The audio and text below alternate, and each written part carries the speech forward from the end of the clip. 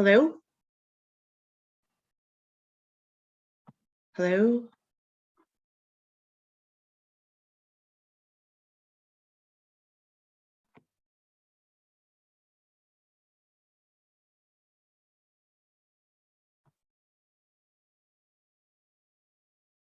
Yes, it's me saying hello.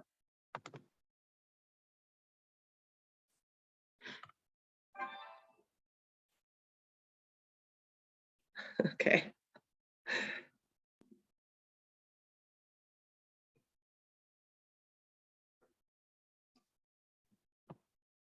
I can't hear any of you guys though.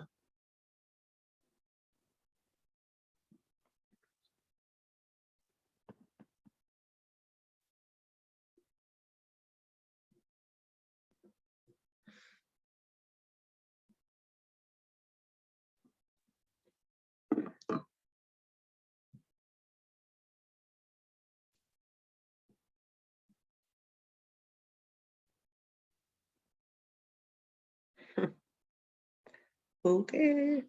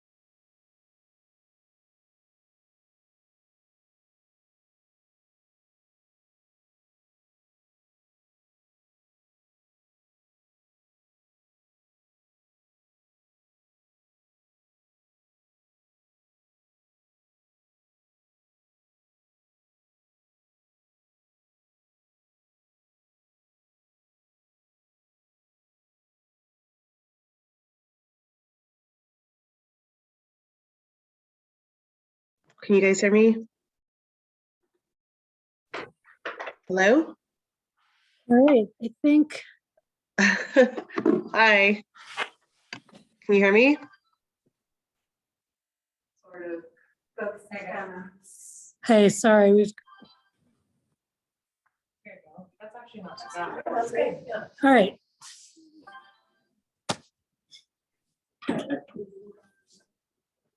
I apologize for our delay in starting today's meeting, but we are going to call this meeting to order. It is Thursday, April 28th, 2022 at almost 3 p.m. So do I have a motion to move into close? We move into close. It is April 28th at 3 p.m. For property and litigation. Advice council. Personnel.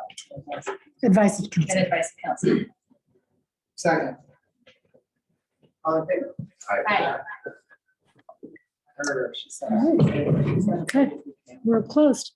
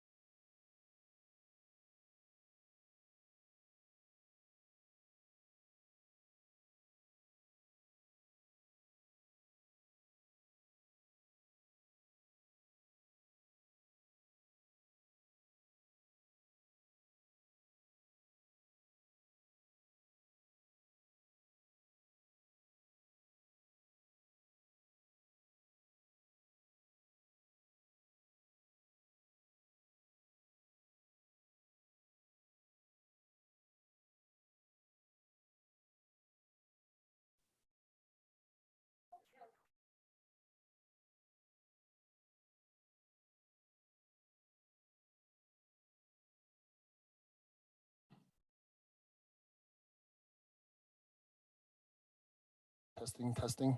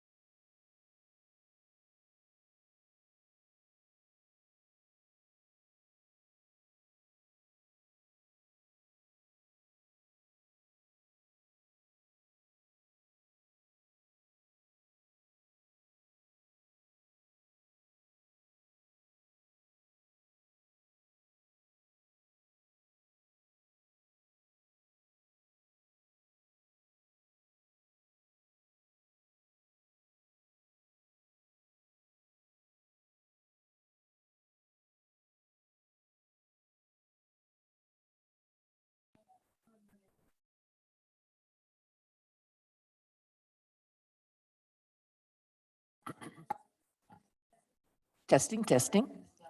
Okay. Testing. Okay.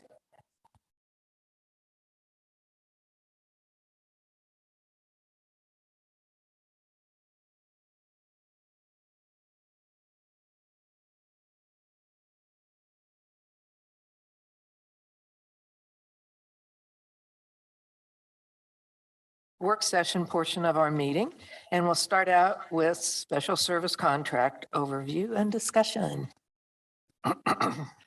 Thank you, Mayor and council members, for having us this afternoon. I hope you can hear me okay. Just Great. chime in if you can't. My name is, let me share my screen before I get ahead of myself.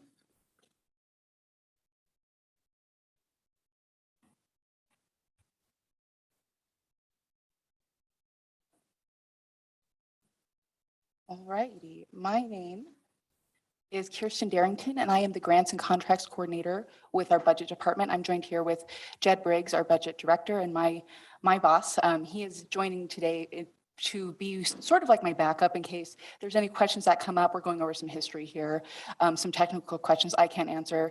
He knows everything, so we'll defer to Jed.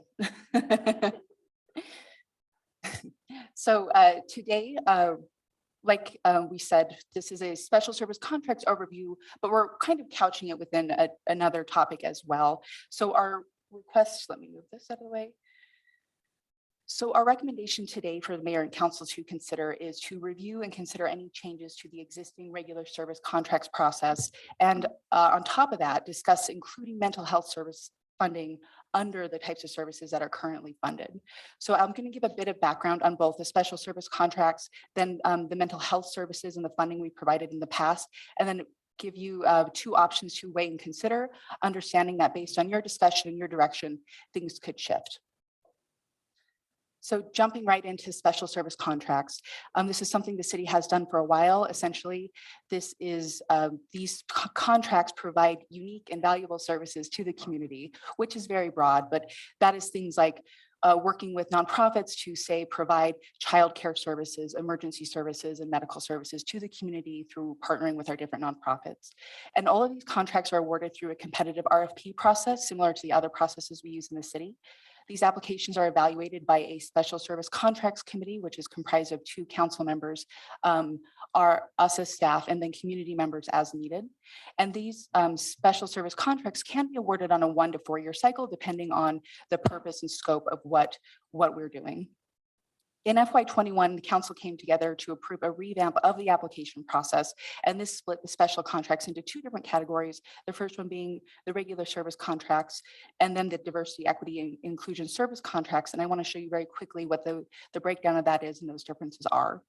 So first, with our regular service contracts, these are services that are considered to be essential to the city's goals, such as PC Tots providing affordable daycare services. These are also things that the city foresees funding for the foreseeable future. And these were the ones that were approved in FY21 on a 4 year contract. So we're in the middle of that cycle now. And these were awarded to 7 organizations. And for this category, we have budgeted up to $250,000 a year. Again, that's for 4 years.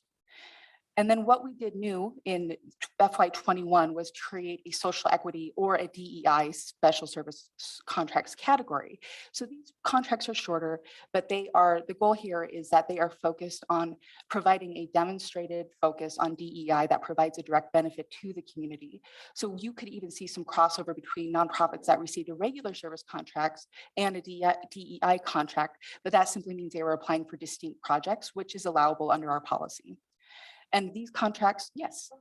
I think when we did this, the second one, the goal was really on building programs or new programs or innovation, correct?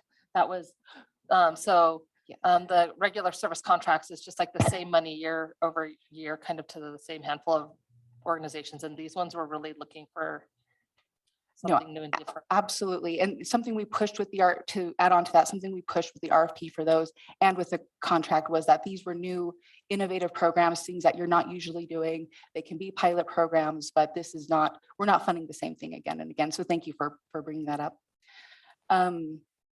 Again, these were approved on a 2 year contract in FY22. So we're getting kind of in the middle of the cycle there. These were awarded to 13 organizations, and I'll show you that list. That's also included in the staff report.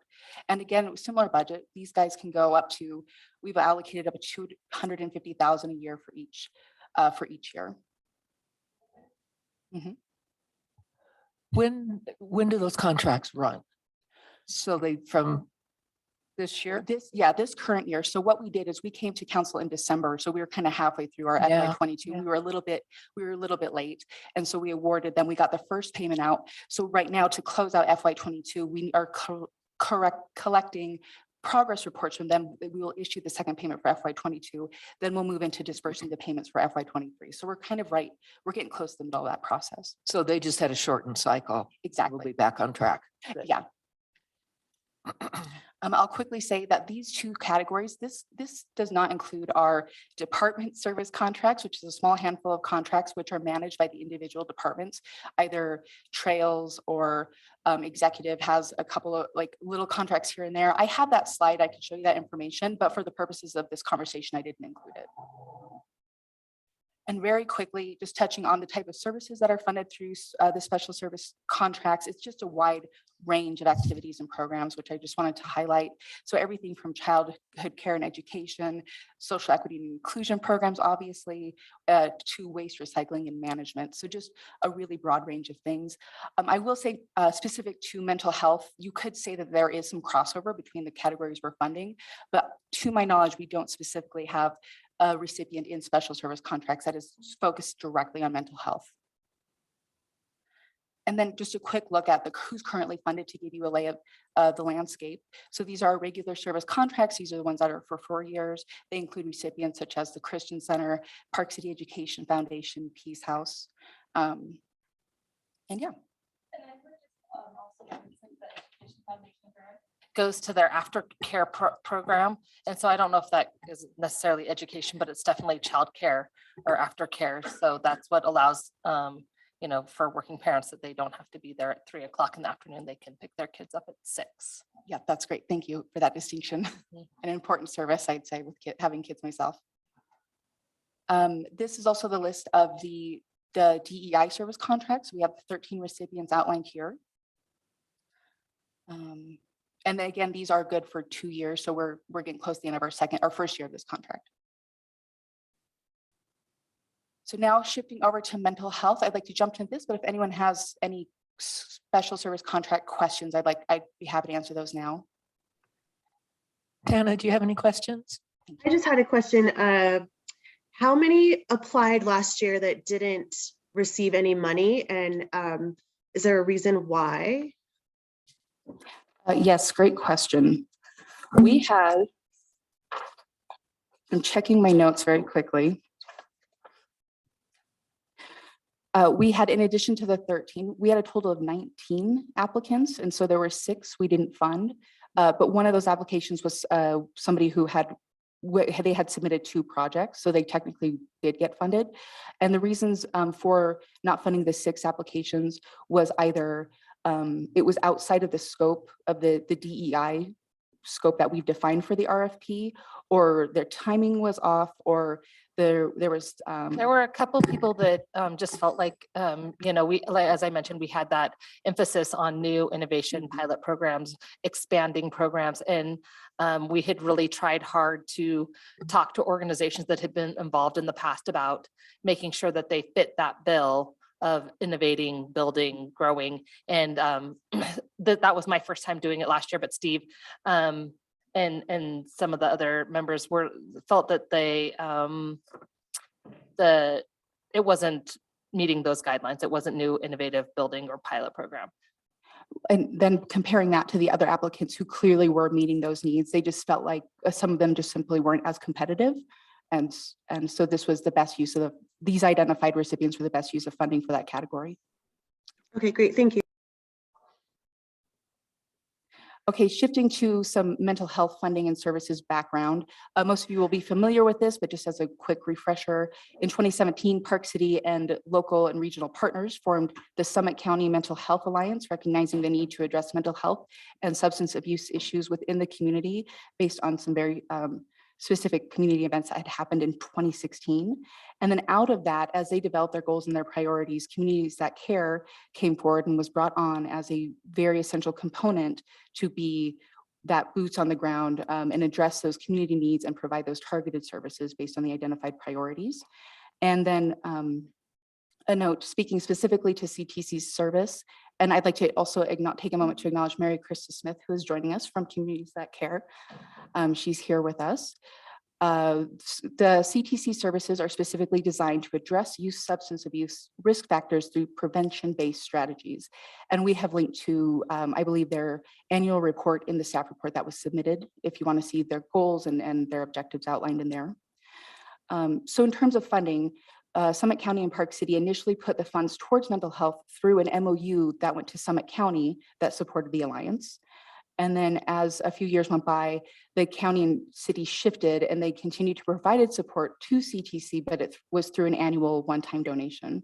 And so for the past 3 years, the city has contributed $60,000 annually to CTC through the Park City Community Foundation that serves as their fiscal sponsor.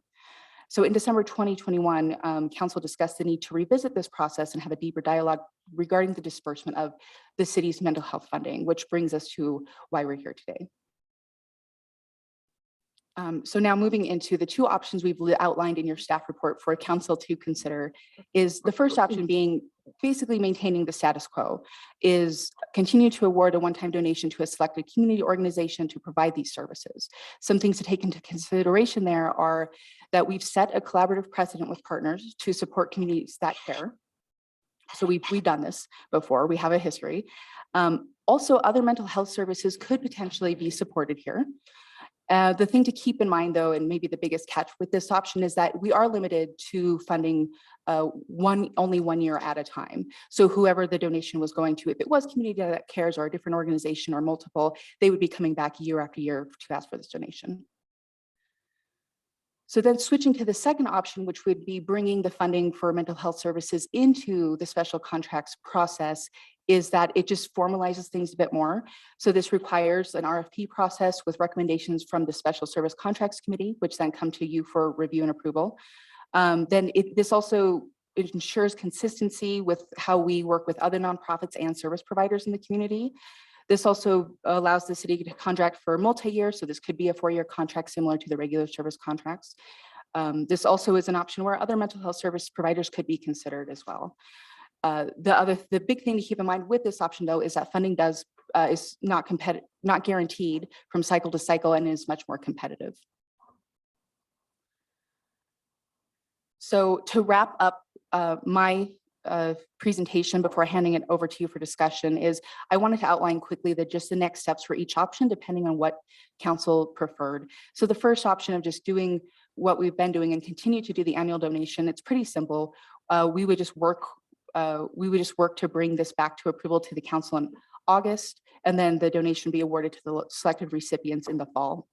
The second option, if we were to bring this into the regular service contracts process, we would quickly move to open the RFP, most likely the end of May, realistically.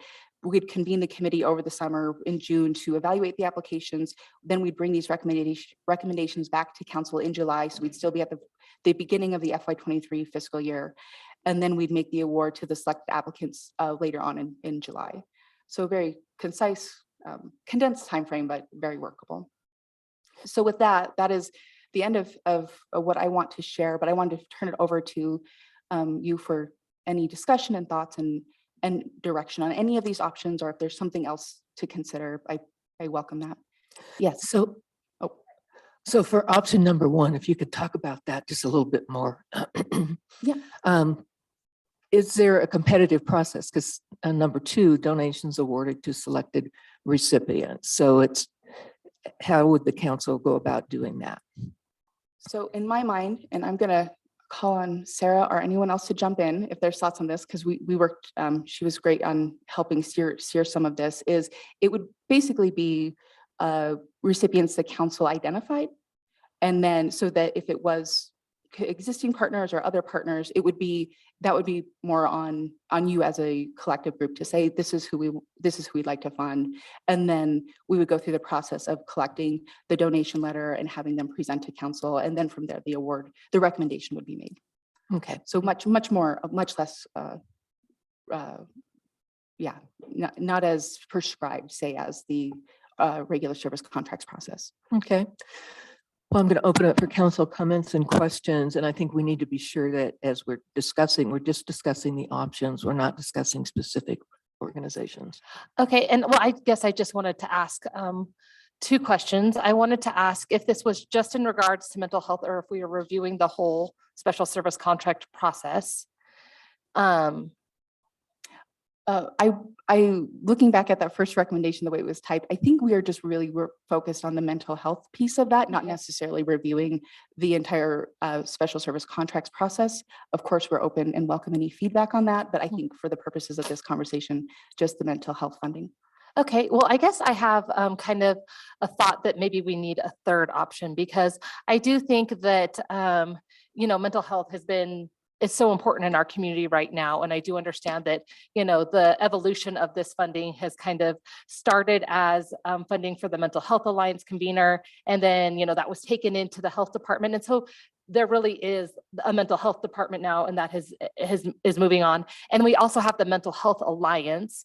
And my understanding is that, CTC is providing a very valuable service kind of under that umbrella of the Mental Health Alliance, and understanding that the city, the county, and the school district really brought CTC into being. I don't feel comfortable. I think that I'm happy at having a departmental or some sort of service contract, and maybe have a review of it every couple of years. But I understand that there's a 10-year federal funding grant that they've received.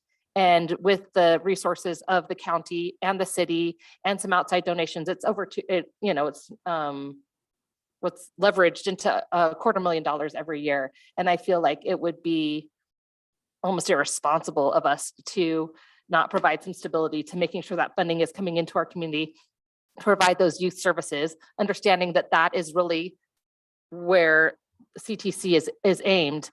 In addition, I also spoke with Linda Graves from the Mental Health Alliance this morning, and she informed me that they are updating currently their strategic plan for mental health, and that it's supposed to be done at the end of this summer. And they are doing a gaps analysis. And at the end of that period, they will be able to come to us and say, we really feel like there is a gap here and we should be using funding for this.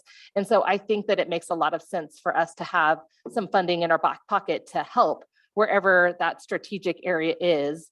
And so I don't know if we want mental health being a regular special service contract either, or if it makes sense to maybe have that be something a little bit different as well, that we can really utilize money to hit that gaps analysis, as opposed to waiting to see if a bunch of special service contracts come in speaking to it. So what's your recommendation for option 3? My recommendation for option 3 would be to have a $60,000 allotment for mental health and a $60,000 allotment for communities that care, and not have it necessarily tied to the special service contract, but have it be something that has its own review process, that as things that we know are valuable and needed in our community. Max? Yeah, I think that there are pieces to 1 and 2 that make, first, I agree with Becca Mhm. for the most part, because I want to see continuity of care. I think any interruption in that is a problem. Mhm. I also agree. I think I don't think $60,000 is enough for us to be ponying up for mental health services in our community. And anytime any organization takes that money and finds another organization to pony up more, and then continues to leverage that money to get more, I think that that's exactly the kind of partner that we want. And I think that the special service contracts is a great way for us to find more organizations that do that. I'm thrilled to hear there's a gap analysis coming. That to me seems like the exact piece that we need, where if we can find those gaps, I think we're going to have more funding within the special services bucket to address those gaps. I don't think that there's one organization that can hit all of the pieces that need to be hit. We currently have a pretty good system. The only part about this system I don't like, and maybe Jed, you can help a little bit. I don't like that every year it has to come back, right? I would like to be able to figure out how to extend that for a few years, because we know we want continuity of care.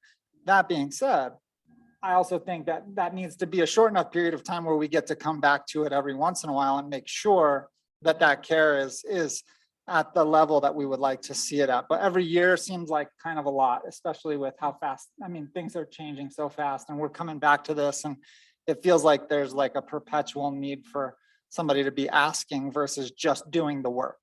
So I actually agree with a third option that includes the city ponying up a little bit more money once the gap analysis is in, or once we have some more information and it can fit into this special services zone because we're not sure what that organization is yet. But currently we have a good system that's working, that's meeting a need, that's leveraged their money really well.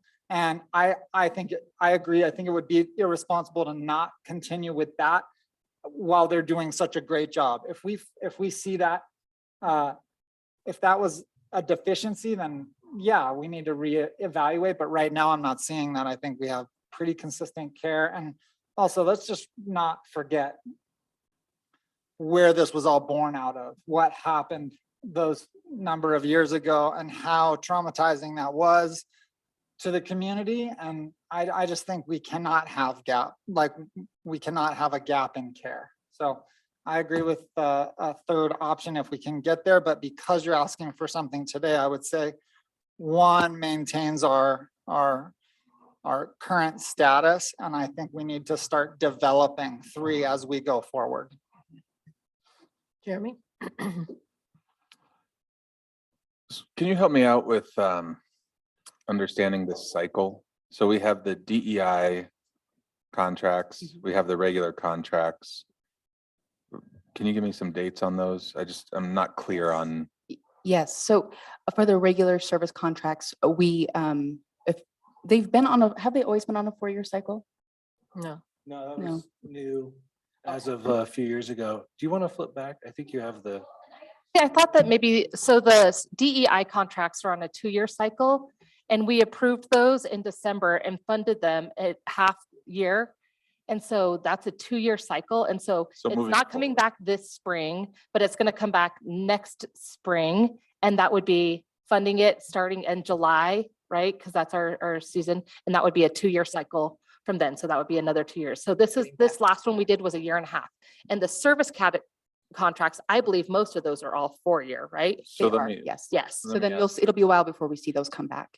okay, so FY24 is when the DEI ones are coming back? Yes. Yes, exactly. And then the next, when are regular coming back? I guess that'd be FY25, right? Yeah. So the year after.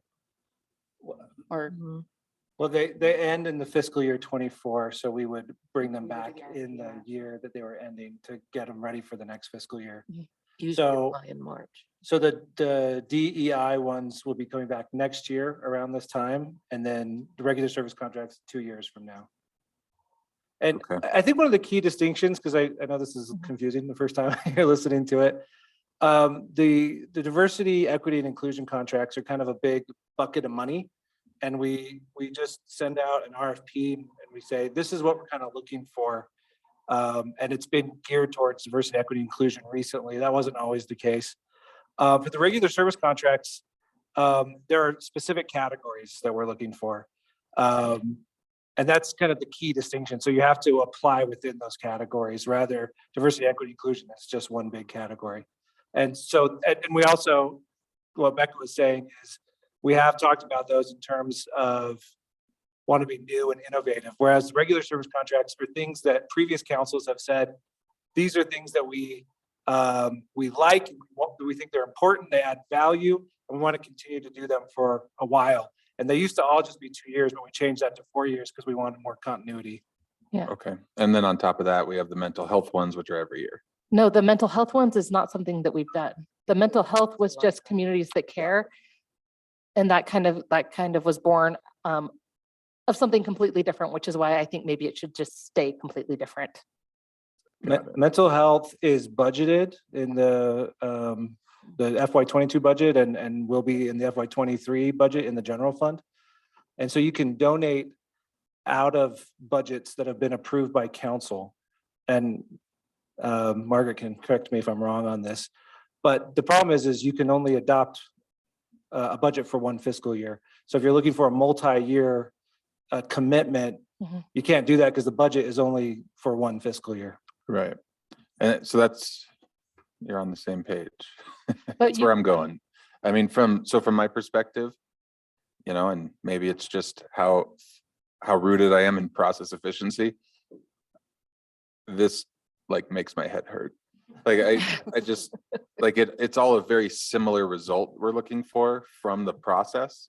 So I'd prefer if we could run a single process for everything. Now, within that, I would say it's fine to have different categories that have different funding allotment amounts and different criteria for review. If we're gonna say though, it makes it easier to split some of that up, so it's not all at once. I mean, that's okay too. That's a good enough reason to have them on an off cycle, I guess. But doing it every year just seems cumbersome for no reason. So I'd prefer if we had a multi-year approach to it. But just to be clear, we used to do it every, or are you talking about mental health only? Well, I'm talking about all of it. They Yeah, just Well, be on- it- So, yeah. yeah. So that, so So now it's on the a first 4-year one's every 4 years that we would review it, Yeah. and then the second one's every 2 years. right. So I'd like to pick a number and if, even if we do the awards on off cycles and stagger it that way for workload or, you know, for the community to That react. is the intent, I believe, right? That was what we said. Yeah. Well, one's 2 years, one's 4 years though. Yeah, right? but they So what don't- I'm saying is I'd prefer if they were the same. Well, from the nonprofit standpoint, the 4-year, those were, as they've said, were contracts that the city really deemed important and wanted to continue funding. And from a nonprofit standpoint, it's much easier for those nonprofits to have funding they can count on and not have to reapply for it all the time. Yeah, that's actually where I'm going. I'm better with longer. Yeah. Right, but if My you do point. that with an innovative tool and it's not working, then you're stuck with it for years where it's not working. So Well, we that's the could- point of the. No, DEI. I build in- understand. It is off. It is supposed to be, it was off for 1.5 years because during COVID, we did emergency. We didn't do this thing, we did emergency grants. And so it is supposed to be, I believe that was one of the things we discussed was that it was going to be off cycle. So we do the 4 years, 1 year, and then the DEI the next year. So we're not doing them at the same time. And I think that does make it easier and it creates some clarity as to what we're doing and what we're approving. So I think that's what you're asking, correct? Sort of. But do you want what I'm the DEI proposing. ones to be 4 years as well? Sure. I think that the reason, I agree with Max. I think it's better that those ones are a little shorter because they are, I mean, as so far, they've been intended for like pilot programs or expansion or trying new things. And it's nice to have those come back and be able to evaluate and do some. Yeah, different it's not the end of the world to me, but you know, my opinion is it's nice if we can consolidate the process anywhere it makes sense. You know, on every issue, I'm always going to go for consistency. So I think be consistent in the evaluation, be consistent in how the money's awarded. The only place where I'd say it makes perfect sense to me not to be consistent is how much the bucket of money is to each category. Mhm. So I guess what I'm struggling with a bit is I don't see why it's any different. We're not talking about, you know, to the mayor's point, right? No specific organization here. So we're not saying like communities that care couldn't apply as part of the same process. I mean, it's just, I don't know why we're handling it differently. I guess it's still competitive if people wanted it to be, right? I mean, I just don't see the difference. And I don't know if it's Yeah, it sounds like you're saying there's, because there is 3 categories, I think is where we're getting lost, right? Because there's the DEI, we have communities that care, and then we have regular service contract. And I get what you're saying. Let's put the communities that care into one of these regular service contracts or DEI so that we don't have a third outlier. Is that what you're saying, Jeremy, a little bit? Well, I'd much prefer to have one. If we can't have one, then I'd prefer to have 2. And if we can't have 2, then leave it how it is. But Mhm. I mean, just that, so I guess that's my general comment from the process management perspective. I just think it's the clearest way to do it. And it's, I mean, we are talking about public money. I agree mental health is a huge priority. I agree that we should make sure we allocate plenty of money to it to meet organizations' needs who are doing good work in our community. And if that means the other ones are capped at 50,000, because I think that was the top number I saw. And, you know, we need at least 60,000 for this cause. Okay, I mean, so make this line item up to 60,000, but do it in the same manner. So, Can we, sorry, I just want to hit this. Sometimes, look, first, I agree with you in terms of efficiency and having processes be simple. But oftentimes you get to a place like this by design, right? Because it's not like we were like, let's just build 3 different ways we give out money and figure out how to put people in those 3 categories. They got here for very specific reasons, and you may disagree with those reasons, and that's fine. I agree with you from a process standpoint, but sometimes process disregards the need. The And intent. in this case, these regular service contracts have proven over the course of a long period of time to be a redundancy issue. So we built in longer contracts versus the newer ones that should be redundant. They should come back because they haven't proven themselves to be deemed worth a 4-year deal.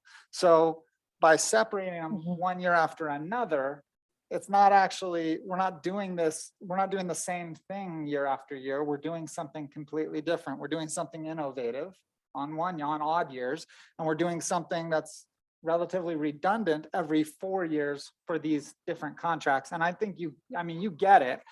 I think with CTC or with this other $60,000, it was born out of a need that wasn't being met. And I think people came to it with, hey, this need's not being met.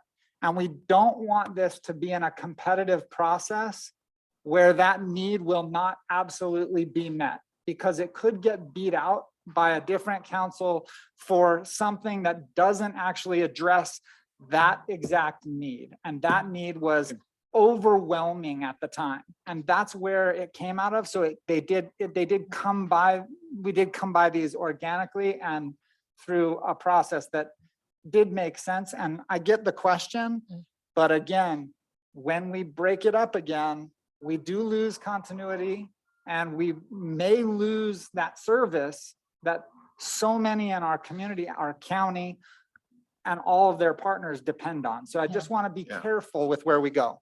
Yeah, and I guess, oh, sorry, go ahead. Go ahead. I was gonna say the big difference for me between why CTC is not a regular service contract is because none of our other regular service contracts do we hold with other organizations collaboratively. But we could. Well, no, because for the service contracts that we do, like for People's Health Clinic, we're just like, here's money for you to do this. And they get donations and they do all these other things. But CTC was specifically formed between the county and the school districts in the city collaboratively. We all said, this is an organization that we feel and actually CTC didn't come to us. We went out and had CTC created. So that's, I think, why for me, it's a little different than a regular service contracts. And if we get to a point where we decide we don't want to fund it, I think that decision needs to be made collaboratively with the county and the Well, that's school district. the key point though. So I want to hone in on that, right? Yeah. I'm not suggesting we don't fund CTC. Yeah, no, I understand that. In I'm just no telling way. you why I don't know if it fits into option 1 or 2. Well, let's take it away from a specific organization and let's talk about mental health funds, because I think that one thing that's really exciting in our community is the way that mental health services have increased by leaps and bounds over the last 5 years.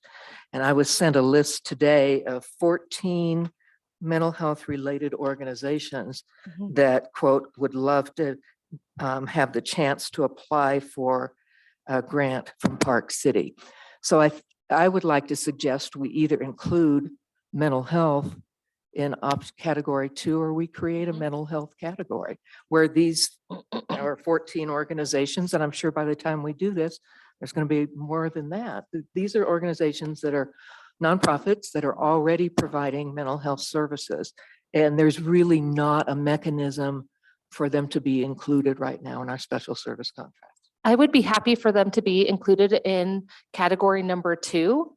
But I also think that maybe above and beyond that, I'm very interested in hearing what the Mental Health Alliance comes to us with and says. Oh, absolutely. So I don't, Let's that's have a mechanism to provide that gap. okay. But so I would say this, I would be willing to consider the same gap that we use for CTC because I know you don't want to talk about it, but in the packet, it appears that we have $60,000 and we fund this or this. And I would rather not have that conversation about this or this. I'd say, this is a program that's working. What else do we need to be funding to support the overall goals? Jed, can you talk, or Kristen, I'm sorry, would you talk about the amount of money that can be allocated from our budget towards special service contracts? How that process works? It can be as much as we want because we pulled it away from that 1% to some degree, right? Yeah, we're trying to kind of disassociate ourselves with that 1% because it's a pretty hard number to tackle for us. And so it's really about how much we are budgeting every year for these different categories for special service contracts regular service contracts. So it's really, I think, council discretion. Obviously, we're entering into the budget season right now. So if council gave direction to change some of these numbers, then we could include that in a budget recommendation. So we could up if we added mental health to category 2, we could up the amount in that pot. Is that correct? Yeah, I'd be supportive of then- that. Make it 100 grand and call it good. Well, Can I so add, comment at well, so all? this is, can I add though one concern? So what if you add mental health to DEI and the applications we get are like, kind of like, not like, We could have a mental health category though. okay, but you could, well, you could add, so the way well, this is what I'm saying though, right now. I guess you can add mental health to the thing and we can do that. We can do the review in, next spring, we would be doing money for that as we go through the DEI service contracts, and you could add 60,000. But the other thing is, it's like, what if the mental health applications aren't the strongest applications, or the grant demands aren't, we still know there's a need in our community, but it's just like when you're reviewing that, so that you're putting that into a more competitive category. So what about a third category? That's what I'm saying. I think that we need a third category, that's because I think CTC and mental health, maybe that's their third category. And I'd like to see the gaps analysis from the Mental Health Alliance and figure out where the money is really well needed, how we best use it. And then we use that pot of money to fund CTC and have a review ever so often to make sure that the funds are being used appropriately, but with the goal of us being able to use the 10 years of the federal funding, and then get the gaps analysis from mental health and figure out what the best way to support these organizations is and truly make a difference. So Tana, are you in agreement that we could is Tana still with us? Yeah, I've just been waiting till someone called on me. I didn't see you up there, sorry. No worries.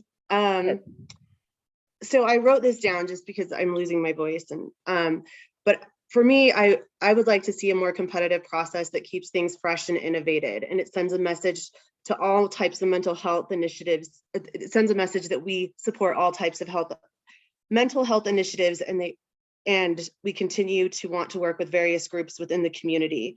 And it doesn't send a blanket message of the past that we are only interested in this type of prevention or action, but we are interested in all types of action, whether or not they're in the schools or with our workforce or in other areas that we don't necessarily know about yet. Groups like Connect Summit County, the Clubhouse, Live Like Sam, the LGBTQ+ outreach group, Summit County Recovery are all important groups to our community. And I think they need to have a voice in the money we spend for mental health. So are you in favor of adding a third category for mental health? Yeah, I am. I guess I'm just still kind of confused here as to what we're doing. So, I mean, I'm all about putting more money into it. So are we Would be a saying, separate pot of money. So there's a pot for regular service contracts, a spot for the DEI, and then another pot would be for mental health. Are you and then supportive of that? CTC would fall into mental health? Or they're the third pot? Or I don't No, even know that if is it a needs a third. third pot, or if it's just that we have a mental health. Well, I that's mean, what again, was I saying. guess I don't know if it makes sense when you do mental my health. point. Well, I know, but that's why I'm asking. We haven't received the gaps analysis. We haven't received an actual request from the Mental Health Alliance, from their strategic plan. There's just a bunch of organizations. And so if you have a bunch of list of organizations to apply, that's a special service contract. If the Mental Health Alliance came to us and said, this is what we need funding for this, I think that's different, and that we use that money very strategically to fill that gap. And I Can guess I- that's, Can I make a Does the- proposal here? I think, so whether or not we call it a third category or just allocated money towards mental health, what I think I'm hearing people say is it could be on the same cycle as DEI, which would help the organizations probably because it would give them a 2-year commitment instead of a 1 year. We can add some money to what it has been historically, which was 60,000, which had a very specific purpose, right, for matching grants and whatnot. So it's not do we do A or B? It's we have more money in the pot. We can do the 60,000 if we want to. We can do 10,000 to a few more, or we can do 60 and 40, whatever number we pick for that top line. I mean, I'm totally good with all that and everything that was said. Does that sound good? yeah, I do think, and I know. We're we- running over time here, so Okay. let's be concise. Okay, so you're I- saying that that's an RFP process? That's what I'm not following here. Yes. It would follow the same process that the DEI ones do. And I do think to that point that for an organization like CTC that does have federal funding and a matching grant and is working collaboratively with the county and the school district to say you are either a long-term, a 4-year, where you're going to be a service contract and you're good for 4 years and then you get a review, or they have some other plan of review. I just think it's worth not having that be an annual one. Totally Figure out where they belong and Let's wrap it up here. Yeah, Alright, okay, so and we're- then, so they have money funded with us through the end of the year, correct? They were funded again, right, in for 2022, 23? So they were funded for FY '22, so we just awarded that a little bit later in the year, right? Yeah. So. Yeah, so I we mean, for would their need- so they purposes, would need it just, funding for FY '23, potentially. okay, yeah, I just want to make sure, if this is what we're saying, that they know either they're not going to receive money or they are, we just don't want to leave a gap in between that. Does that make sense? Yeah, I agree with you, Becca. There cannot be a gap. So in my opinion, we don't have clarity on how this process is going to go for mental health yet. And I think it's a couple of years out. So I would say we want to get this, we want to go with 1 until the process for 3 is fully vetted. Which would be, I just don't want to see any gaps. No gaps in service. This actually gets done sooner by those dates that were proposed, because the awards are sooner in the year than the traditional 1-year one was. That was like in October, and these were in what, Mhm. August or something? Yeah, and the goal behind that was to, if we did it with that timing, which we could tweak the timing. The goal of that timing would be to get it in line, to cycle it with the 4-year regular service contract. So it'd be a wonky 1 onboarding year, basically, and then we true it up with the 4 years. So it's even better for them though, because they're gonna get the news of the award quicker, sort of, earlier in the year. Let's put it that way. Technically. Just to clarify, so if you do the 1-year contract, it's throwing it into the special, it's throwing it into the regular service contracts, correct? Yes. So it'll be a 1-year funding and then applicable for another 4 years in the next round. In my mind, I saw them coming back to apply, but depending on the direction. Yeah, and one thing I think we should be clear about is we're technically, we would have 60,000 for next fiscal year, starting July 1. Mhm. And if we increased it to 100,000, we'd have that funding available. And so you could potentially do this outside of the regular process and true it up later. Just, we talked about gaps in funding. We don't want there to be gaps in funding. I think this is a critical need. Mhm. And so this could be kind of its own separate process until we get in alignment with either category 1 or category 2. whichever one. Yeah, I like what you're saying there. That makes sense. I think this time we're going to have to be outside of the scope so that we can get it back into the scope. So for the budget purpose, do you need a dollar amount for mental health? Yeah, I mean, council's not adopting a budget tonight, but you can make a recommendation and we can have it go through the process starting on May 12th. Okay, Right, Margaret? you threw out 100,000. grand. I would like 100 or double 120, so double 60. Becca? I'm fine with 120, and with 60,000 going. I still think that I would like to wait to get that gaps analysis before we decide. how That's we're gonna fine. spend. We're just trying to get a marker in the budget. Does that give you enough direction? Yes. Thank you, and thank you for the additional time. Thank you. All right, let's try to get back on schedule. I apologize to our next applicants that we ran late on that one. We're going to be talking about the Homestake Drive Housing Project and a presentation and discussion. So again, my apologies for running into your time.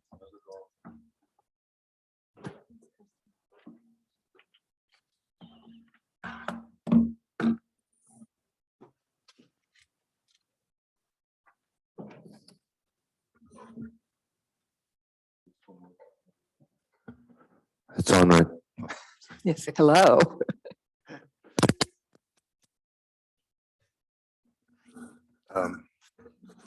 Thanks very much, Council and Mayor. It's a privilege to be here. We appreciate the opportunity to present this progress today. Important to note that we are still taking input at this time, and we're far from presenting you with a complete plan. So with that, I think Jason and Peter want to start. Yeah, Roy kind of took what I was going to say. So, I think the big point here is that this is a conversation. As we talked about, this is a partnership and there's still lots of things to be determined. But we wanted to come back from our previous session with you guys where there was some questions raised and bring back some more information for you and share some more information with you and the public on the work that we've been doing on this project. I think So- that's great. Could you, for the record, could you please introduce the folks Sorry. with you at the table? Sure, I'll go through and Jason Glidden, Housing Development Manager. Peter Tomei, Specific Performance, working with the city on the Homestake project. Sorry, Nan. Rory Murphy, one of the applicants. Thank you. Shimso Onwebu, the architect. And we also have, go ahead, Ryan. Ryan Davis with J. Fisher Companies, developer. I'm Jake Wood, also with J. Fisher Companies. Okay, welcome. Now, Great. So in the interest of time, I'm going to go through a couple of these slides fairly quickly, just to save more time to actually the meat of what we've come here to. So I'm going to just really kind of skip through this background. We've been over this before, but this kind of just outlined the process that we went through to get to this point. And with that, I'll turn over to Peter just to talk briefly about public-private partnerships. Sure. So super briefly, the council some time ago identified public-private partnerships as a way to go forward. This slide kind of just discusses some of the relative roles of what the public does, what the private is contemplated to do in this relationship. And let's go to the next slide there. I mean, really the benefits of a public-private partnership is, leveraging and capitalizing upon each partner's strength. It kind of should speed the delivery of the housing goals. It better leverages the city's financial resources. It preserves human resources because you don't have the team that the private sector brings, and it shields the city from kind of major financial risk of cost overruns, those types of things, and promotes some operational efficiency. We're not building huge infrastructure within the city for a one-off project. So those are kind of the general merits of a public-private partnership. So we, again, just quick background, we executed an MOU with the identified selected private developer, which is J. Fisher Companies. And, we've brought the initial concepts to you for some input. We received some and we have some answers for you tonight. So before we get into that, I did want to just touch on, one of the concerns that were brought up was some of the master planning in the area. And I think that it was important to note that there is work being done regarding master planning. The planning department has submitted a budget request for this upcoming budget to be doing an upgrade to or a revision to the general plan. In talking with Gretchen, the planning director, she anticipates that just to get to a draft of that will take about 10 to 12 months and does not include the approval process of that, but it is in process. And part of that will be small neighborhood plans. And they plan on prioritizing this neighborhood as one of the first ones that they really start to work on. In addition to that, the city engineering department has been working on improvements to the road structures in that area, specifically the extension of the Munchkin Road and also the redesign of the Homestake Road. And what you have here is actually from the engineering group that's working on Homestake, and this is a rendering of what they're thinking as far as the Homestake Road and looking at that large sidewalks to increase walkability all the way from Kearns Boulevard all the way to Park Avenue. And if you've ever walked Homestake during that time, you know how dangerous that can get. So these are going to be much needed improvements to that road that will help with walkability and circulation through that area. So. Another concern we heard loud and clear. Another concern that we heard loud and clear in the first meeting was the discussion of EMFs, given the location of the property adjacent to Rocky Mountain Power's substation. I think it bears a quick note that within EMFs there's a range of electricity. We all know that our current is at 60 hertz, and that's what's considered ultra low frequency radiation. By contrast, a cell phone operates between 600 and 800 megahertz. That's for us people, that's 600 million to 900 million hertz. So we're at, you know, orders of magnitude greater. So most of the concerns that are in the public dialogue are around what's called ionizing radiation, which are those extremely high frequency radiation that includes microwave ovens and X-rays and cell phones, and there's, you know, discussion of 5G and those types of things. So the radiation, if any, that comes from power lines is at this ultra low frequency. And there are currently no regulations in the United States or Europe around this low frequency radiation. And as a result of that, there's essentially kind of no body of experts. We've gone to multinational engineering firms as well as all of the local firms looking for experts on kind of EMF from a power lines or substations. And from reputable firms, there's really no real body of expert knowledge. We're still in discussion with the universities to see if we can get additional information, but bottom line is all research shows that there is no relation between these low frequency non-ionizing radiations or frequencies and health concerns. So we wanted to kind of share that. And in your packet, there's links to World Health Organization, Centers for Disease Control, National Institutes of Health, with studies so you can dive deeply into this topic and satisfy yourselves. And we're certainly looking for additional resources to come provide additional support for the city. I would just add that it doesn't mean that we're not going to stop looking. We're going to continue to keep our pulse on this. You know, as Peter said, there's not a lot of experts. I think he's probably become one of the best experts in the state with all the research and digging he's had to do to try to find information. So we do appreciate that. And you know, again, just to really clarify, you know, when talking about the substation specifically, you know, a lot of the research recently that has come up is really around 5G, you know, this big movement against the 5G. And you can see that there's a huge difference between the frequency between that electrical output compared to a satellite or cell phone output. So we did want to make that known, but again, we are taking these into consideration, and it will continue to be a focus of ours as we move forward. So with that, I think I'll turn it over to the Jay Fisher team to talk a little bit about the plans. Thank you, Jason. Thank you, Council Mayor. So we are going to go into a lot more detail around the concept drawings, renderings here in a moment, but I just wanted to give some high level metrics and details on the project as we're making progress here in the development process. At this time, we think the size of the project is going to be approximately 120 units, meeting the city's request of 80% of those as an affordable unit, affordability being 60% of area median income. And so that gets us to the rents that you can see here in the bottom table. These are the rents of the 2021 area median income published by HUD. Since we put together the staff report in this table, the 2022 rents have come out, so we will circulate those as well. And we will then have a professional market study done to dictate the market rate units as well. And as you can see, there's a variety of floor plans. We focus primarily on 1s, 2s, and 3s.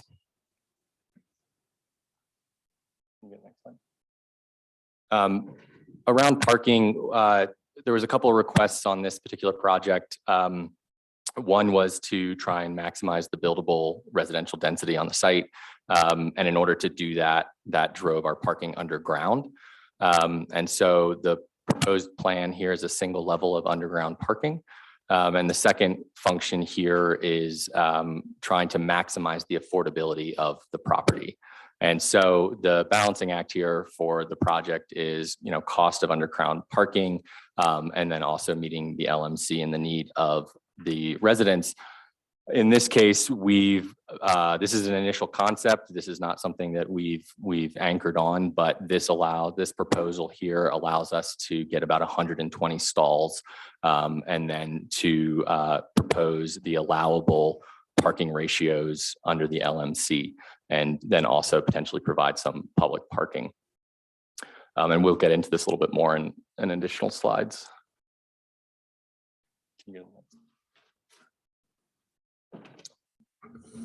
I'm just going to do a quick run through sort of where we are in the process. As everyone said, we're sort of still in the listening phase and the initial phases of discussions on this project, but it fits right in with, their typical process. I just kind of want to run through that. As we begin to look at this project, the first thing we did was begin to look at sort of the surrounding area in the neighborhood, the community, because it became very clear to us in all of our neighborhood meetings that the idea of community was of utmost importance in this area. As you can see, there's the condos across the street. It's sort of nestled in the middle of some commercial areas, but that area is pretty vibrant and community oriented. And then we also began to look at, I think last time we were asked to look at the adjacent properties and their potential for future development. So we went over all this last time. I'm just showing it sort of as a refresher to look at the different options around there. So I think when we begin to look at this project, we felt like it was important to begin to tie it into the adjacent sites in the community to give it a sense of place. It's like walkable to just about any kind of amenity you'd want in the community, close to public transit and excuse me. And then we began to look at we talked the neighborhood, and it became clear to us that we needed to strengthen a sense of community, make sure it didn't turn into a place where people didn't live, that that Park City remained vibrant. And the only way we can do that is to keep actual members of the community living here and not just have it be second homeowners and those kinds of things. So we focus everything really on those parts of the program and how best to enhance that. Last time we showed a couple concepts. We'll get into where we are now, but I think the feedback led us to the one on the right here, which allowed for the center area to really become a community magnet and a place where people could gather and share the space. So we began to think through, and these images are not what we're proposing. We like to begin by creating a vibe for the space, what that would feel like, as opposed to exactly what it would be. So these images are just ideas of places where people can gather and hang out and feel like part of the neighborhood. So when we get into designing this project, the hope is that we begin to integrate some of the concepts like this that are not necessarily this, but that belong in this sphere of space.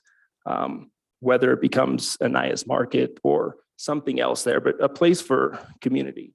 And we also begin to think about the people that live there and what type of spaces would make it feel, would attract, make the community of the actual residents feel at home. So, whether it's rooftop decks or barbecue spaces or bike shops or ski tuning shops or dog washes or all those kinds of things, and as I said, we're not into that phase of the project yet. We're just sort of thinking through what it could be.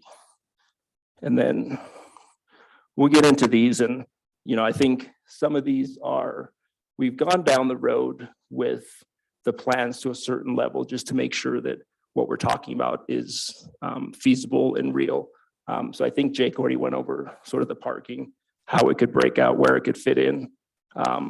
We also began to look at unit counts and the type of spaces these places could fit in.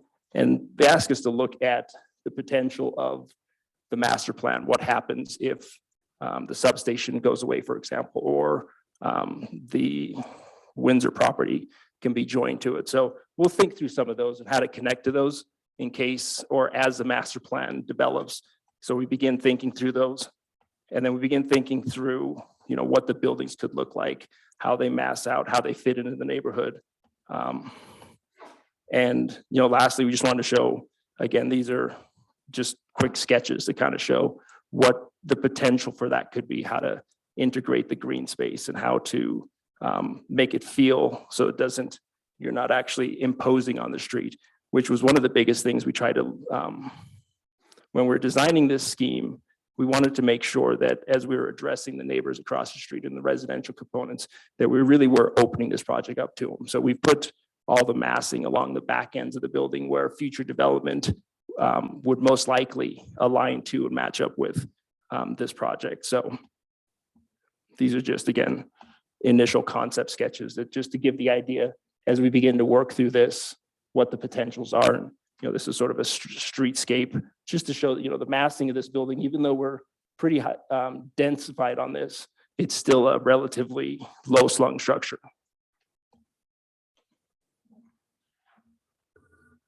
Thank you, Jim. So one of the questions that we got last time was how can we design the project to meet the tenant waterfall goals of the city? And so we did some research since our last meeting. We took a deep dive into the affordable housing resolution that's been passed by the city, particularly section 16 and how the city is defining the tenant selection process. And we compared that against what's allowable under federal guidelines, particularly in subsidized projects. And so the outcome that we got to was what's structured as a preferred waterfall and a preferred wait list or preferred pre-leasing structure. So what we would propose to meet the goals of the housing resolution is to have a qualified employment categorization of applicants. So if applicants meet the employment requirements of, the 30 hours within the geo boundaries that are dictated by the city, then they would be in a preference category. So during the pre-leasing section, we would have a period of time where we would take a pre-leasing list and the preferred candidates would be able to access pre-leasing. And then after a certain period of time, we would open it up to general applicants that meet the broader income eligibility requirements. And then similarly during the waitlist process, we would do the same preference outcome. So if we have a wait list and we're waiting on units to become available, in that wait list, preference will be given to the qualified applicants that meet those employment requirements. I think there's 2 points I would like to make on that. One, it cannot be a requirement, so you cannot disqualify residents if they are not employed. You can only give preference to people that meet the employment. So it would be structured as a prioritization, not as a binary, you are eligible or not eligible. And then the second restriction that's not eligible is time-based employment. So you can't say if you've worked here 2 years and 1 month, you're eligible, but if you've worked here 2 years and 0 months, you're not. So that is one area that, we would need to think through as we structure this. And this would be memorialized most likely in the ground lease so that this tenant selection process runs with the life of the asset.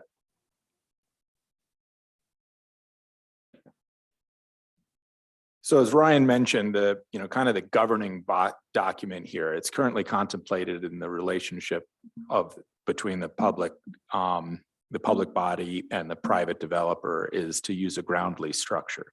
So the ground lease will be that kind of memorialization of the rules of the road. And this is a document that will essentially dictate all of the terms, the operating expectations, what we're looking at, any kind of compensation that changes hands through the course of the period, and will live, it is essentially the city is retaining ownership of the land for the duration.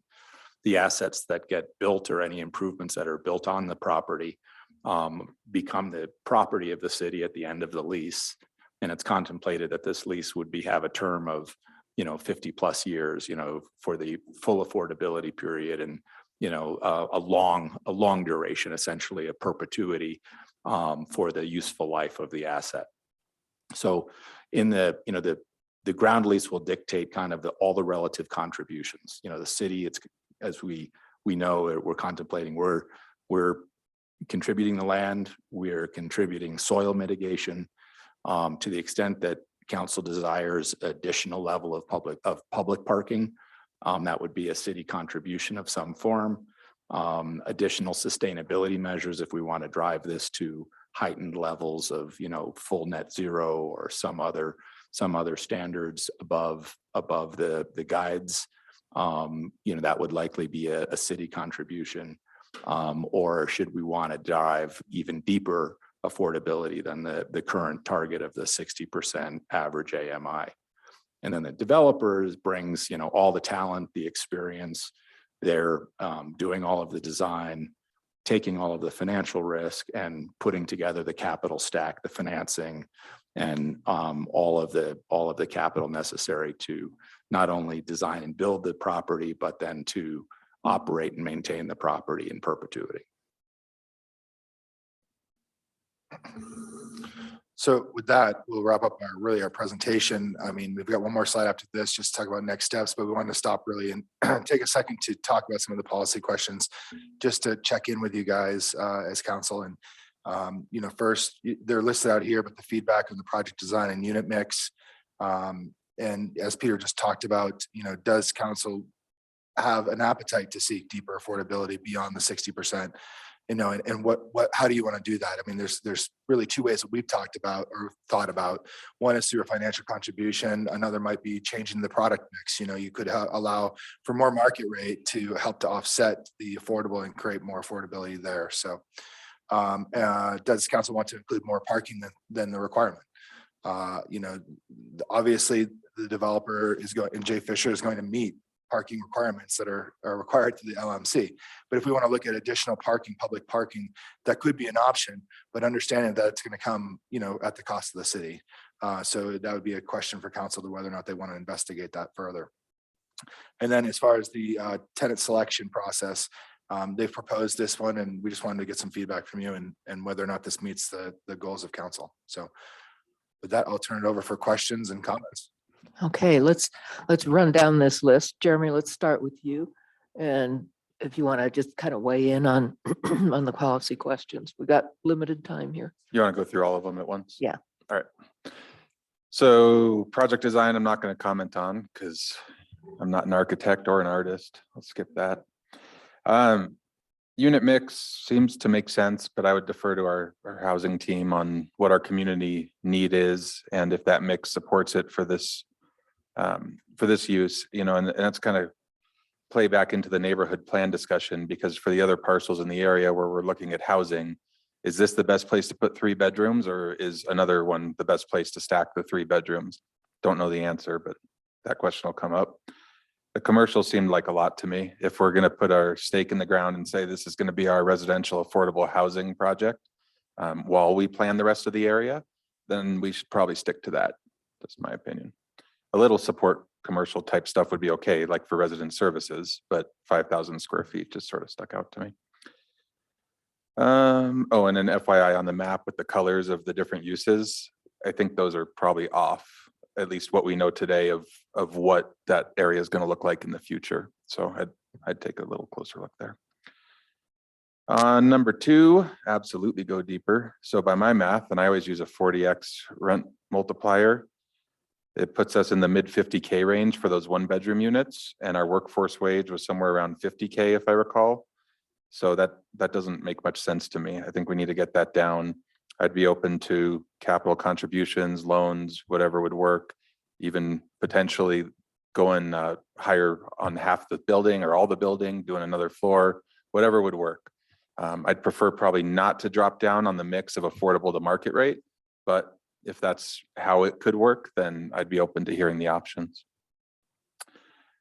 Let's see here. Oh, and something too around, and maybe this is the next time, if we could talk about how folks stay qualified for the units, so that, if we have someone who is in college, who rents one, who's making $50,000 a year, they graduate, they're a doctor, they're making $300,000 a year.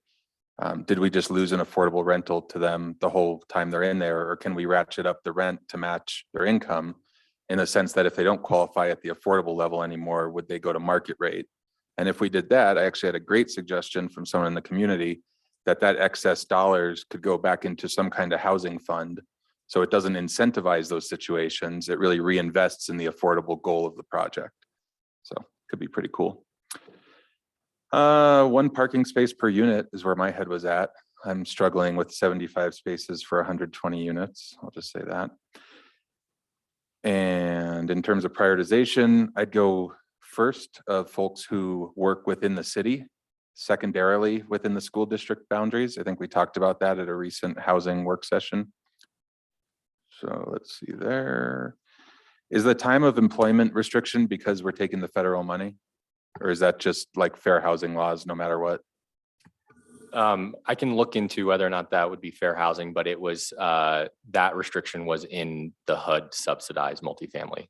Okay, I'd be curious, something we can find out in the future. And then I'd also like to see if we can prioritize public safety, public service type jobs, like police, fire, teachers, healthcare, you know, we could go on. But we have a problem hiring in the community for those roles. That's a downward spiral we need to get out of and make sure that we have the folks who can keep this place running, living here if they'd like to be. And oh, just a quick mention to wrap it up here on that EMF business. You know, if there are mitigation techniques that could be deployed, I think it's important to float those. We're talking about a risk mitigation discussion, right? So even if well, let's put it this way, it's not a black or white issue, right? There's mixed opinions. It's one of those, like, there's no conclusive thing either way. So if that's the case, let's hear the options and let's see if they make sense. And I think that's did it. about all I got. Thanks. Great. Tana, do you want to weigh in? Sure. Well, I'll just actually start with the EMF. I have a lot of information that completely contradicts what you guys said, including from France's, basically their food and environmental occupation health and safety group. So I'm not really sure the best process of this, but I'd like to share all this information. And when you said you couldn't find anything in Europe, I mean, I can do a search and find stuff in Denmark, Switzerland, Croatia, Luxembourg, Finland, Norway, Italy. So I'm still, you guys know this is my big thing, is the EMF and the being so close to a substation. So with that, I do want us to dig a lot deeper than we have been. I don't feel that, I appreciate you guys doing some, but to me, this felt pretty basic. Like, I did a Google search, you know, and that's not what we're talking about here. So I would be happy to sit down with you, Peter, and go over all this information that I've been researching for actually more than a year. So I do have a couple of questions though. So I heard 2 days ago that our AMI has actually increased almost $20,000 in this last year. And so when we're looking at this number, are we looking at 60% of AMI today or 60% when it is completed? I think that's really important to know because it changed $20,000 in 1 year from what we were thinking. So do you guys know what that is? Well, so AMI changes every year, and the way these projects are structured is the state essentially will set the rate every year based off of that guidance, and that is the rent structure that gets passed through to the project. So the new 2022 AMI rates, a family of 4, that equates to about an $80,000 household income. Okay, so, okay. Interesting. Okay, so you're saying basically when I look at the numbers right now, that's as of today, and that's how much you would charge.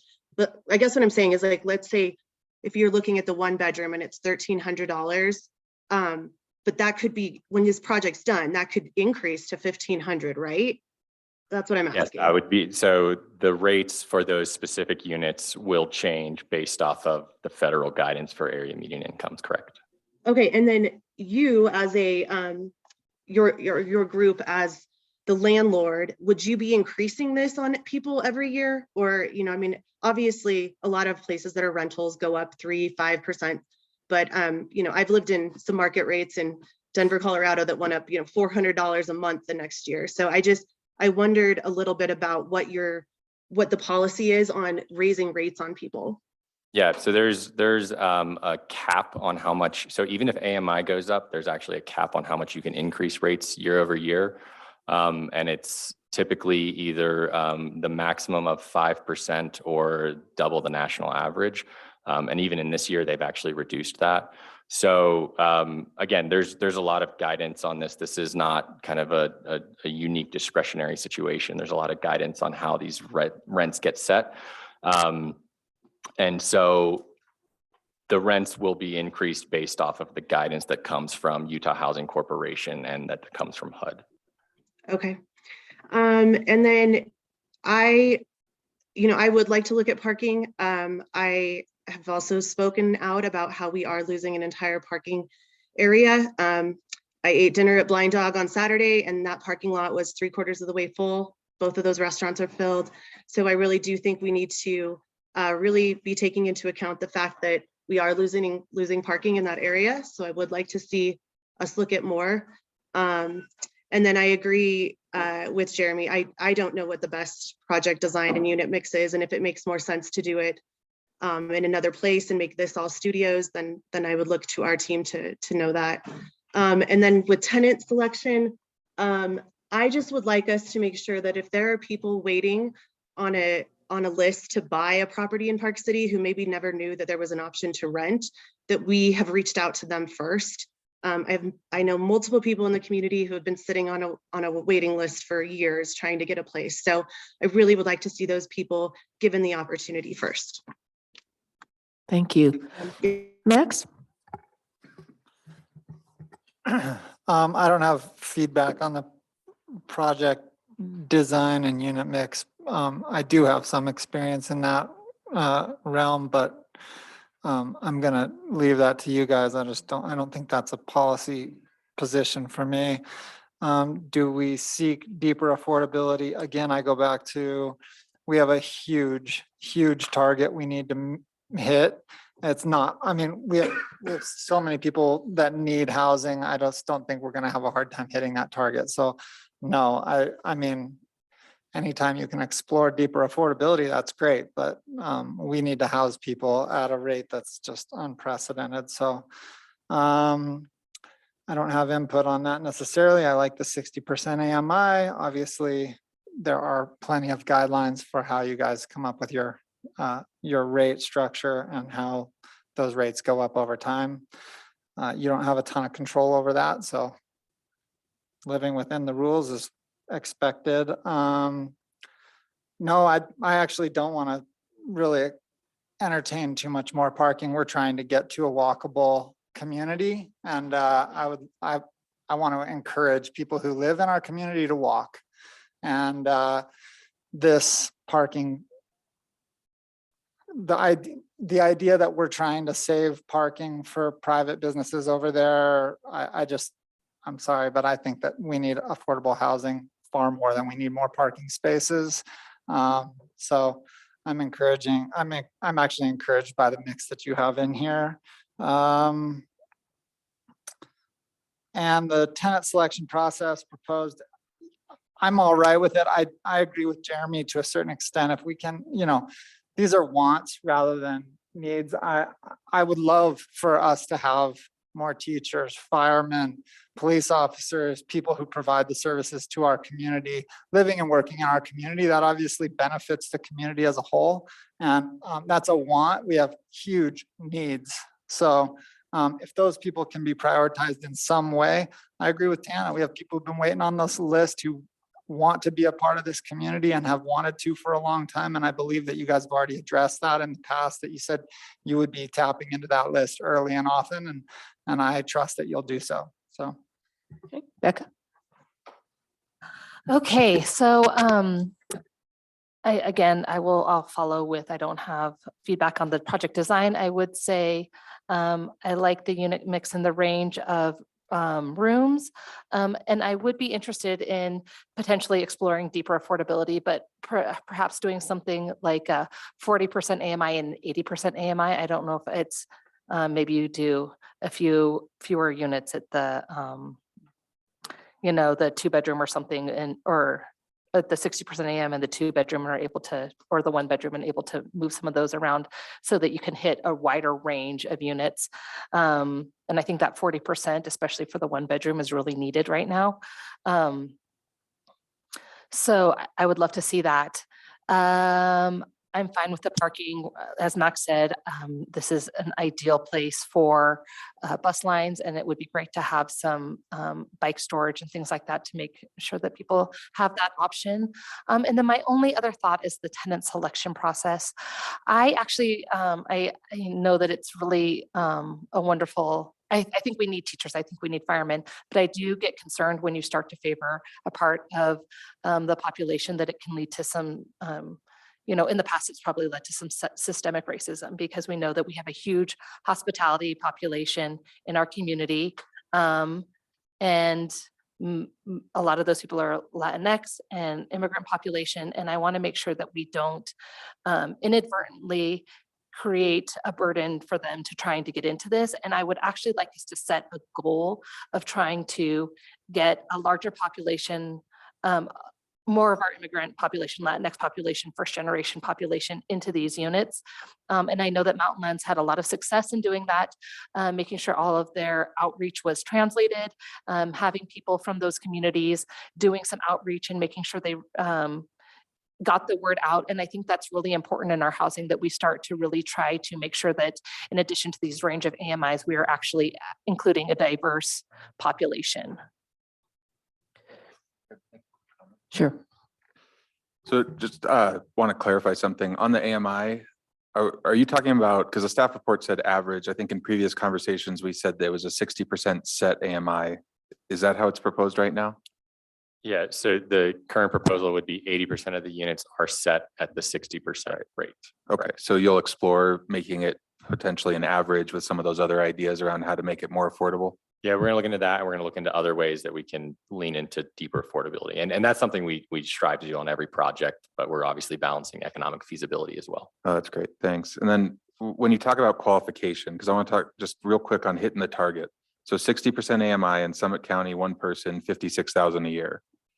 How far from that number can you go and still qualify for the unit? Above or below? So you cannot go above. So in that case, in a one bedroom, you're still qualifying for the 60% area median income. Jake, you might be better to speak to this, but one bedrooms, I believe, are calculated off of 1.5 person households. And so that would be the income limit, and you cannot be above it, but anyone below is eligible. So it's a limit, not. But they have to make enough to qualify to rent it, right? I mean, yeah, they have to have a certain income, so you lease the unit to them. Yeah, you want to speak to that?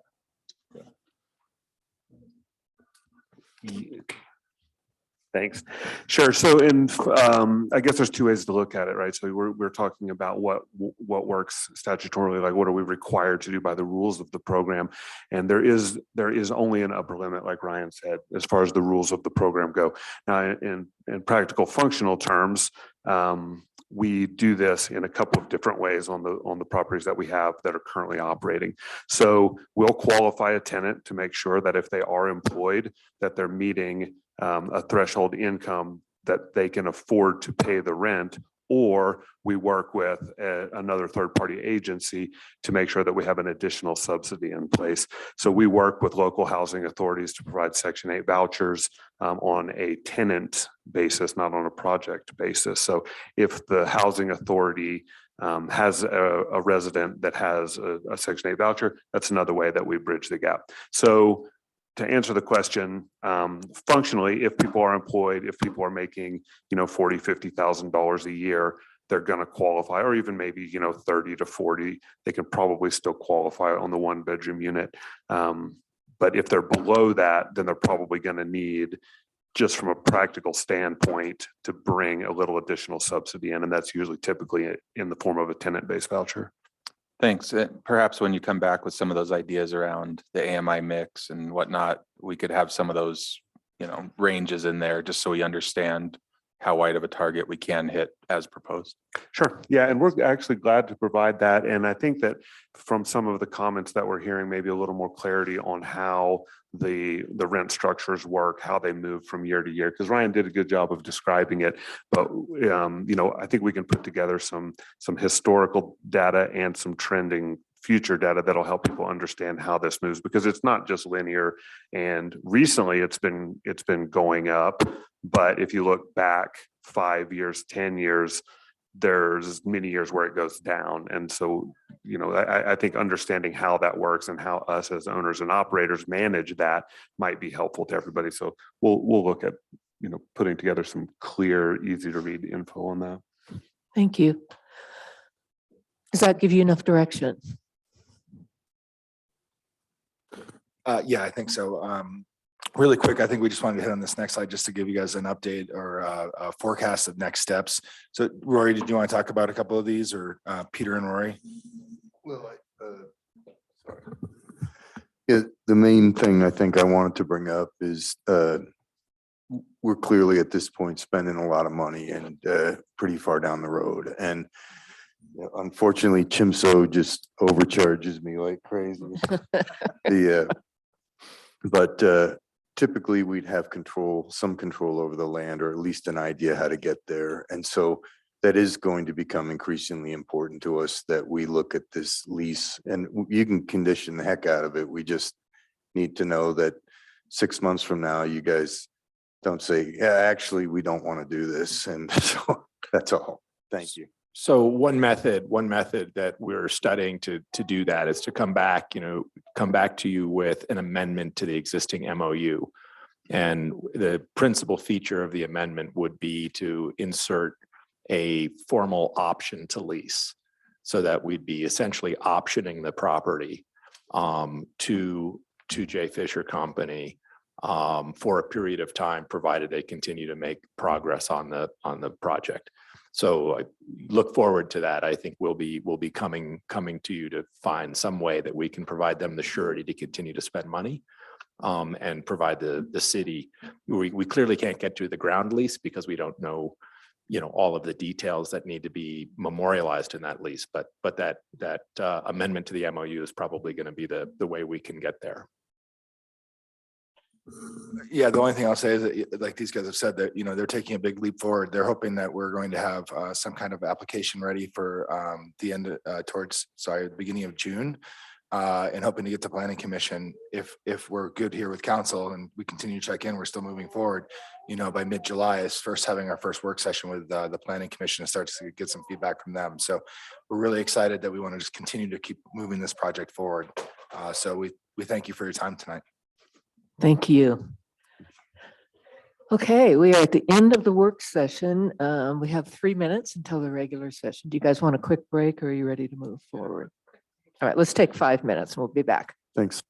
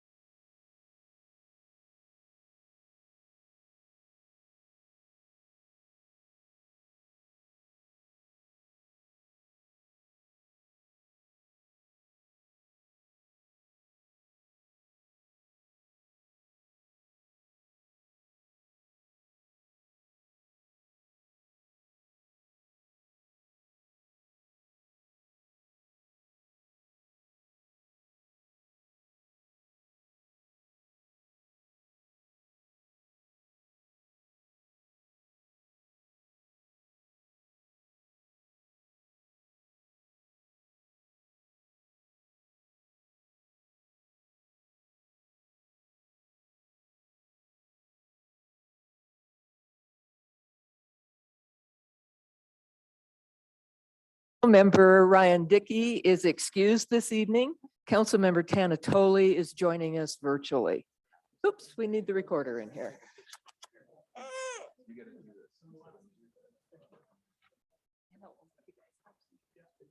Is Paige out there? Okay. Well, while we're waiting for that, this is a really exciting day because it's Take Your Children to Work Day. So we have 6 potential council members that we are grooming early up here. And Becca, do you want to introduce your children? Yes, this is Ben with the shark and Willa. You guys say hi? Say your name and how old you are. This is Lucia. She just turned 4 2 days ago, and this is Caleb. He's 8. Yeah. Nice. There you go. And Jeremy? This is Claire. Say hi. Hi. Hi. And Charlotte. Well, we are really happy that you came today, and I have a little something for all of you. So who likes bicycle bells? Bicycle bell. Hey, can you say me? Can you say me? Me. Thank you. You're welcome.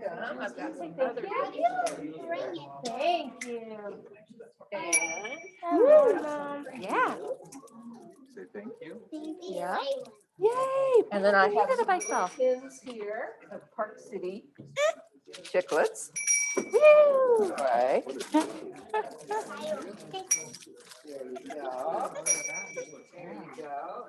Smarties for Willa. Oh, there you go. Can you say thank you? You say thank you. You Okay, did look at too. that's for You got a you. lot of Thank you. You guys are so lucky. Who would like a Park City pen? Oh, look at. Oh, okay, look at talking here. That's a microphone. I don't want to. Hello. Says Park City on it. What's this? Want a pen? You want one to draw with? Okay. Say thank you. You want one? There you go. There you go. Well, thank all of you for coming. Do you have enough pictures, Miss Linda? Good. Okay.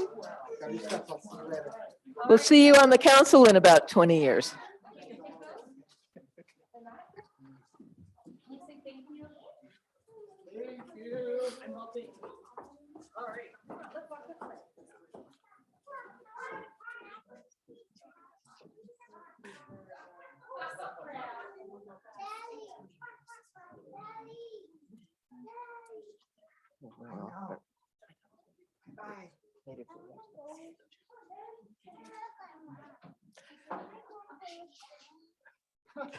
Okay, good for the record.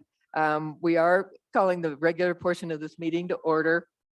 Councilmember Ryan Dickey is excused this evening. Councilmember Tana Toley is joining us virtually.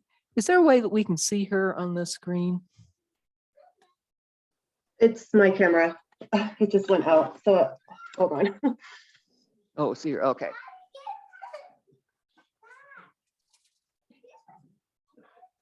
Give me 1 second. Hi. I'm gonna have to reboot and come back. Sorry. Okay. Well, let's go ahead and start the presentation from White Pine Touring 2022 season report. Thank you, Your Honor. Heinrich Dieters, Trails and Open Space Manager. Jack Welser, General Manager of White Pine and Jans is here this evening. Wherever you want, Jack, you can sit down. Okay, come on, sit down. We're inviting you. Thank you for coming.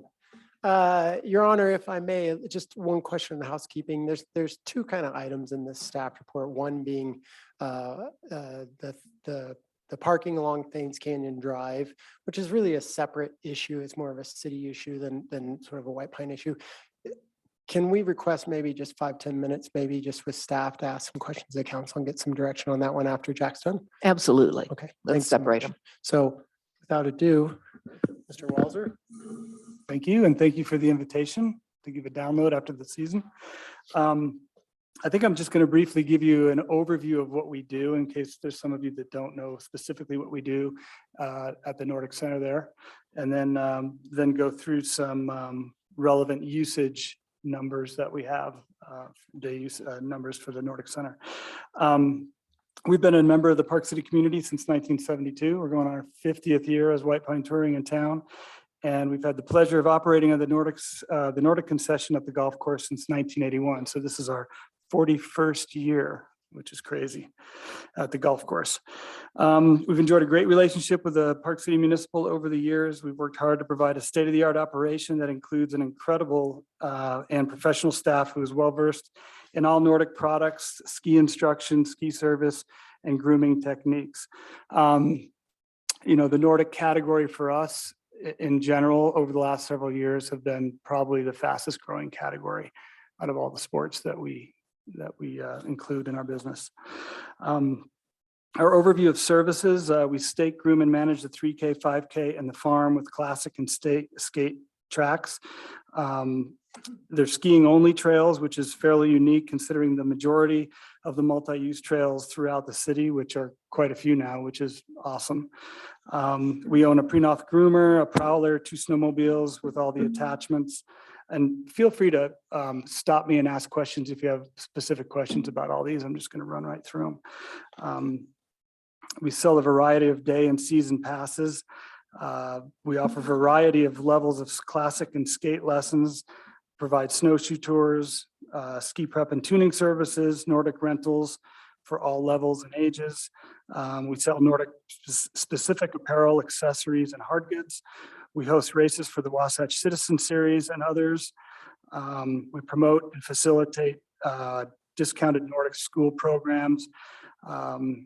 For example, with the Youth Winter Sports Alliance, Get Out and Play programs, kickers and gliders, and more youth programs.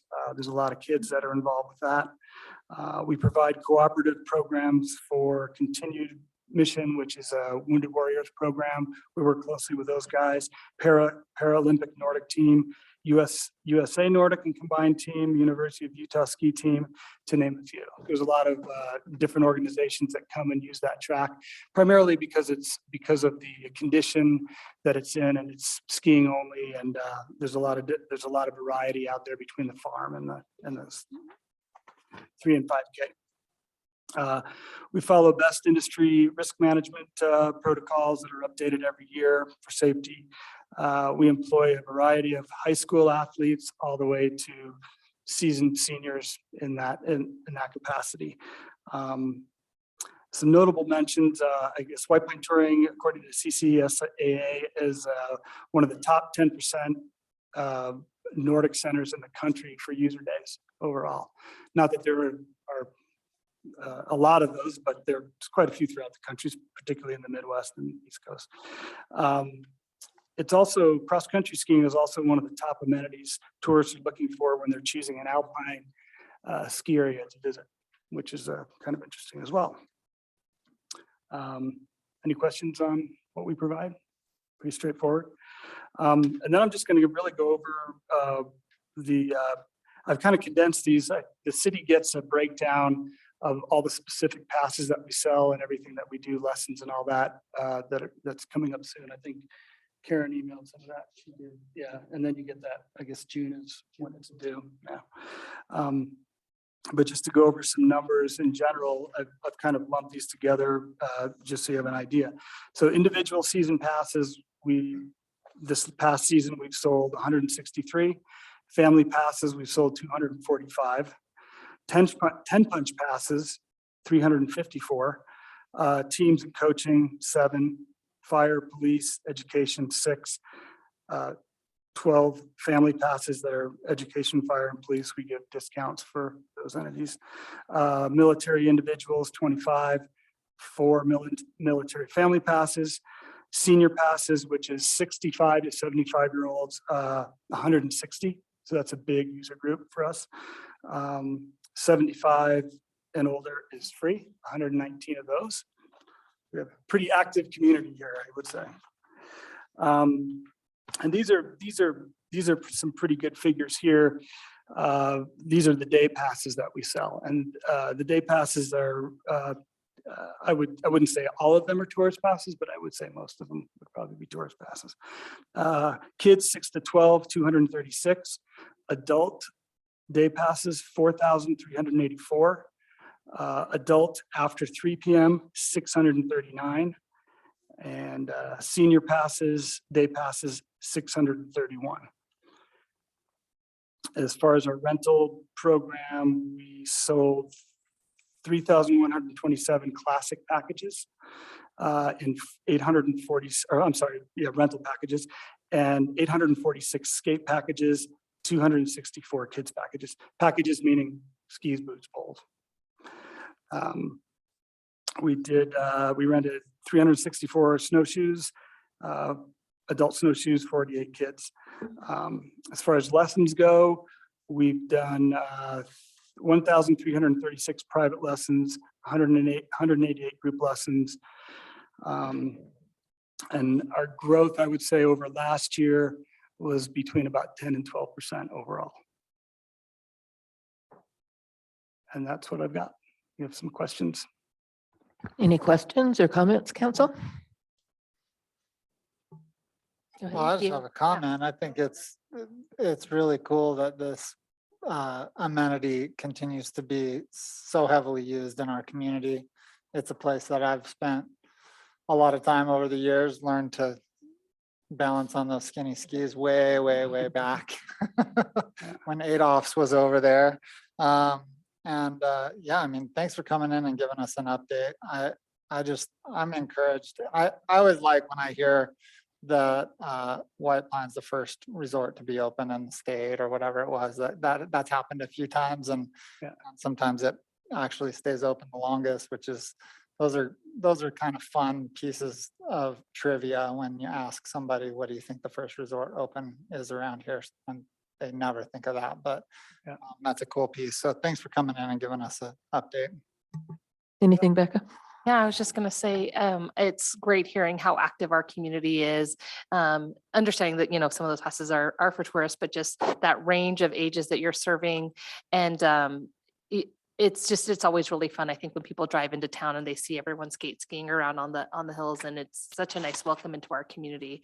So I'm just glad we have this service, and thank you guys for providing it. Yeah, well, thank you for being a partner.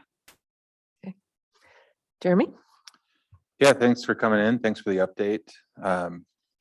Obviously your organization does a lot for the community. Kid Charlotte, who was just here, is in the kids program, doing skate and classic there. I'd say I was getting into Nordic, but it's kind of a little athletic for me, but I try now and then. But anyway, I also wanted to thank you personally, Jack. I know as some of the challenges that have been presented to the White Pine operation due to, not just the increasing popularity of the sport, but also some of the changes the city has put into place around that facility, and some of the other things around the area with the impact from some of the larger resorts that you've had to adjust to. And I have no problem sharing publicly that when we chatted about this earlier in the year with some of the city staff, including Heinrich, you reacted super quickly. I think it was within a couple days, everything was addressed. And some of it was even to the benefit, I think, of the operation, like around the lesson stuff. And that seemed to work pretty well, unless you say otherwise. But so yeah, just wanted to thank you for that, and look forward to working together moving forward also to make sure that as things keep changing around you, it works for the impact of the community. Yep. Well, thank you. Yeah, it did work out. It worked out just fine, I think. Great. Both parties, yeah. Is Tana back with us? Okay, Tana, do you have any comment? I just will echo what everyone else said. We, just in full disclosure, my family is huge into Nordic. My nephew's on the Park City Nordic team, so we spend a lot of time there. I think it's amazing what the Park City Nordic team has actually done for social equity in our community by introducing people to skiing in a different way that they may not have tried downhill skiing, but they are trying Nordic, and we're getting more people out there. And I just think it's been a great testament to what you guys are doing, and to Emily and her team for getting our community out there. So really definitely appreciate it. And, just wish I would have had some more time to actually enjoy it this year, but looking forward to it next year. Thank you. And I just want to add my thanks, Jack. I mean, you've been a tremendous partner to the city, and bring such a unique aspect to the recreation opportunities here. So thank you for that. We look forward to Well, thanks. many more years working with you. Thank you. And it's a pleasure to work with Vaughn over there too. He's really easy to work with and just, it all seems to, we've been doing this for a few years, so it's a good thing. Awesome. Well, thank you so much. Yep, thanks. What's up? And I'm remiss. I should have probably given Jack a little bit better introduction, so I apologize. I mean, Jack and I have worked together on numerous things for numerous years, and they have been an incredible partner over the years on those things. So reiterating, Vaughn, you want to come up just for a second? Come on, I'm going to call you to the table, even though you shake your head. This is a separate issue, but it's hard not to sort of ask council for direction on this. Council, as you know, is the landowner of the golf course, and there is some informal overflow parking, probably more so than informal over the past couple of years along Thanes Canyon Drive. This is an area that the city as a user isn't in compliance with their own land management code. It is something though that has been used for decades, I would say, and I would say that it is critical to the operations of the golf course. But, taking the lead as the city and being a responsible sort of landowner, it's something that I think that as staff, we're asking you as council for a little bit of direction. And the direction in the staff report is, well, first and foremost, I think it's important to say this isn't really scheduled for action or public input, and any decision that you would make, we think it's prudent to actually have that scheduled, because I think a lot of people would show up and provide comment. But secondly, is this something that you would like to direct staff to explore a possible amendment to formalize this or go through a public process in which we can address this issue? Or is this something that you would rather hold another meeting, but maybe actually have it go away because we're currently not in compliance with our own code? So I'm going to ask Vaughn. He doesn't like to talk, but this is Vaughn's facility here, and it's very critical, and I want him to say a few things. What do you want me to say?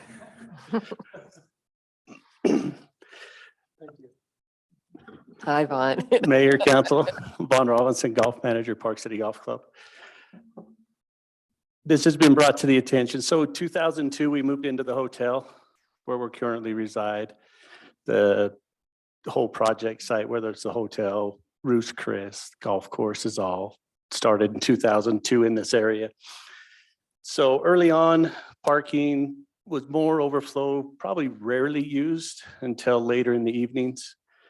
And then I would say the last 5 years, it's kind of started to get more and more.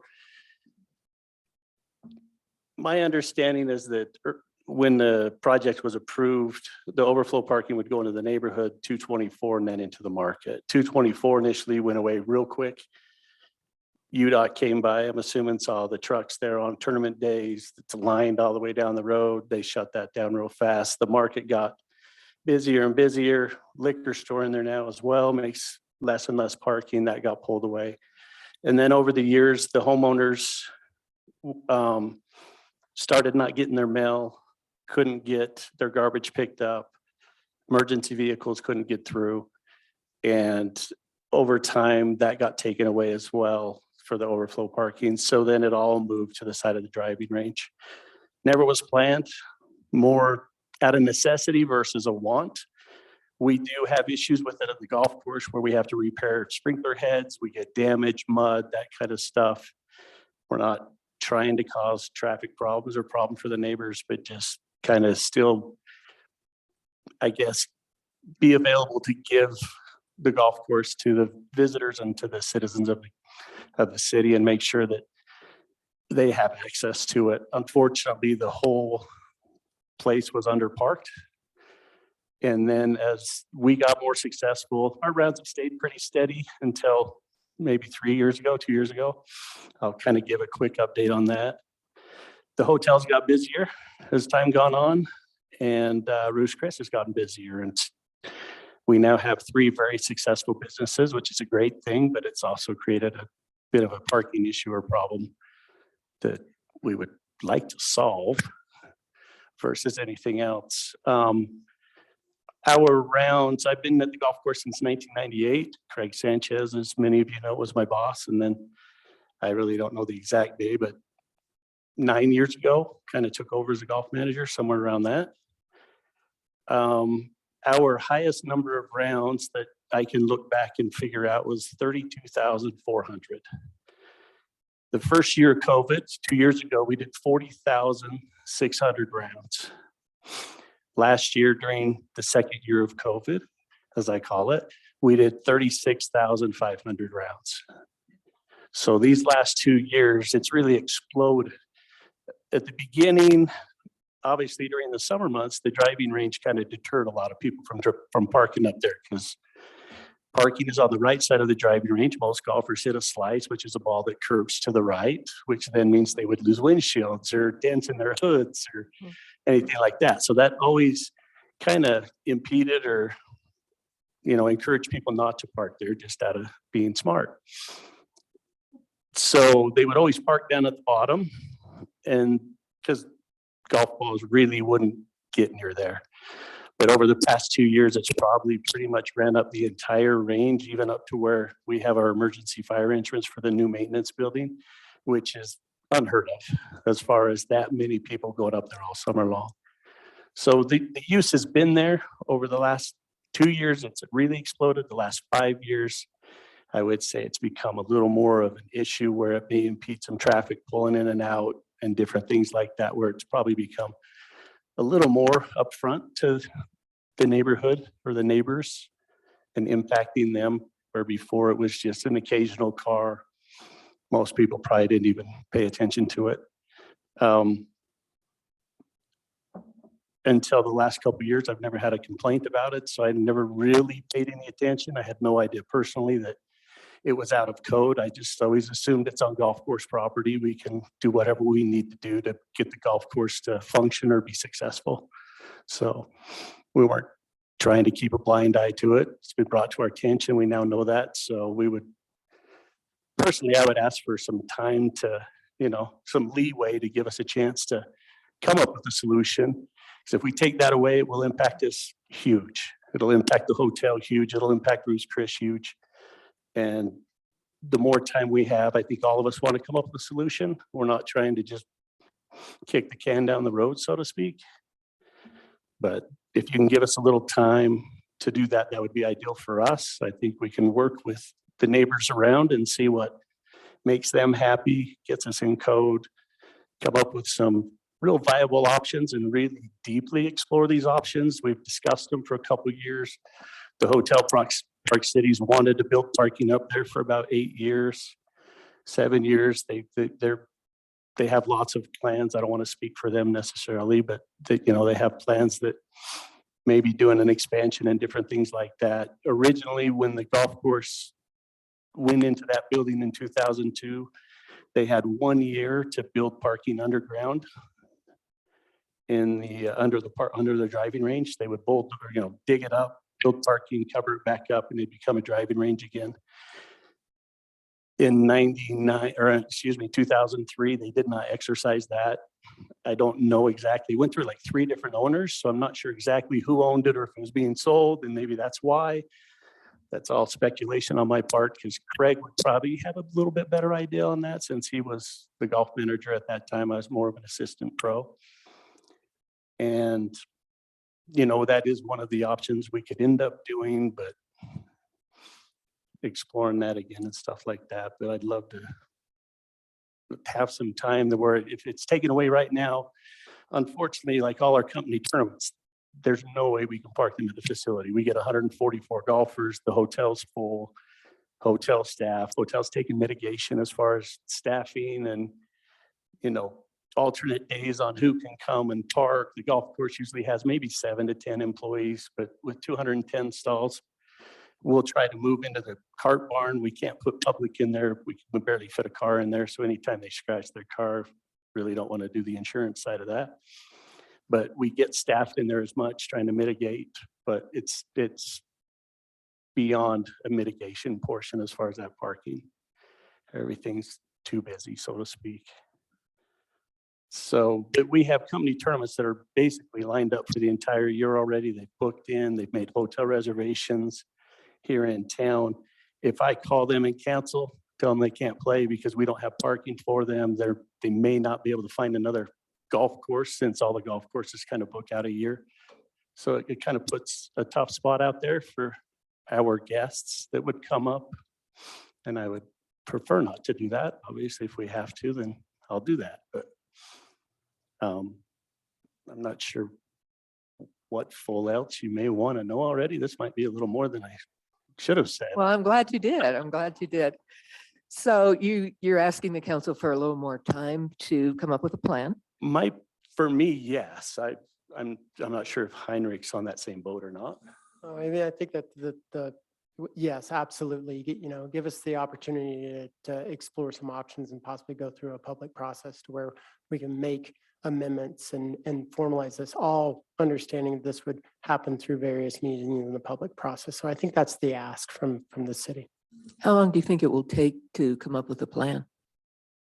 I don't know. I can't answer that. I mean, I think it's probably, I don't know what the planning schedule is, but I think there's a lot of good ideas that are out there. I think a plan working with John Robertson in engineering, working with planning, looking at those things. The time is really the public process. The ideas, I think we could probably come up over the next month, and we could probably have something going through a process and really be taken care of, in 4 or 5, 6 months. We're really at this point asking council as the owner of the property, is this something you want staff to look into? And obviously, I think you're hearing from Vaughn, and I apologize, Vaughn, for calling you up, but you can see, especially that this is something that's critical to our operations over there. But again, you're the governing body of that landowner, and we need to seek direction from you to do so. Okay. Becca, do you want to weigh in? Yeah, I think taking some time to find a really good long-term option is pretty critical at this point. It sounds like that's critical to you. I do think that the neighborhood is feeling a lot of impact, so I don't know what kind of outreach you can do to the neighborhoods in advance and maybe work with them in advance of the summer season. I would be in favor of time with a lot of outreach. Yeah, I think, and sorry, Becca, I don't mean to interrupt. I mean, I think there's short-term mitigation aspects that we can talk about with, like signage and enforcement and things like that. And then there's a long-term plan. So thanks for that clarification. Max?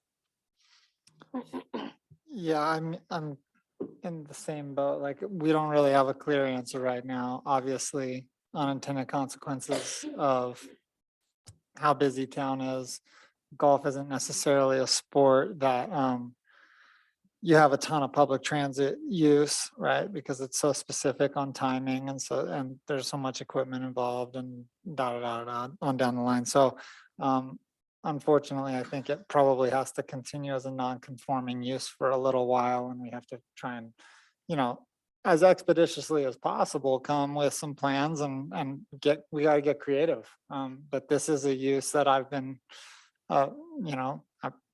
guilty of using over the years, summer and winter. And I think that the difference now over the last couple of years, Vaughn, is probably that space went from being, used as, oh, all the other spaces are full, now I'll head up there. And it's kind of turned into the preferred spot. If you can get those first 5 or 6 spots down at the bottom on the side of the road, that's the most desirable place to park. And unfortunately, I think that kind of just translated up. We could punish that by cutting those trees back quite a bit and making those golf balls hit the cars a little more. We might Moving not, right along. people might just choose not to park there if we trimmed them up, but hey. All right, thank you. Tana, do you want to weigh in? Yeah, I do think we need more public outreach. I think we need a meeting about this. I'm not going to say no. Let's just cancel this. I think there's a lot more to this. I would like to see some involvement from the hotel though, and understand, their need. Also, like, I'm just a little confused as to who's allowed to park where, when you park. Can you park in the cottages? I mean, just like an overall plan for that. And maybe that will start being that you have to have permits.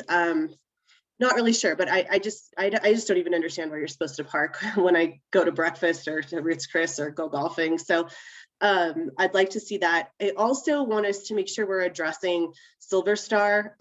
Now that there's nowhere to park at Silver Star for trails, I know a lot of people are parking in those parking to go hike at Silver Star and those trails. So I think we're starting to see some unintended uses or not expected uses from that parking area because there are not any restrictions or any permits for it. So, you know, obviously kind of the sooner the better. I think summer is going to be worse for us than winter was in that parking lot, but definitely want to do something quickly.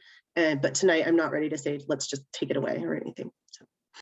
Okay, thanks. Jeremy? So yeah, I agree with separating the issues, right? Short-term solutions versus long-term solutions. And I'm going to go through a few things here just to clarify some of the situation. I obviously live in the neighborhood, that's no secret.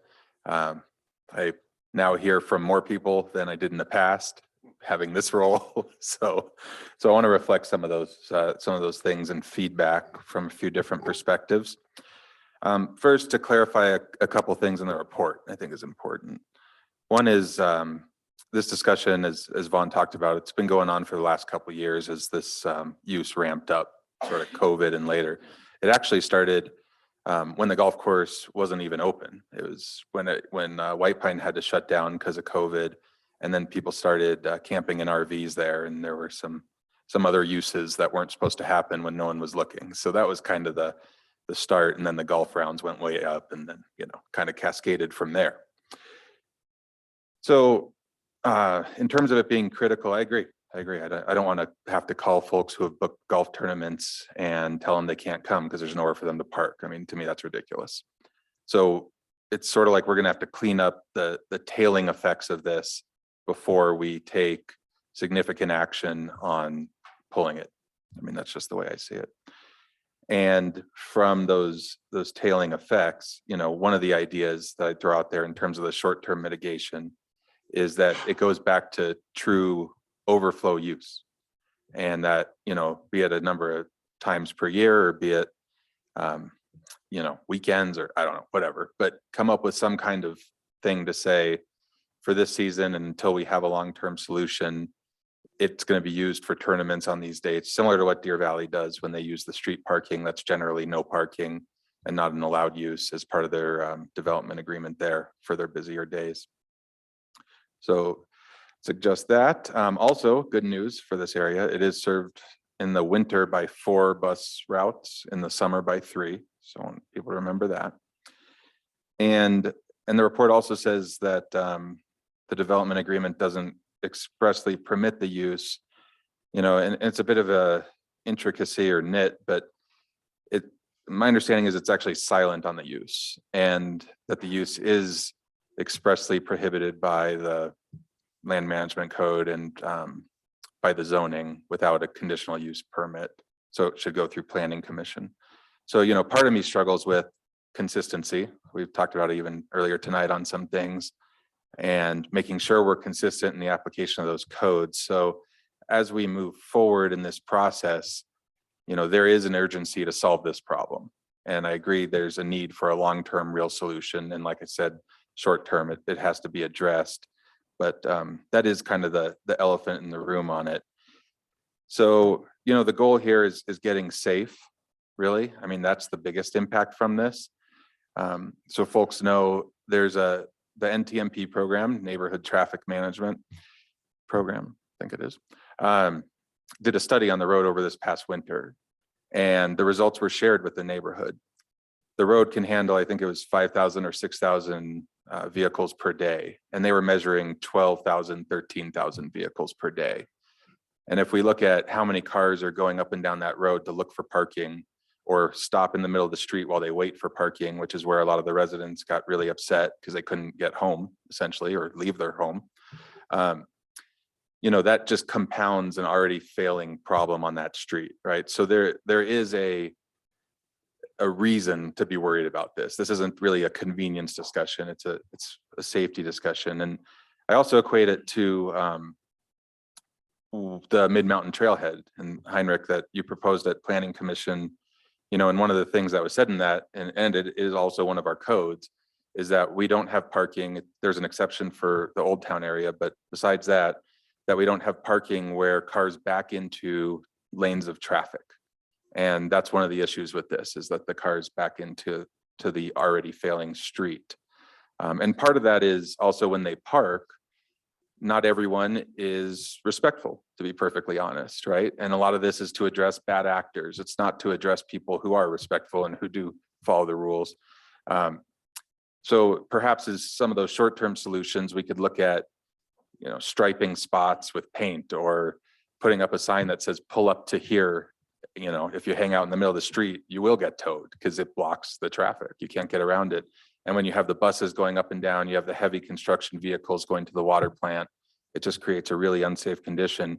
And there's also no sidewalk over there. So there's nowhere off street for anyone to walk. And one of the issues that's compounded that, we have some neighbors, and we're also in the situation where Thanes goes to Ecker, obviously, for school, and goes to Parley's for elementary school. And the school bus stop is at the top of that street by that fire access road. So there's no way for the kids to walk from the bus into the neighborhood safely, because they can't walk along the side of the driving range if it's filled with cars, right? And on the other side, there's easements, but it's all landscaped, and that's a potential thing to look into. But right now, the problem is they have to walk in the street, and that's what it comes down to. So walking in the middle of a narrow street that's one lane each direction, where cars, also part of that NTMP study, they found them going more than 25% over the posted speed limit. So you're kind of getting this whole confluence of issues that build the case. And, we don't need to go into all the bad actors and all the things that have happened over there, because if we can come up with a way temporarily to manage it, I am supportive of that, as long as it's truly on the path to a long-term solution. And that's really important here. Our general plan has lots of stuff. We don't need to go through it in detail, but specific to the neighborhood, specific to sidewalks. This council talked a lot at the retreat about neighborhood connectivity, and that to get people out of cars, it's got to be safe, right? People aren't going to ride their bike if they don't feel safe doing it. They're not going to walk if they don't feel safe doing it. And to Tana's point with Silver Star there, a bunch of other trailheads, the bus stops from 224, people are looking to connect from 224 up into that area, and a safe way to do that, besides the school kids, which should be reason enough, but it's a community issue, not just for folks who live in the neighborhood there. I'll wrap it up here though. So in terms of these solutions, I think the permit idea is a good one too. So if we can find a way to use it for true overflow, frankly, it has become preferred parking in a lot of cases. And, you drive by there and there's 10 cars lined up in the space they're not supposed to be, and there's barely anyone at the hotel sometimes. So making sure we really get back to that original thing while we are non-compliant and mitigate it the best we can is really important. Also, if they had to walk into the pro shop and, the Nordic shop in the winter maybe, and grab a permit, that could help, because the purpose of this is to serve those, the problem at that property, right? When people start using it for other uses, which has increased significantly, and I don't blame them, I think it'll increase even more with the plan for Park City Mountain to go to paid reservation parking. Folks are going to be looking for any nook and cranny in the city to park a car for free and jump on a bus. You're not going to get those spots anyway, right? And that does you no good. You need them for the operation at that property, and that's really important to remember.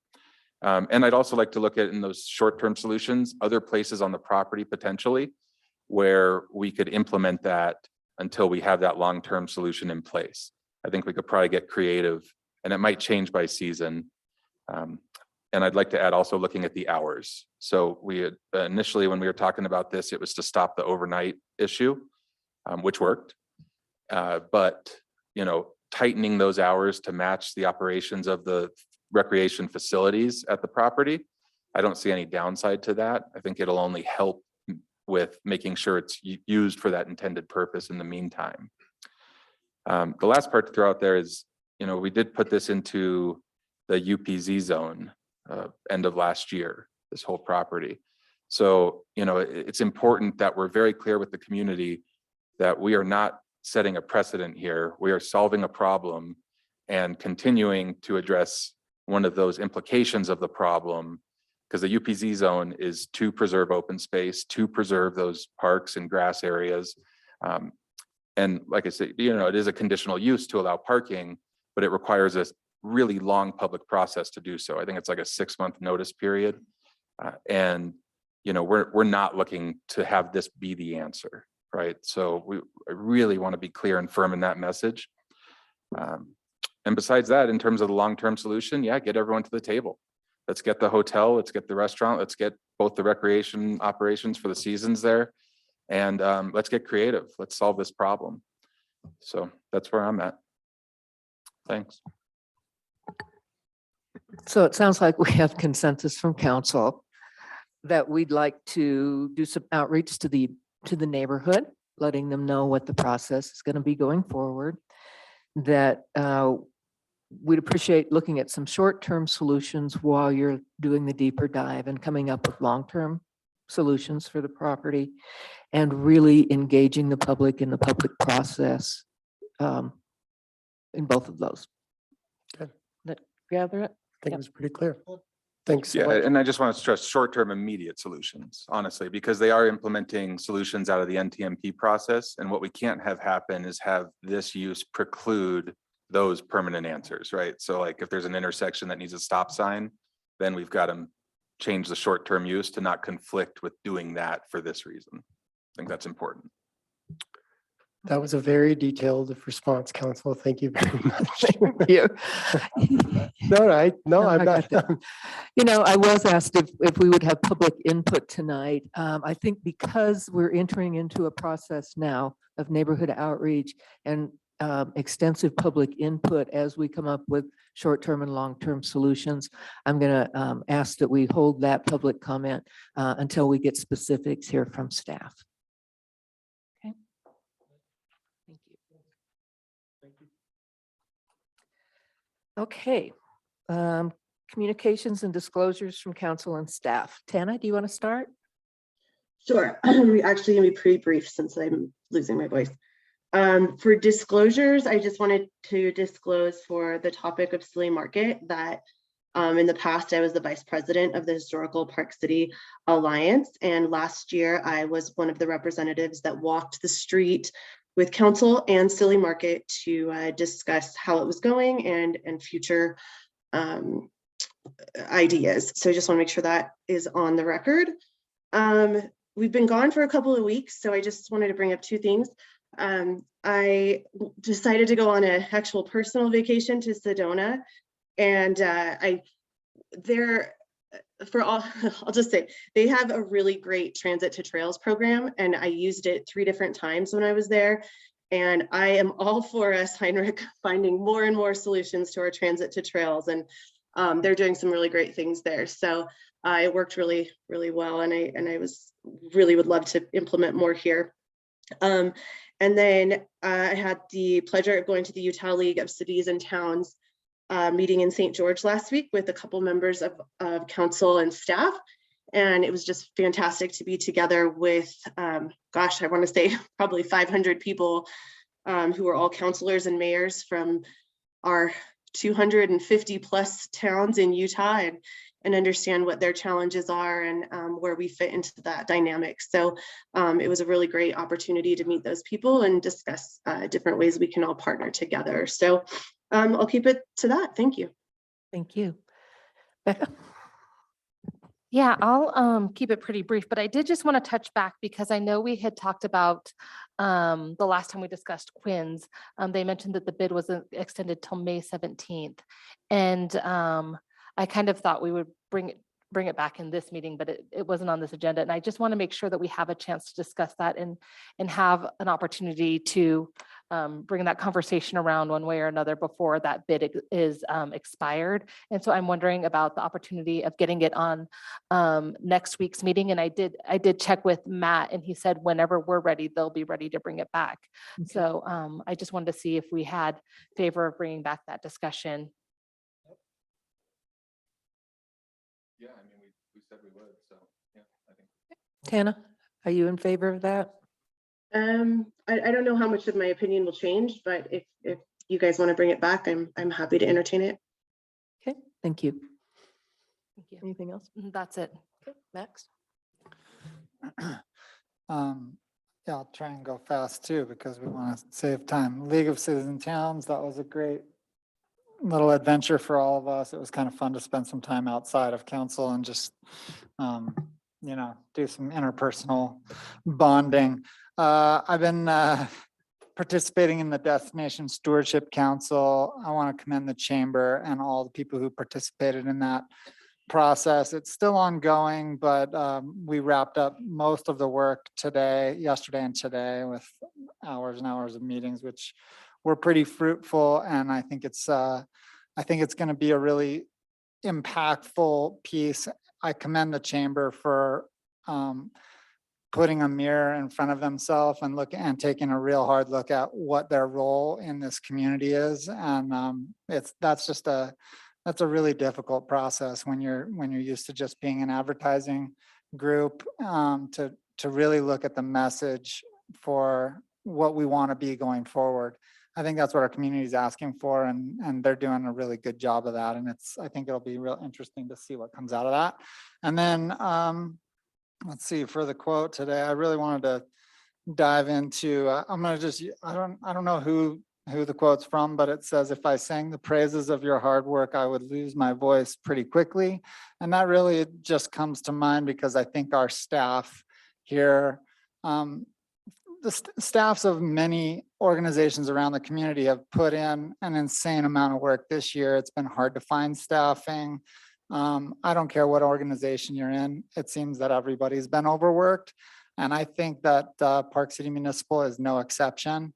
We've had I would call it a little bit of a bumpy transition. We had a lot of getting up to speed, trying to find our way with a new council and a new mayor, and those growing pains, I think, will bear fruit because it's better to go through something difficult. I think you end up kind of getting over the hump earlier, and our staff has had to step up quite a bit, presenting things that have been presented before, going back to the drawing board, really having to work hard to figure out where their footing is. And I just want to give them credit for continuing to do that hard work. It's not easy to get new direction. And but that's what government is for. That's why we have elections, is you get new direction, and staff sometimes gets left holding the bag, taking a lot of criticism from the community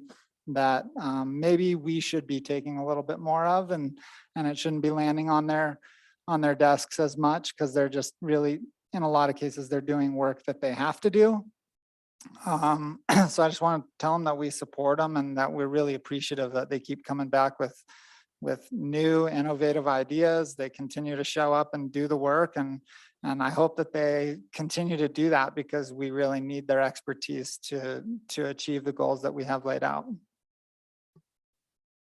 Jeremy? All right. So a few requests here. Well, one question, and I don't know if we have an answer, but we asked for a forward look of council topics, I think a few times in the past. So I'm hoping we start to get that soon. And related to that, I thought for the meeting on May 5th was when we were going to start the 8-day preview of the packet, which I didn't see posted. So I don't know if we have a new date just to set expectations with the community. Yes, thanks, Jeremy. May 12th will be the new date for the That's when packet. we'll The May start doing it. 5th meeting was added as a special meeting, so we didn't have that on our timeline. Okay, thanks. May No, 12th. that's fine. I just want to make sure everyone knows if that's why they don't see it. And then in terms of that forward look running list, I think that's a separate thing, just to know, here are some major topics coming down the pipeline. And to that note, fractional ownership, I think that was over about a month ago when we asked for folks to come back. I saw something that said that would be in May sometime. So when we do have a date, I'd like to be able to share it with people. That's getting to just be more and more ramped up as time passes here. I have a quick bit of insight on that. please. My understanding is that is proceeding first to the Planning Commission for a staff recommendation in May. Okay, perfect. So that's happening. Thanks. Yeah, perfect. Thanks. Last request here. So, seeing what this past Monday, the administrative hearing and the articles about it with paid reservation parking at the resort. Obviously, we're going to have to assess the impact to the community. We just talked about one area that undoubtedly would get hit hard if we don't do something before, but it's really the whole city, the shopping areas, where anywhere where there's a lot of parking spots and a bus, we're going to see an impact. But I think citywide, we really need to consider this discussion. I've heard some rumblings that staff's actively working on this in a number of areas, which is great to hear. But I wanted to be super clear that, you know, and see if we have support from the council to prioritize this so that we don't fall behind the curve and we have solutions implemented with plenty of time for people to get used to those solutions before the tourists arrive for next winter. So I want to throw that one out there to everyone to see if that's something that we can prioritize and ask staff to come back with in the very near future, perhaps. I'm not really clear on what you're asking us to support. Mitigation for putting the paid reservation parking at the resort and the impact to our community, essentially. I mean, yeah, absolutely. I'm in support of finding all measures. I do believe that they're currently working on that and has been sort of a constant churn. So maybe another update or how they feel this may impact, but I think they're working on those measures in a sort of an ever-present parking conversation. Yeah, agreed. Is that good enough for prioritizing it? All right, no one said no, so, and. Tana, are you okay with that? Yeah, I have some ideas as well. So Okay. yes. Thanks. And part of that, I'd like to ask staff if we could get some information on that. I know we sent Park City Mountain some bills for mitigation this past winter. And since they've said that they're going to reinvest the proceeds from the paid parking into our mitigation, I'm just curious if they've paid those or not. So maybe it's something we can hear next week if we get that info. And then a disclosure. I'm going to be abstaining from an item here shortly, which different than recusal. I just want to be clear, I don't have any personal interest in the matter. I've had some business dealings that I feel like I shouldn't be part of the conversation. So we'll do that when we get to it. Thanks. Thank you. I'll just add to what's been said about the Utah Leagues of Cities and Towns Conference. It was great to go and talk to communities similar to ours and listen that they're struggling with the same issues that we are. And I'm happy to be back home in our community. I also want to just make it let you know that I have been working closely with Melina Stevens from the Summit County Council, who is their liaison to the Olympic conversation. And we're getting close, and within the next couple of weeks, we'll be announcing what our process will be here to let the community weigh in about a potential Olympic bid. I'm losing my voice, so hang in there, Max. And so with that, we will close communications and disclosures. Oh, Nan, sorry, really quickly. I forgot two things that I wanted to mention. One was Monday, we have the Snyderville Basin Area Water Symposium from 5:30 to 7 at the Park City Hospital. And then Tuesday, we have the Wildland Urban Interface Code and Wildlife Awareness Panel discussion from 6 to 8 at the Santee Auditorium. Great, thanks. Okay, anything from staff? No, okay. Let's move on to public input. Is there anyone that would like to speak tonight on any item that's not on the regular agenda? Hi, Bill. Hi. Could you sign in, please, and state your name? I will. I'll do that after. Bill Sirocco, Aspen Springs. I didn't have a comment plan for tonight, but Becca brought up an item which reminded me, it connected to an item that I sat in on earlier this week when the planning department had their work session on the paid parking, or the lift upgrade plan over at the mountain. So with regards to the paid parking plan, I think that's a perfect opportunity for the city to dialogue with Vail and ask Vail to communicate to their pass holders that live in Heber and that live in Camas and that live in the outer reaches of the 98 zip code, Silver Summit, Silver Creek. Hey, park at Richardson's Flat and we'll provide transportation for you to the mountain. It'll be free to park at Richardson's Flat. It'll cost you $25 to park in town. And that's a way that we can maybe work to activate Richardson's Flat in the meantime to see if that actually can work as a longer term solution before we go ahead and spend $4 or $5 million to build another park and ride out there. Thank you. Okay, thanks, Bill.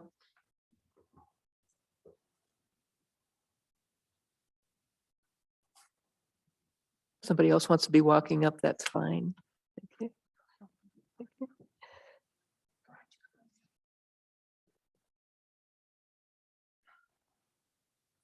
Right, good evening, Deb Renfro. And I am piggybacking off of Bill. I had already prepared a short statement on that. With the Quinn's Park and Ride kind of up in the air and that sort of thing, it was suggested by a couple of counselors during that meeting that we look at Richardson's Flat as maybe a pilot project. And I actually think that that is a great idea. I think that we're looking at piloting microtransit in the Park City Heights neighborhood, which I think definitely needs a method to get into town via our transit. And if we activated a pilot program for Richardson's Flats, I would think that it wouldn't be too difficult to also implement a transit stop there at their neighborhood, which would allow them to try use it, and especially with a regular service calendar, much easier to plan your day, your destination, trips, appointments, whatever, if you know that that service is running on a regular basis rather than having to call for a microtransit vehicle. So maybe the funds that we're looking at that could go towards the Richardson Flat thing. And perhaps we could do something like July through December. So as Bill was pointing out, it kind of gives people even further out an option to get to the resort without having to pay the $25 a day. And I know that there was a concern expressed by the city manager that there really wasn't enough time to do that. But my argument to that would be last year at the in June, we decided that we were going to come up with a pilot arts and culture program that ran from August to October. So in less than 2 months or so, we were able to put something together on that with transportation, parking, transit being our #1 priority. It's screaming it with the Chambers survey and with many other surveys. I think it would be time and money well spent. So I would urge the council to please consider that as an option. And thank you very much. Thank you.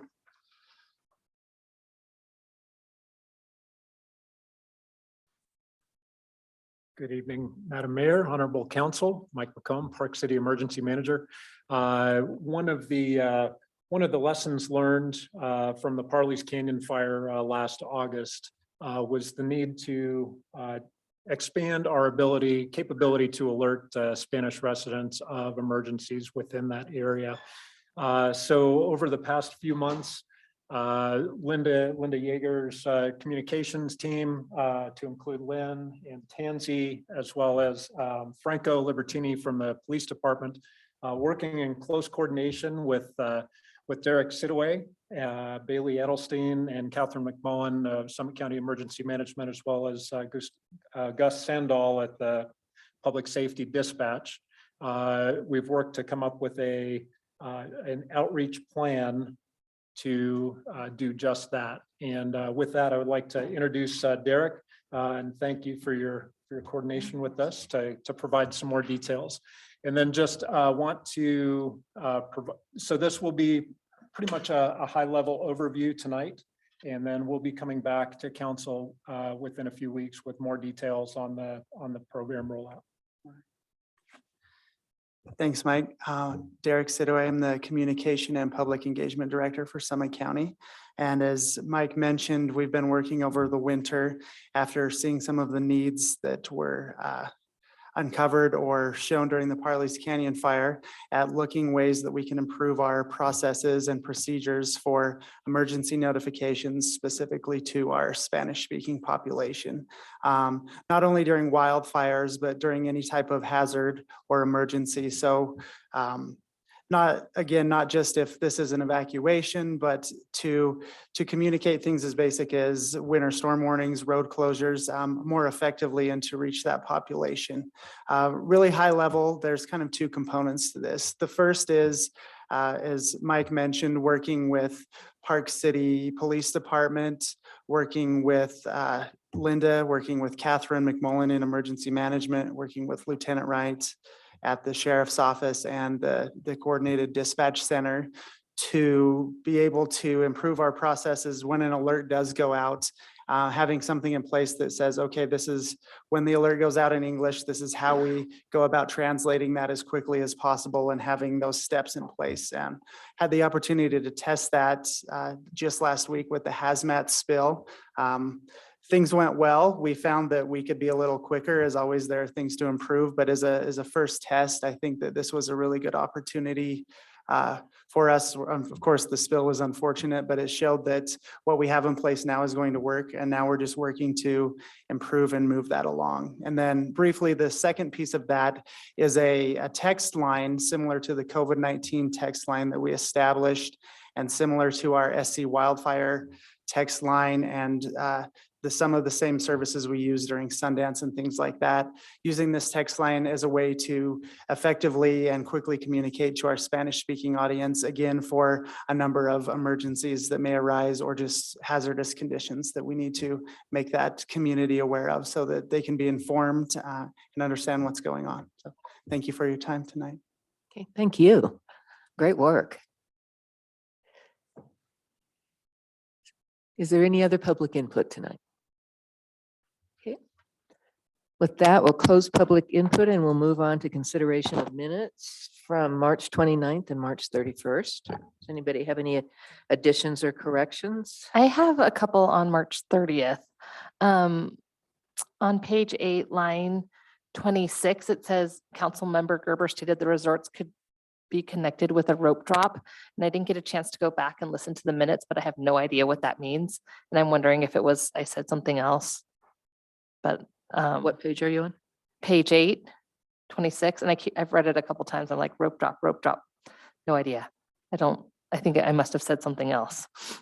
And if I did said rope drop, then we can keep it in, but I have no idea what I would have been referring to.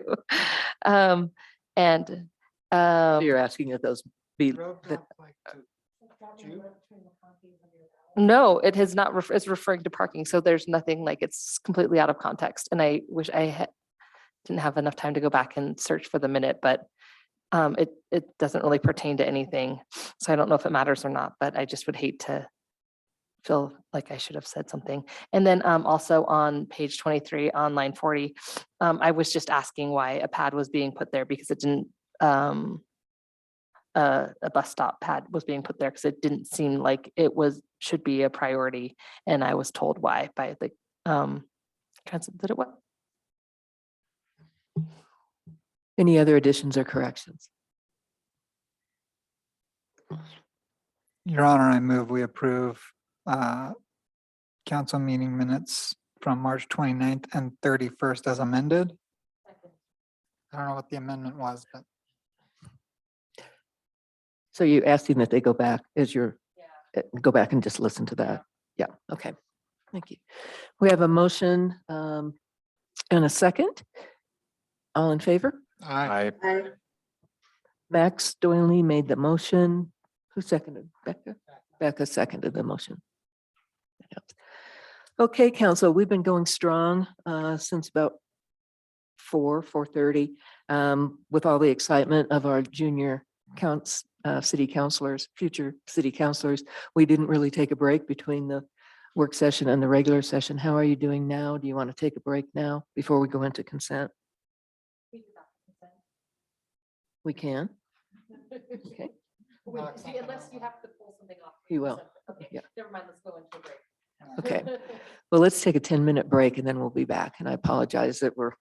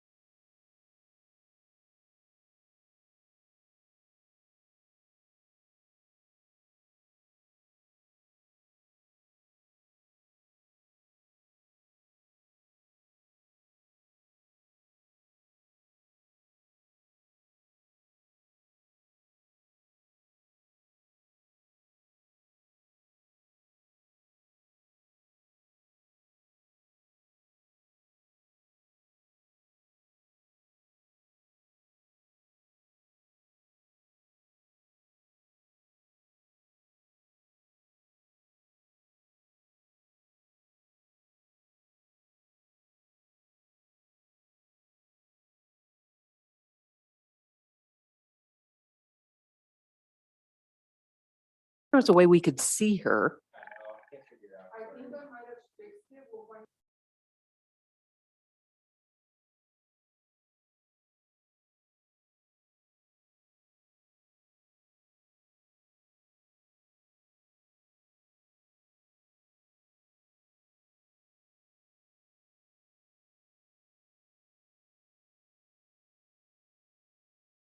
You let me know when she raises her hand or if she raises her hand. Thanks. Okay. Okay, picking up where we left off, we're moving on to the consent agenda. Is there any motion on items on the consent agenda? Yes, I would like to make a motion to remove items 1 and 5 from the consent agenda, please. Second. All in favor? Aye. Aye.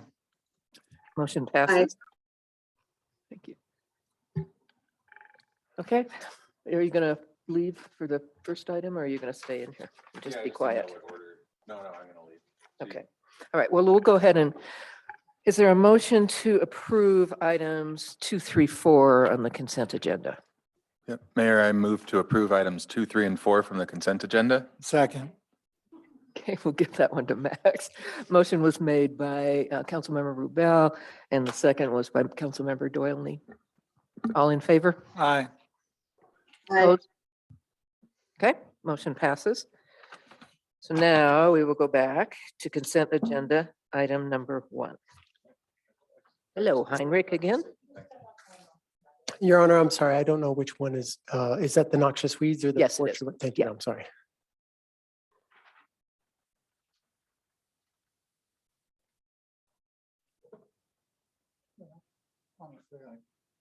Margaret, we don't actually have to discuss, right? He just needed to be gone for. You can just adopt it now as consent agenda. If you item want number to, one. if you want to move that. Your Honor, I move we approve consent agenda item number 1. All in favor? Aye. Okay. Tana, I need a vote. Aye. Great. So motion was made by Councilmember Doyley, second by Councilmember Gerber, and it was unanimous. Three votes here. All right, now we will move on to consent agenda item number 5, request to authorize a contract with Alpine Forestry in a form approved by the city attorney for the community wildfire risk assessment plan in the amount of $250,000. So would you like me to just give an overview? or Give a do you have real question high-level specific? overview. Okay. Yeah. This is, we're requesting council, as you just said, approve this contract for the community wildfire risk assessment. So this is an item that we've brought up a few times with council. It is sort of the next step in the process, the planning process, if you will, associated with wildfire mitigation. And so for the public, I'll do my best here real quick. The community adopted the CWPP, which is the Community Wildfire Preparedness Plan, which is sets sort of the foundation, if you will, for implementation, action, planning, preparedness, different aspects associated with that. So we have done that. Mr. McComb here next to me actually did that in 2021. One of the action items specific under planning is to actually do a comprehensive risk assessment of the community. So that is what this contract is for. Now, this is important because what it really does in our community is it's a resource identification. So this, you can find a lot of data if you want at a state level associated with wildfire mitigation. But what this does is it truly identifies in a very comprehensive manner, not only priority wildfire concern areas, but also our high value assets, and those high value assets being, economic, social, but a lot of the focus obviously is on the natural environment. So watersheds, et cetera, things like that, forest health. One of the deliverables from that is actually a plan. So if you will, a map that shows bad area, not so bad area, pretty good area. That provides sort of the structure of prioritizing work associated with fuels reduction being sending crews out into the removing deadfall, et cetera. It also provides a good sort of analysis and standard in which how those high value resources actually play into a mitigation effort. So depending on an area, if it's a watershed area with a steep slope that has a diseased forest in it, the plan for that general area will be slightly different from based on watershed, wildlife, et cetera, than maybe just a different area with a different slope, different vegetation type. So that's really important because I think that's why that's important is because we want this to be a community asset. So when we do this plan, the city can use it as a plan, obviously, but so can the resorts, so can the HOAs. And so they're going to have to go through their own procurement, hire their own person and do a very specific study for theirs. But this will give them sort of a guiding principles and how to actually implement that. And then lastly, maybe probably the most important, the way that this is being drafted, it's being drafted in a way that we will actually be able to use this in submitting for federal grants. I think we've told you, myself, Mr. McComb, along with the county, we're working together looking at some BRIC grant availability. And these are multi-million-dollar grants to basically help fund these. And so the idea is that if we can secure those, the county being secure those, that they can provide maybe matching or grant dollars that an HOA or a homeowner can actually apply for. They can use this tool that we're providing them for guidelines, and then we can set standards applicable to that. And then lastly, it is also a map and a tool that Dave Thacker and his team can sort of complement the WUI code aspect. And they can look at this map and say, look, we can create regulations that say these areas that are identified at high risk, these property owners need to take these steps to mitigate these within a certain time frame. And then there's an enforcement or sort of a penalty if you don't, if you will. So I mean, I think that provides an overview of the plan. And the timeline for the plan is a year.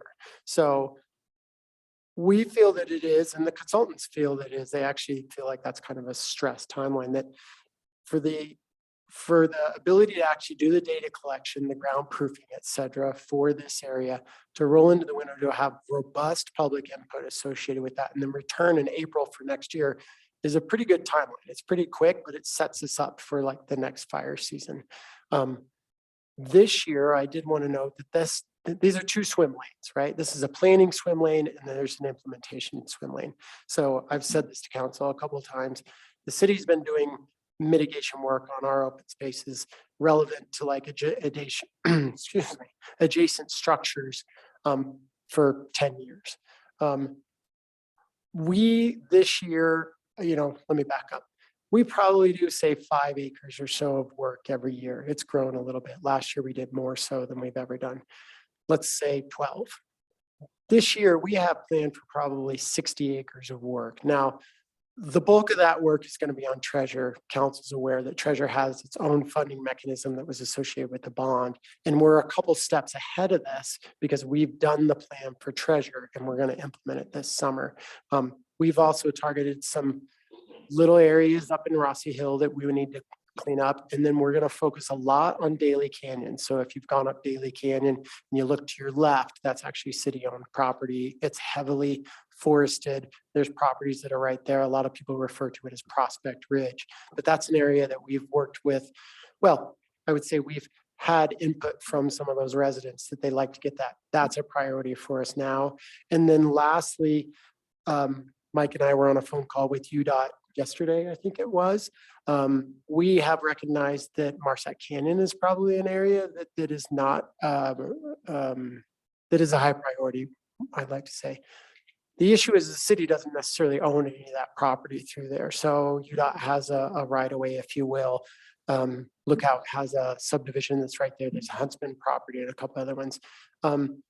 We are working with those, encouraging those landowners to take some steps associated with it. I know we've got some work plans associated with Lookout in their area because we do have a small strip of city property there and some trail easements that we're working on.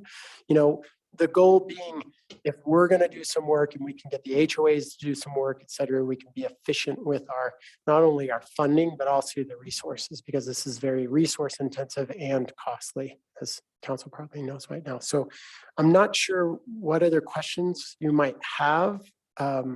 So that's just an overview. Thanks. Jeremy, you asked to pull it off, so you go first. Thanks. That sounds great, by the way, what you just described. Fully supportive.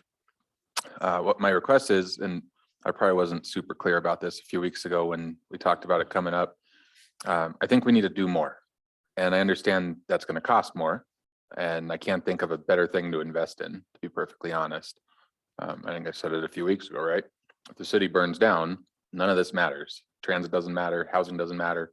So I'd really like to see staff come back with whatever else we can do in this space immediately for this summer while we wait for that plan.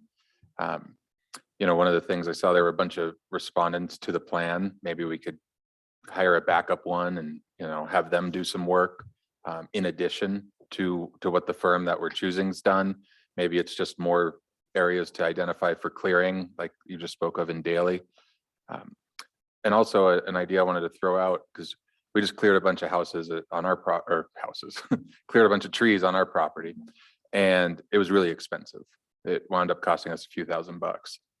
And a lot of people, I think, would be willing to do so if we potentially had a program that could help them become kind of FireWise compliant. So I'd recommend looking at that and seeing if we can throw some money there to help individual property owners and multifamily property owners, commercial, whatever, do that and really harden their property to reduce the risk to our whole community. And that's the important part, right? When someone addresses a single parcel, it's not just for them and just for their house burning down. It's also saving the house on the other side of them. It's saving that fire from spreading onto other areas of town, more embers in the sky and all that. So I'd really prioritize this if you ask me. Oh, go ahead. Max? I mean, I think it would be hard to not agree. Right? I mean, anytime we can do more stuff to keep the community safer, I'm game, and anytime Jeremy's ready to spend money, hey, let's get after it. So fully supportive. I'm actually glad this came off because I think it's good that the community hear what this is. Hear that we're doing stuff, we get these questions.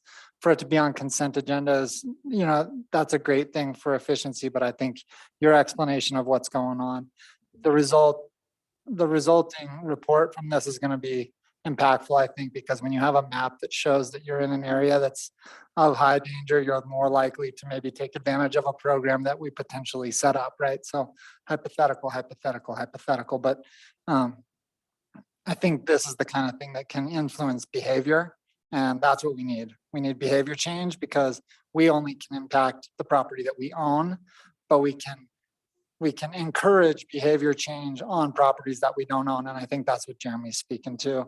And I agree with him wholeheartedly. And then I also want to set expectations. Park Cities for 3 years now, July and August are, it's basically a smoke season. And it's not just fires that are in our region. It's fires anywhere on the West Coast, Nevada, Oregon, Washington, California, you name it. We're going to likely feel those impacts.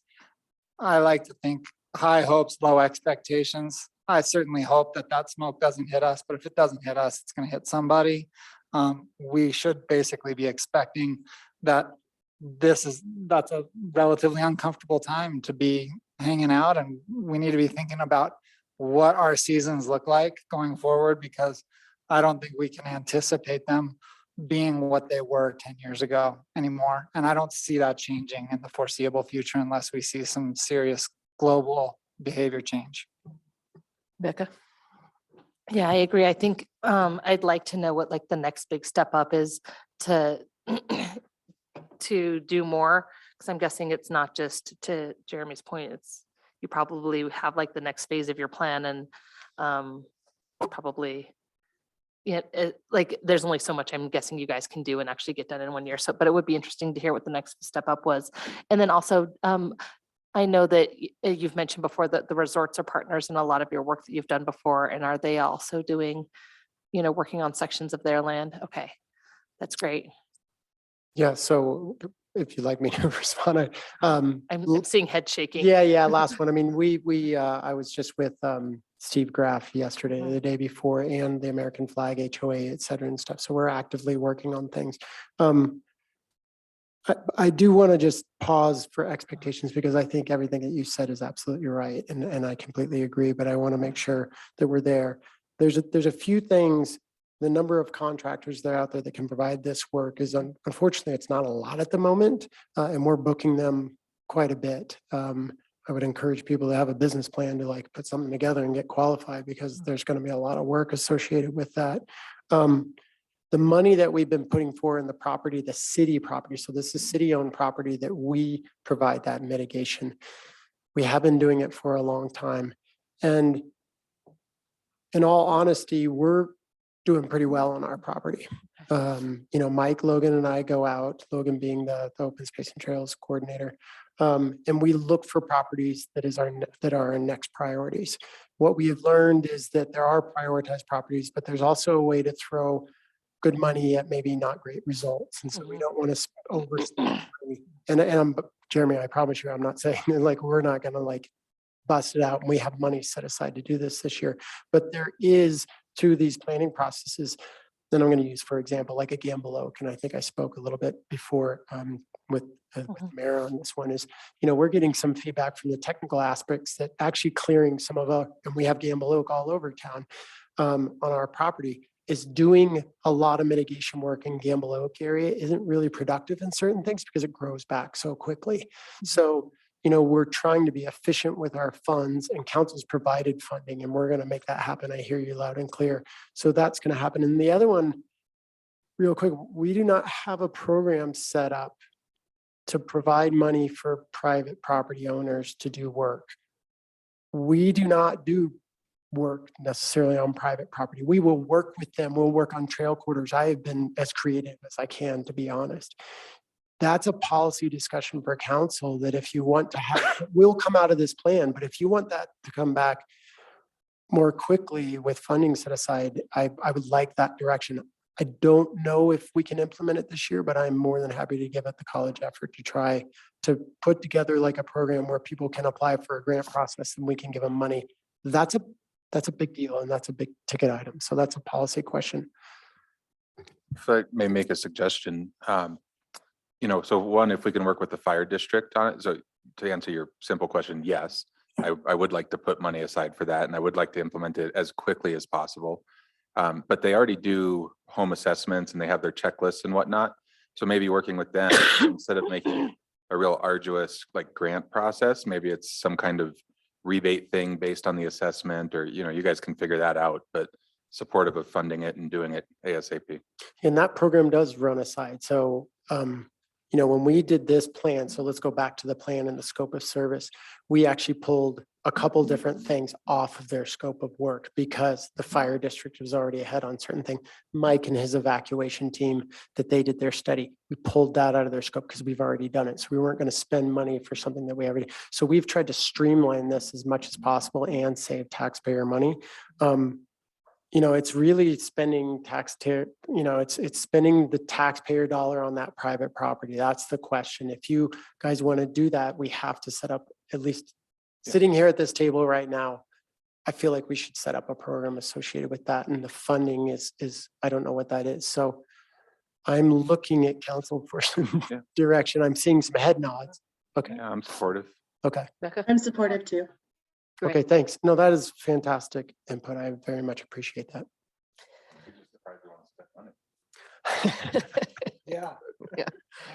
Well, I think I've asked you in my contracts alone tonight to spend close to like $500,000. So. All right, Your Honor, I move we approve consent agenda item number 5. A second. We have a motion by Councilmember Doylean, a second by Councilmember Rubel. All in favor? Aye. Thanks. Motion passes. Thank you. Moving now on to old business. Actually, before we leave the consent agenda, while planning is coming forward, I just want to comment. We have 3 resolutions, proclamations on the consent agenda. One recognizing Child Care Provider Appreciation Day on May 6th. Another recognizing April as Child Abuse Prevention Month. And a third as a proclamation recognizing May as Mental Health Awareness Month. I think what's significant about these is these are all community-driven requests that we have these proclamations. And I think that really shows the dedication in our community to all of these efforts. So thank you for those of you that brought these forward. Now, go ahead. We're moving on to Old business, consideration to approve ordinance number 2208 and 2022-08 and ordinance approving amendments to land management code. And then there's several of those. Take it away. Good evening, Honorable Mayor, Council, and members of the public. I'm Planner Brone Seabright, and I'm joined tonight by Planning Director Gretchen Milliken. I'll just be going over a brief presentation outlining where we're at, what we heard last time, and what we have hoped to incorporate back into the amendments from what we heard. Okay, so just as a reminder, this is a ordinance that would modify sections of the land management code, specifically zoning district use tables. It would add a new section specific to pickleball courts in residential areas, and then modify and add definitions for pickleball courts and private recreation facilities. So what we heard at the last council meeting is that there were members who were interested in seeing if it was possible to put noticing out beyond the 300 feet that we had in the original ordinance. And so in the draft ordinance, we have kept it at 300 feet, and there's a couple reasons for that. The first is that the 300-foot notice radius is the standard that's already in our noticing matrix table for all conditional use permits. If we were to modify that, we would have to modify a new section of code. Additionally, the purpose of the notice is to let impacted neighbors, specifically neighbors who would be impacted by the noise, know that new use is coming to their neighborhood. Based on the proposed setbacks distances of 150 to 600 feet, that means neighbors up to 900 feet away from a court would receive notice. Based on the research, we think that is sufficient to noticing. The second and third are related to setbacks. These remain the same from when we saw them last, minimum 600 foot. And then reductions to no less than 150 feet when they can demonstrate noise mitigation.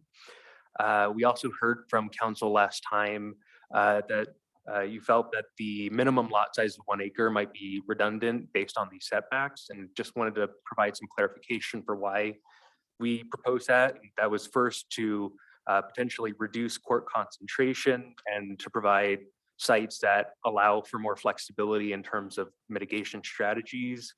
And it's also just a geometric thing. 150-foot setbacks are pretty much going to require a 1 acre minimum lot size. That said, we understand where you're coming from, so we've removed that provision as the setbacks remain in the draft ordinance. The proposed code also addresses homeowner association notification, and we wanted to clarify that the provision for homeowners associations to register with the city and get noticed has been around since at least 1990. It's a longstanding provision. And the way that works currently is that when a building permit comes in a particular neighborhood, the HOA gets notification. So no matter what, under the code today, the HOA will get notice at some point, but that's going to be after the conditional use permit public hearing, and it'll be at the time of building permit. We have left the language in there as is, and it just moves it earlier in the process to allow more time for public engagement. We heard last time questions about the hours of play and the hours of operation. One of the comments was that without having artificial lighting, it de facto kind of sets it to sunrise to sunset. We have left in the provision for the hours of play, and there's a couple reasons for that. So first, the ordinance as written and as designed is to make sure that pickleball will not exceed maximum noise level for daytime hours of operation. So at a minimum, we'd want to set the hours to no more than 6 a.m. to 10 p.m. just so they align with the code. Otherwise, we run the risk of approving land uses that result in noise ordinance violations. So we're open to the 6 a.m. to 10 p.m., but 8 a.m. to 8 p.m., it feels a little bit more realistic and manageable for just the impacts that these are going to have on neighborhoods. We heard about guest parking last time. And again, just to clarify, the parking requirement already exists in the land management code. These private recreation facility uses generate a parking requirement. We're just clarifying in multiple places that this is a requirement that the applicants have to meet. We did remove the provision on the maximum number of outside guests based on your feedback last time. And then the provisions about outdoor lighting and landscaping remain the same. Additionally, we have a new portion that addresses what the question we had last time, what's the teeth in this? So we added a revocation provision that allows the conditional use permit to be revoked when the planning department determines that it's no longer in compliance, and then there would be an appeal process associated with that. And then finally, we had some questions about mitigation, construction mitigation, and just the impact of putting them in. So to clarify, these facilities, just like other facilities that get building permits, are required to submit a construction mitigation plan. They have to address deliveries, hours of construction, noise, limits of disturbance, control of dust and nuisances, and so forth. And that's all still included in this ordinance. So with that, the land management code amendments has been properly noticed as discussed last time. We did receive 2 new public comments since the last meeting, and those have been included in exhibits C and D. And so tonight we recommend that the council review the proposed amendments, conduct a public hearing, and consider adopting the ordinance. Thank you. I mean, that was really well done, where you heard the council's concerns and then you provided the analysis. So I really appreciate that. Council, what questions do you have? I can go if you would like. Okay. I was just thinking about the sunrise, excuse me, the 6 a.m. to 10 p.m. So I just pulled up a sunrise calculator for our summer and months where it's not snowing. You know, if the sun is rising before 8 a.m., I feel like that is, you know, like an okay time to play. If we're getting into, you know, people I think are going to want to play before work is what I was thinking. So I'm not opposed to 6 a.m. I would be opposed to 6 a.m. though, if it was in like September and October when the sun doesn't actually rise until closer to 8, and the only reason being if they were having to use some sort of lighting on the property that might affect their neighbors, but I'm not even sure where we are with lights. So kind of just spitballing there on that one. And then I just had one question, which is on your residential notices of 300 feet. Does that go to the rear of the home as well, or are those residential in front and to the sides? So to your first question, so lighting is still prohibited, so as drafted. And to your second point, it's to neighbors within 300 feet from all property lines in all directions. All property lines. Okay, great. So thank you. I just didn't know if lighting, I couldn't remember the lighting situation. Thank you. Just a quick question for you on the mitigation techniques or whatever. So if someone, you know, is 150 to 600 setback, I guess, and they can potentially have some of those noise managing things put up, does that fall under our normal codes? Like, so they can't put up some 50-foot wall? All right, so we're covered? Yeah. Okay, thanks. This is noticed for public hearing. So if there's anyone here that would like to speak to this issue, please come forward. Are there any hands up online? Yes, Mayor, we have Tom Daly.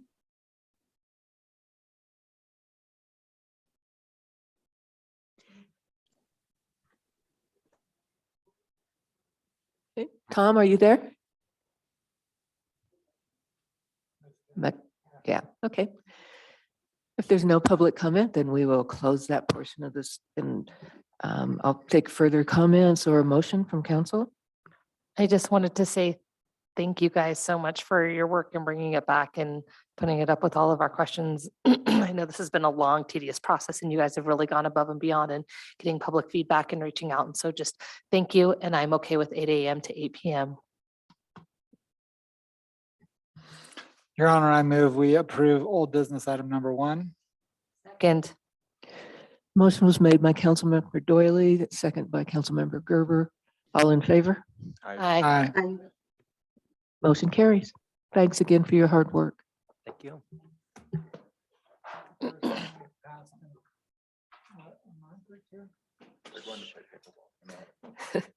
Okay, moving right along here. We got housing here for this item. Who's presenting this one? Jason, yeah.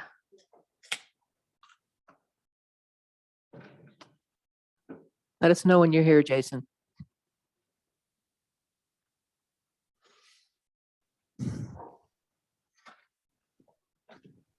He's gone. Yeah, Hello, can you hear me? we can. Hi. Perfect. Sorry. Just give me 1 second. I'll pull up my presentation here. And we'll get started.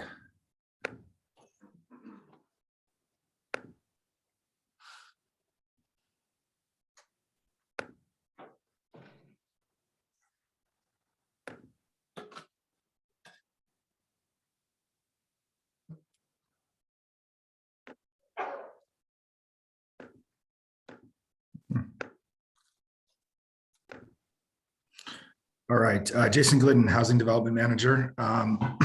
First off, I just wanted to state that I'm somewhat pinch hitting tonight, and I wanted to recognize Elise Katz, who really has put the majority of the work into this program and has done just an immense amount of work to get it to where it is today. And I just wanted to thank her for that. So, but tonight we're here to talk about the Live Park City Light Deed Restriction Program.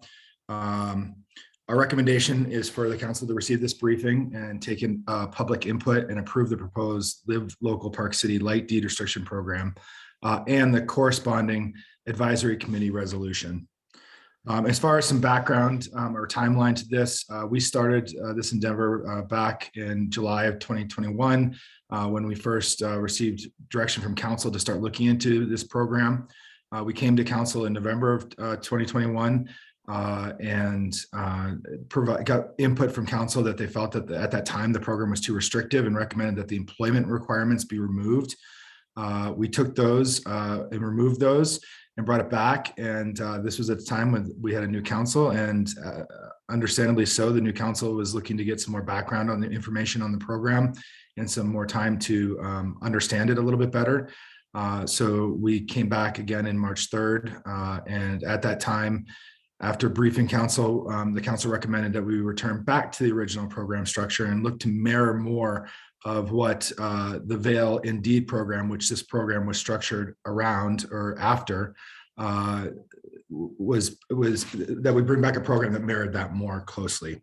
So that's what we're here tonight to do, is to show you what we're back with as far as that program that mirrors the Vail Indeed program, and are looking for council approval to move forward on a pilot program to test this. So as far as background on light deed restrictions or light deed restriction program, it's been successful in other areas, specifically in Breckenridge and Vail. It is a program that would make cash payments available to property owners who were willing to place a deed restriction on their property. This deed restriction would be a little bit different than our normal deed restrictions. That's why it's called a light deed restriction program, as it would restrict properties to full-time residents, meaning that they work 30 hours per week within city limits. But they would also be able to rent long-term, meaning greater than 6 months, to to qualified renters that also work within the community for 30 hours per week or more. So, or it would be available for retirees. And that these deed restrictions would exist in perpetuity. As far as how it relates to our housing goals, it helps us to create a range of quality opportunities that meet the lifestyle needs of all persons of all economic levels. We believe that this is a tool, just another tool in our toolbox that is a little bit different than some of the stuff that we've been doing as far as really the affordable housing. And we'll get into some more of those goals in a little bit, but this program really is going to promote more full-time residents, providing a down payment assistance program for those that might be just out of the market, and assisting current homeowners to maintain their property for a permanent community resident. Like I said, this is a program that, we didn't think up of our own. We stole it from Vail, and Vail's been very successful with this program. As of this year, at the beginning of this year, they had deed-restricted 167 units through this program. And there's some more information there as far as the variety of units that they've been able to do, which has been a pretty wide range of variety. It's not just very small units, but they've been able to run the gamut up to even 4-bedroom units. Breckenridge also had taken this program and made it their own. It's called Housing Helps Program. And they've been had this program in existence for about 2 years and have secured 32 properties through the program. But they have a large number, as you can see, 100 applications that have been received.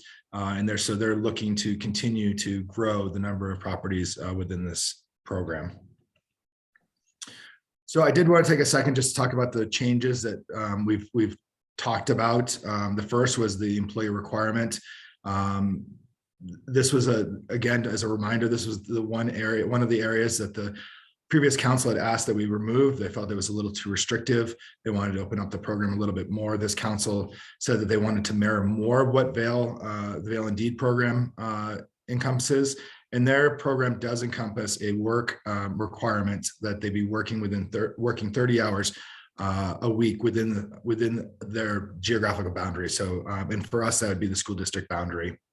The inclusion of seniors and retirees. This is something where we don't mirror Vail necessarily, or have not mirrored Vail. Their original program did not allow for retirees to be part of this. It was one change that we suggested, that we wanted to make sure that, to make it inclusive to the entire community, that we would allow for retirees. And we do have a requirement as far as that they must have worked previous to retirement at least a minimum of 2 years in the Park City area. And then the last area is the minimum long-term lease length. And we currently have that at 6 months. There were conversations that went back and forth on whether that should be 6 months, 10 months, a year. And to mirror the Vail program, theirs is 6 months. And so we brought it back down to 6 months for the length that would be required for a long-term lease. So as we stated, the amount of money that's paid, the way the program works is that the city would make a cash payment to a property owner to put a deed restriction on their house. And how we determine the value of that is really based on several variables, such as the market and how much the property location aligns with a lot of the city goals. In Vail and Breckenridge, the compensation ranges anywhere from 10 to 20% of the appraised value on the home. Staff estimates, based on our conversations with local realtors, that the deed restrictions would be valued in Park City around the 20% range. But again, there's going to be other variables such as the condition of the home, the location of the home, its location as far as, is it close, walkable, is it close to transit, those type of things that we will take into consideration when making an offer to purchase deed restrictions. So the deed restrictions themselves would mirror the city's typical deed restrictions, with, of course, the changes in criteria to reflect that there would be no income, net worth, or the employment, it shouldn't be on there, but a household side requirements. Obviously, the benefits for us that we see with this program is really to incentivize full-time residency in the Park City area. And like I said before, this is just another toolbox for us. And so it's going to allow for us to take a more mixed approach with deed restrictions in our housing program, and really open it up to various social economic classes in Park City. Hoping that, by having more full-time residents in homes, that's going to create more vibrancy. We're going to lower traffic. More people living in homes means less driving for them. And by having the program available and for businesses to take part in this, it also could help with employee recruitment by providing workforce housing options. And by doing that, you could decrease worker turnover. When employees aren't worried about housing, they're more likely to stay in that position. We've identified several users of the program, first being existing homeowners that maybe they'd want to take advantage of this to make a remodel or repairs, or take it as a form of equity out of their home. Future homeowners, again, we looked at this as a possible form of down payment assistance. In Vail, they've had success with property investors that are looking to invest in the area and invest in property and see this as a tool that could allow them to not necessarily go the short-term rental route, but actually turn the homes into long-term rentals that could be used for possible workforce housing. Local employers, like I just was mentioning, this could be a great program for businesses that are looking to maybe invest in properties that they can put their own employees in. And then last would be retirees, seniors that could use the funding to make improvements again to their home, or maybe use it to downsize, and maybe they want to go ahead and rent it long term.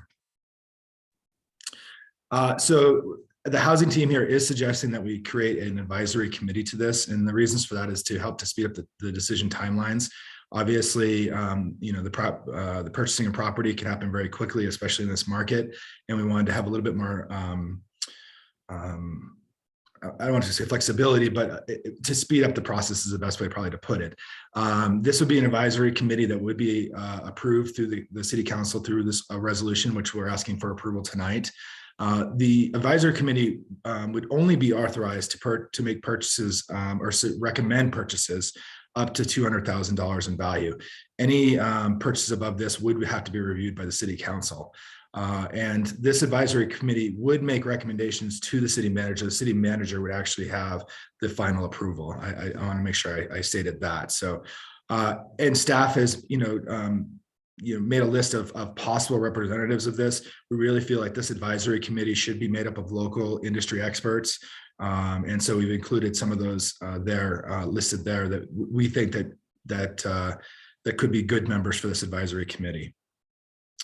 As far as the application process goes, this is something that will be similar to what we do on our website to kind of help people through the process.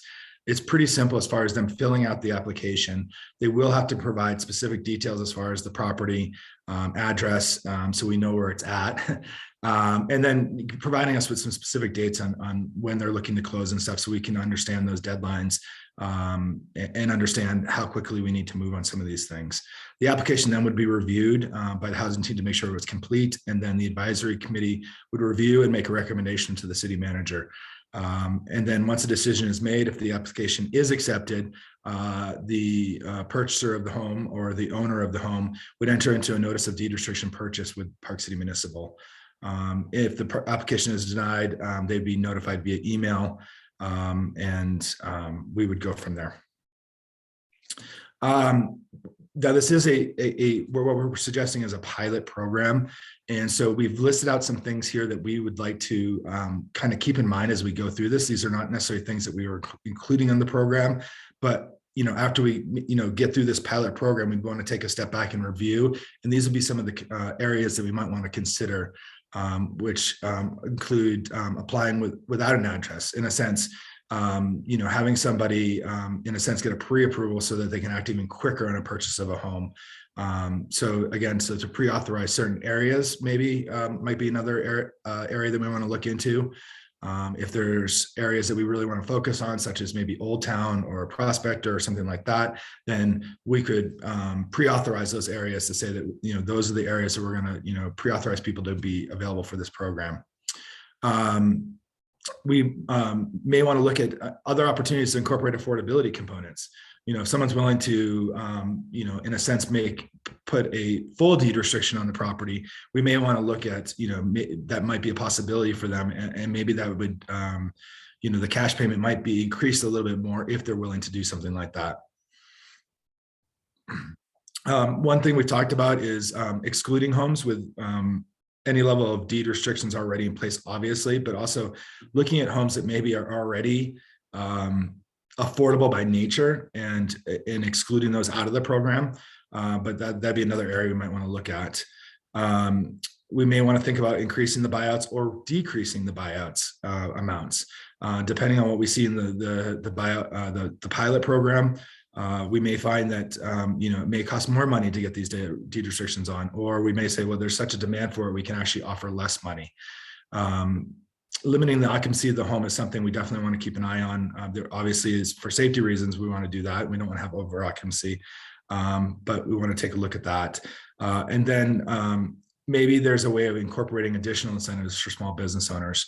and finding a way for them to be able to participate a little bit more in this program. Some small businesses may not be able to necessarily make that investment even with this additional tool. So maybe we might want to find additional incentives for them to do so.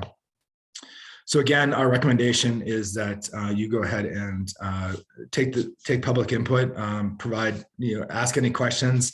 But we're looking to get approval on this program, the Live Local Park City Light Deed Restriction Program, through the resolution that will establish an advisory committee. As far as the funding, staff is proposing to allocate $1 million from the sale of assets fund from the housing fund. And I just want to note that if this is approved tonight, the housing team will have to return to council on May 5th to seek the approval of the budget ordinance to make that allocation of these funds for the pilot program. So as far as proposed next steps, we'll receive the final input on the program from you folks tonight, and hopefully you'll be able to approve the program. The resolution approving the authority of the advisory committee hopefully will be approved, and we'll start working on that. We'll come back on May 5th, like I just mentioned, for the budget ordinance approval. And then, we're tentatively shooting originally for June 1st. Obviously, we had a couple changes with staff resources and everything, but we're still hopeful that we can push to get this going in June. So with that, I would open it up to questions. Well, thank you and Elise for all the work that you put into this and listening to the council and coming back with this really thorough analysis of what both the Vail and the Breckenridge program. I'm fully supportive of this. The only thing that jumped out at me was, how are we going to know on December 1st whether this pilot was successful or not? Yeah, that's a great question, Dan. I think, a lot of the success that we've seen in other areas has really been placed on the number of units that they've been able to secure that are no longer available now for short-term rental or being an empty second home. So I think that that's one way that they could, as far as a number of ways of judging it. I think that if you look at the cost that we'll be looking to invest in this and the number of properties, if you want to do a per unit cost analysis to show that, this is a financially viable and efficient use of city funds as far as trying to increase vibrancy and increase housing opportunity in Park City. Those would be the two ways that I would suggest off the bat. We'd be open to other measures that council would want to track as well. Yeah, I'm not going to hold up this tonight, but I think that it's important that, is when you come back to us that we do have something that we can measure against. And when we decide if we want to continue the program or not. Becca? So I was just going to say, I had checked Vail and Deed's website, and I just went back and checked Breckenridge's, and I did notice that they don't mention on either of their sites not allowing retirees, and in fact, both of them seem to be, trying to bring as many people into the program as possible and just put deed restrictions on as many properties as possible, because the other side of it is that the second generation of homeowners that are able potentially to get into a home because maybe it its value isn't rising quite as quickly as some of the other homes. So I think that that's something to consider, that so we still will be able to compare it with having retirees allowed in the program. Just add on, I actually read the program in detail, Yeah. and I think Jason said they changed it after they initially drafted this. Uh-huh. They do allow retirees Yeah. with 5 years of work experience. Yeah. And I think in Breckenridge's as well, they just take everyone. And then my only question is, I was wondering if I might be considered to be the council liaison. That was the question. Well, why don't we take it one step at a time here? I do want to mention one thing because a question did come up regarding their being Vail's requirement of 5 years compared to our 2-year years of work experience prior to retirement. And the reason we chose the 2 years is because that's consistent with what we currently require as with our housing program. So we wanted to keep consistency across our program with that. Max? I don't have questions. I think you did a really great job you and Elise did a wonderful job of bringing this doing exactly what we asked you to do, which is bring it in line with existing programs that have already worked rather than sort of reinventing the wheel and, you know, tailoring it a little bit to our community, but kind of using what's worked in other communities. And I'm looking forward to seeing how it works. And I have a sneaking suspicion that we're going to know that it's working well because we're going to run out of this money real fast. I hope so. Jeremy? A few comments here. So the, oops, wrong page. There we go. Just want to mention, since we published the Vail study with the packet too, and the ROI in there, you know, that was based on an average deed price of 65,000, and 2/3 of the revenue generation came from what appeared to be like some kind of state student contribution for folks who moved into the city, which is something I don't believe we have here. So from a numbers perspective, you know, I think we're probably somewhere close to break even or maybe even slightly negative. But I also don't think the purpose of this is necessarily to get an ROI in this case. So I kind of struggle with that, but it is what it is. I had a question though, how are we going to really enforce this? Can you speak to that a little bit? Yeah, sure.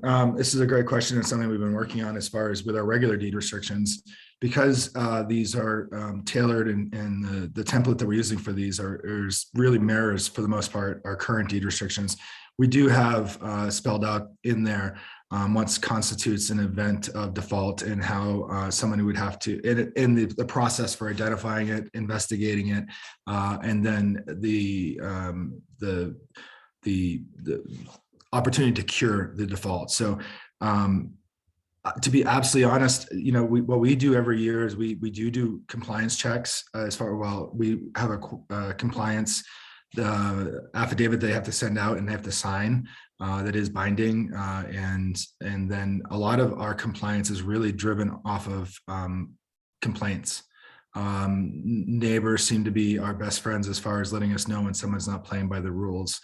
And so we take all those very seriously. We're actually working right now with the city prosecutor and the police department to refine that process to make sure it's very clear on how that works, and make sure it's an efficient process.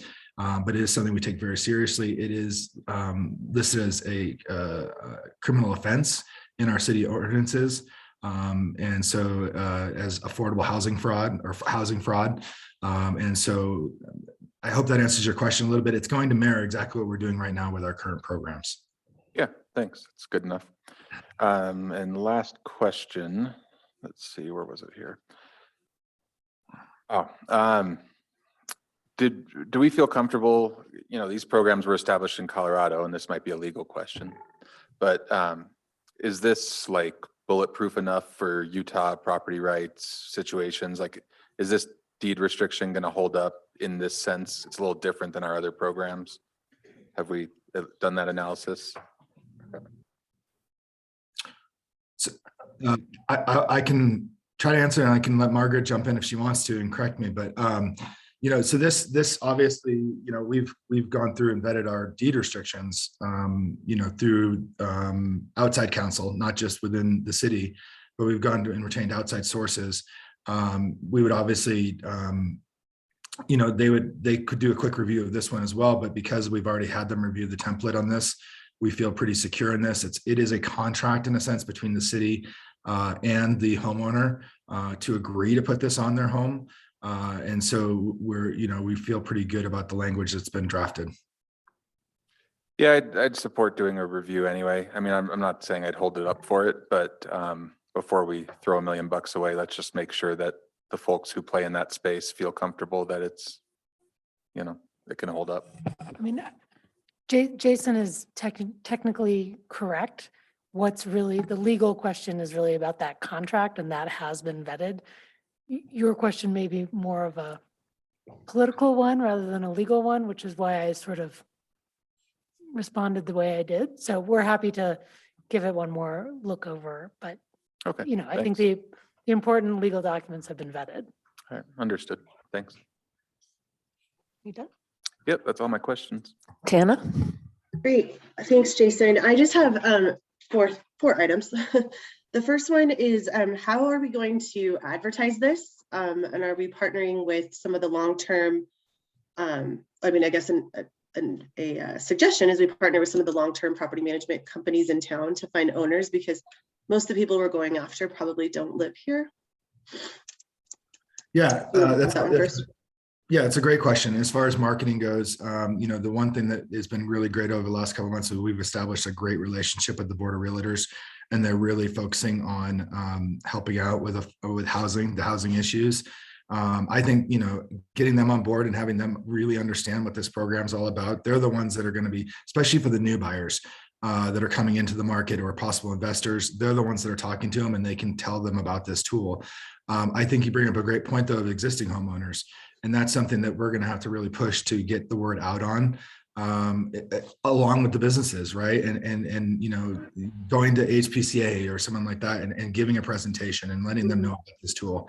Those will be part of a marketing plan. You know, we've started talking with the community engagement team on how we're going to promote this and how it will have its own website similar to, or web page similar to the Vale and Deed program, which we've already designed with the community engagement team. So we'll look at every opportunity, and, you know, we'd be happy to take more suggestions on how to get the word out. So any, you know, events or anything that you feel would be appropriate, we'd be happy to attend. Okay, awesome. I just had a question about the work number. So we're saying 30 hours a week that you work in Park City. Some of these we were talking about 4 bedrooms. Is that, you know, 4 people working 30 hours a week in Park City, or are we just restricting it to one person who lives in this property would be having to work 30 hours a week? Right, that's a good question. We, you know, the main point is we don't want to allow short-term rentals. So, but the main occupant, the primary occupant, there's got to be the one occupant that is the qualified person.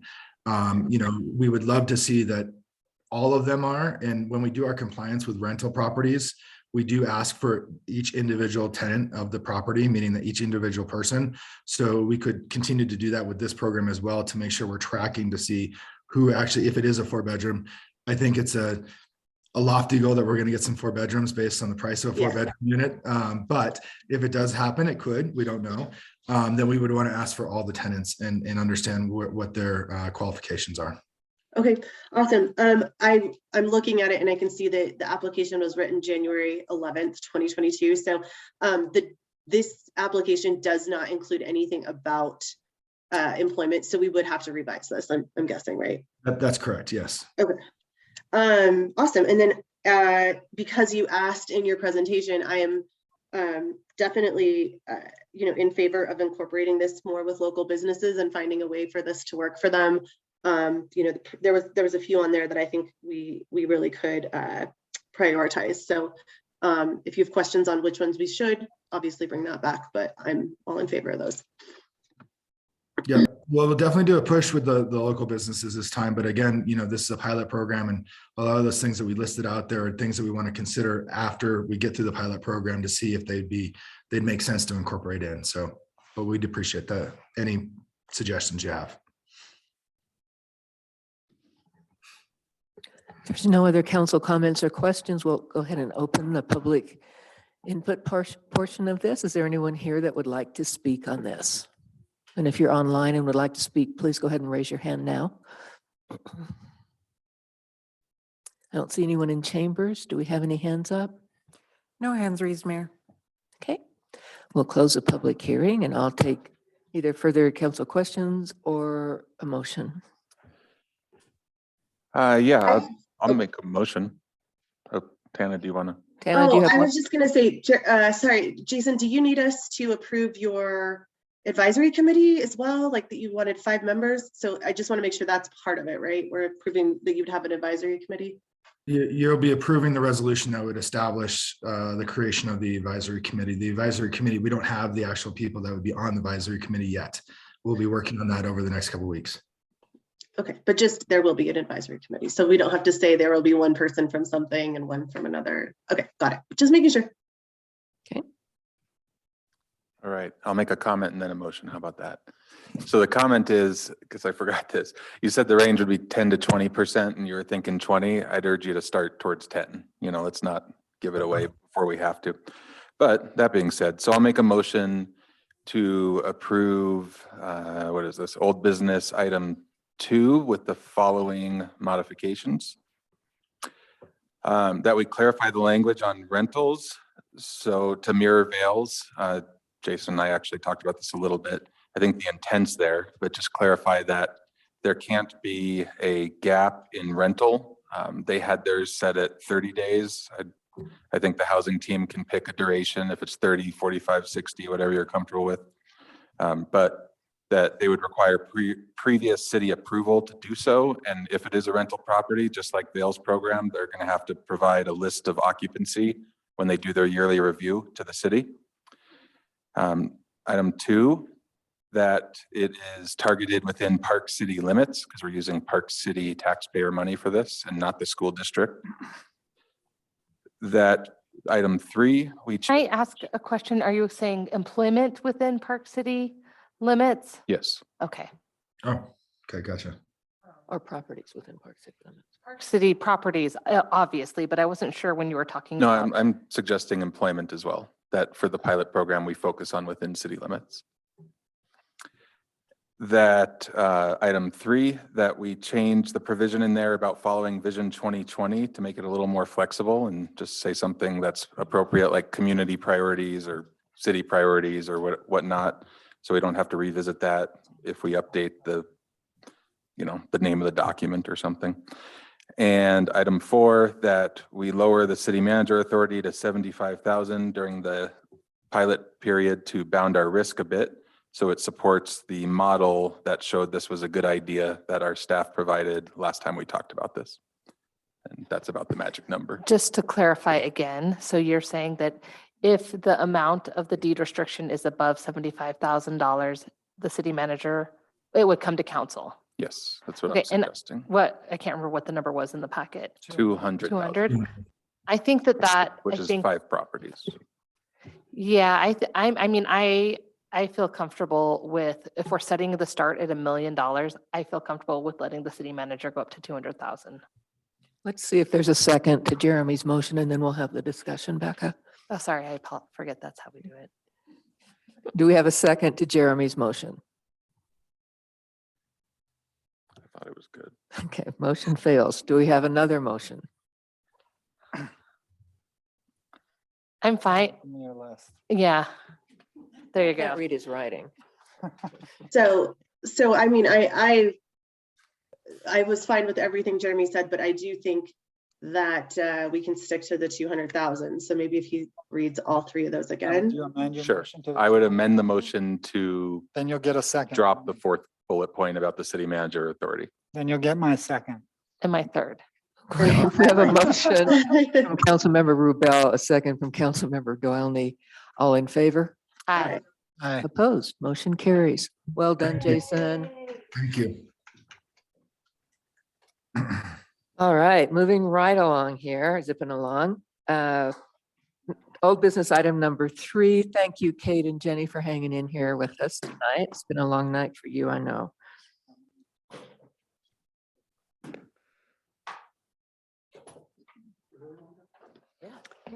Good evening, Mayor and City Council. Jenny Dearson, Special Events Manager. With me tonight, I also have Jonathan Weidenhammer, Economic Development Manager, as well as Kate McChesney, who's the Executive Director of the Silly Market. Just to remind council and the community why we are here, this is actually a work session item. So the agenda was full and busy, so we just moved it to the regular part of the agenda. There may be some public input tonight if council's willing to consider taking that. I also think it's notice for public input. And really we're here to start the process with the community. So we're not looking for a final direction or action tonight, but again, just make sure the community is aware this conversation is going on. Mayor, if it's okay with you, I'm just going to give a quick, like Thank 1 you. minute I like quick. summary, and then I'll turn it over if John has anything to add, or Kate, and then to council. Okay. All right. So yes, there is a history with the Silly Market. It's long, it's linked in the report with a lot of information from what's been done in the past. And I think it's important to remind the community 15 years ago, Silly Market was brought here to help bring vibrancy to Main Street on what was the slowest day of the week. Over the last 15 years, our community has changed a ton. And the Silly Market has been willing to change along with us as we've gone through those things. They've been a good community partner and willing to address the concerns of the community or businesses during those years. For tonight, it's important to note Silly Market's requesting a new contract. This isn't a contract extension. This isn't something of the past, but it's a time when Silly Market and the council and the community can really look at this as a new opportunity. So I just really think that that's important to stress. The terms that Silly Market has proposed, they're included in the attached letter in the packet, but just to go over them for the public, it is a contract length that they're proposing for 7 to 10 years. They're asking for the fees to continue to be reduced at the current rate, which is happening. It's about $60,000. And then we're also paying the Silly Market for bollard installation. They want the venue to remain the same, which is the lower Main Street from Heber, what is north to 9th Street down to Deer Valley Drive. Then they're also requesting to continue having the market on 14 Sundays. That being said, at the last meeting on April 7th, we did have a work session with the council and talk about special events next steps. And we heard loud and clear from the council that they want community focused and community first events. As council considers this conversation tonight, I think it's important to note that someone like the Silly Market and some of the professional event organizers that we have in this community, it takes a lot to run a professional event, and it takes a lot of costs and time to be able to do it to the level that Kate does and some of the other event organizers we have. So as we have this conversation of things that we might want to change about the market, just remember that that also affects the bottom line of those organizations that are behind it and putting it on. With that, again, just want to stress that this is the opportunity where council can consider the changes that we want to have. And as the community's listening, if there's things that would make the market better, this is the time to kind of reinvent that and have that discussion for council to consider those items. And then with that, tonight we're focused on really three things. One, is council even interested in pursuing this discussion? If council's not interested in pursuing this discussion, there's a lot of staff time and community's time that would go into this. So if you're not interested, it'd be good to know now instead of going to this long drawn out process. If council is interested, there's kind of two options. One is council could kind of give some feedback about the proposed terms and also give us some feedback about the outreach process. And then the other one would be, hey, we're not ready to discuss all of that. We really want staff to just focus on outreach, and we'll come back at another time to talk about terms and some of those other things. So with that, really quick, I'll see if John has anything to add. He does not. So I'll ask Kate if she wants to add anything. I'll be quick. Hello. Hi. Sorry, I'm fighting with something down here. So again, to just get back to the community, and I just wanted to remind you that back 15 years ago, when 3 amazing women who lived in Prospector got together for this crazy idea, and our first year was 35 vendors and 500 people showed up, and here we are now 16, 17 years later with COVID, obviously we canceled. But after all is said and done, in that time, one of the biggest missions was to bring the community together and to give that community a forum and a venue so that we can continue having these types of mom and pop show up, and an opportunity for people to continually have, just something for them to come together and try their business plans and their entrepreneurship and throw that spaghetti at the wall and see whether or not it sticks. Well, over that time, I can just remind you, if you don't mind, that since then, we've had these amazing businesses right here in our local Park City municipality: Nosh, Sammy's Bistro, Boomdog Creations, Whimsy, Red Bicycle Bread, Kate and Company, Pink Elephant Coffee Roasters, Motherlode T-shirt shops, Freshies Lobster, House 42. These are just a few of the examples of businesses that were created, the mom and pops that we're continually striving to support. We gave them that opportunity. You gave them that opportunity over these past many years. This year alone, we have had 16 children from the Park City community, 17 and under, where we are going to give them the opportunity and the space to come to this market to see whether or not their idea sticks. We also last year had 11 children from the Park City community. Robert Means, I just turned 17. I play the violin, ukulele, and the flute. Cole Means, I am 15 years old. I played the piano and guitar last year at the Park City Sunday Market. Finley means I am 10 years old. I play the piano. I was able to buy my own Christmas gifts this year, and we each gave some money to our church. Kirsten, she's 16 and plays the cello. Leah, age 12, also plays the cello. Laura Diaz Moore, her son turned 17. He's been playing Park Silly since he was 14. He plays the cello, steel drums, amazing, mind you, and also some accordion. Hugh Smith, his 3 kids, Lauren Smith, violin, Allison Smith, cello, Truman Smith, violin, 14, 12, and 10. Again, an amazing opportunity for the community and the children of this area to have a venue and a forum for them to continue practicing their skills, their ideas, and all of their, little kidpreneurs, as we like to call them. This is an amazing, just amazing what you guys have given over the past many, many years. And I would hope to continue having these conversations for many years going forward. Thank you. Thank you. Council, I think the first question here that we need to talk about is, are you interested in pursuing this discussion with the Park Silly Market? Yes, no? Well, to the question of if we want to do the outreach first, is that what you're asking? No, do we want to, the first option, as I understood it from Jenny, was do we even want to? If council's willing, it would help staff. If council's willing to continue the conversation, we can go and talk about outreach.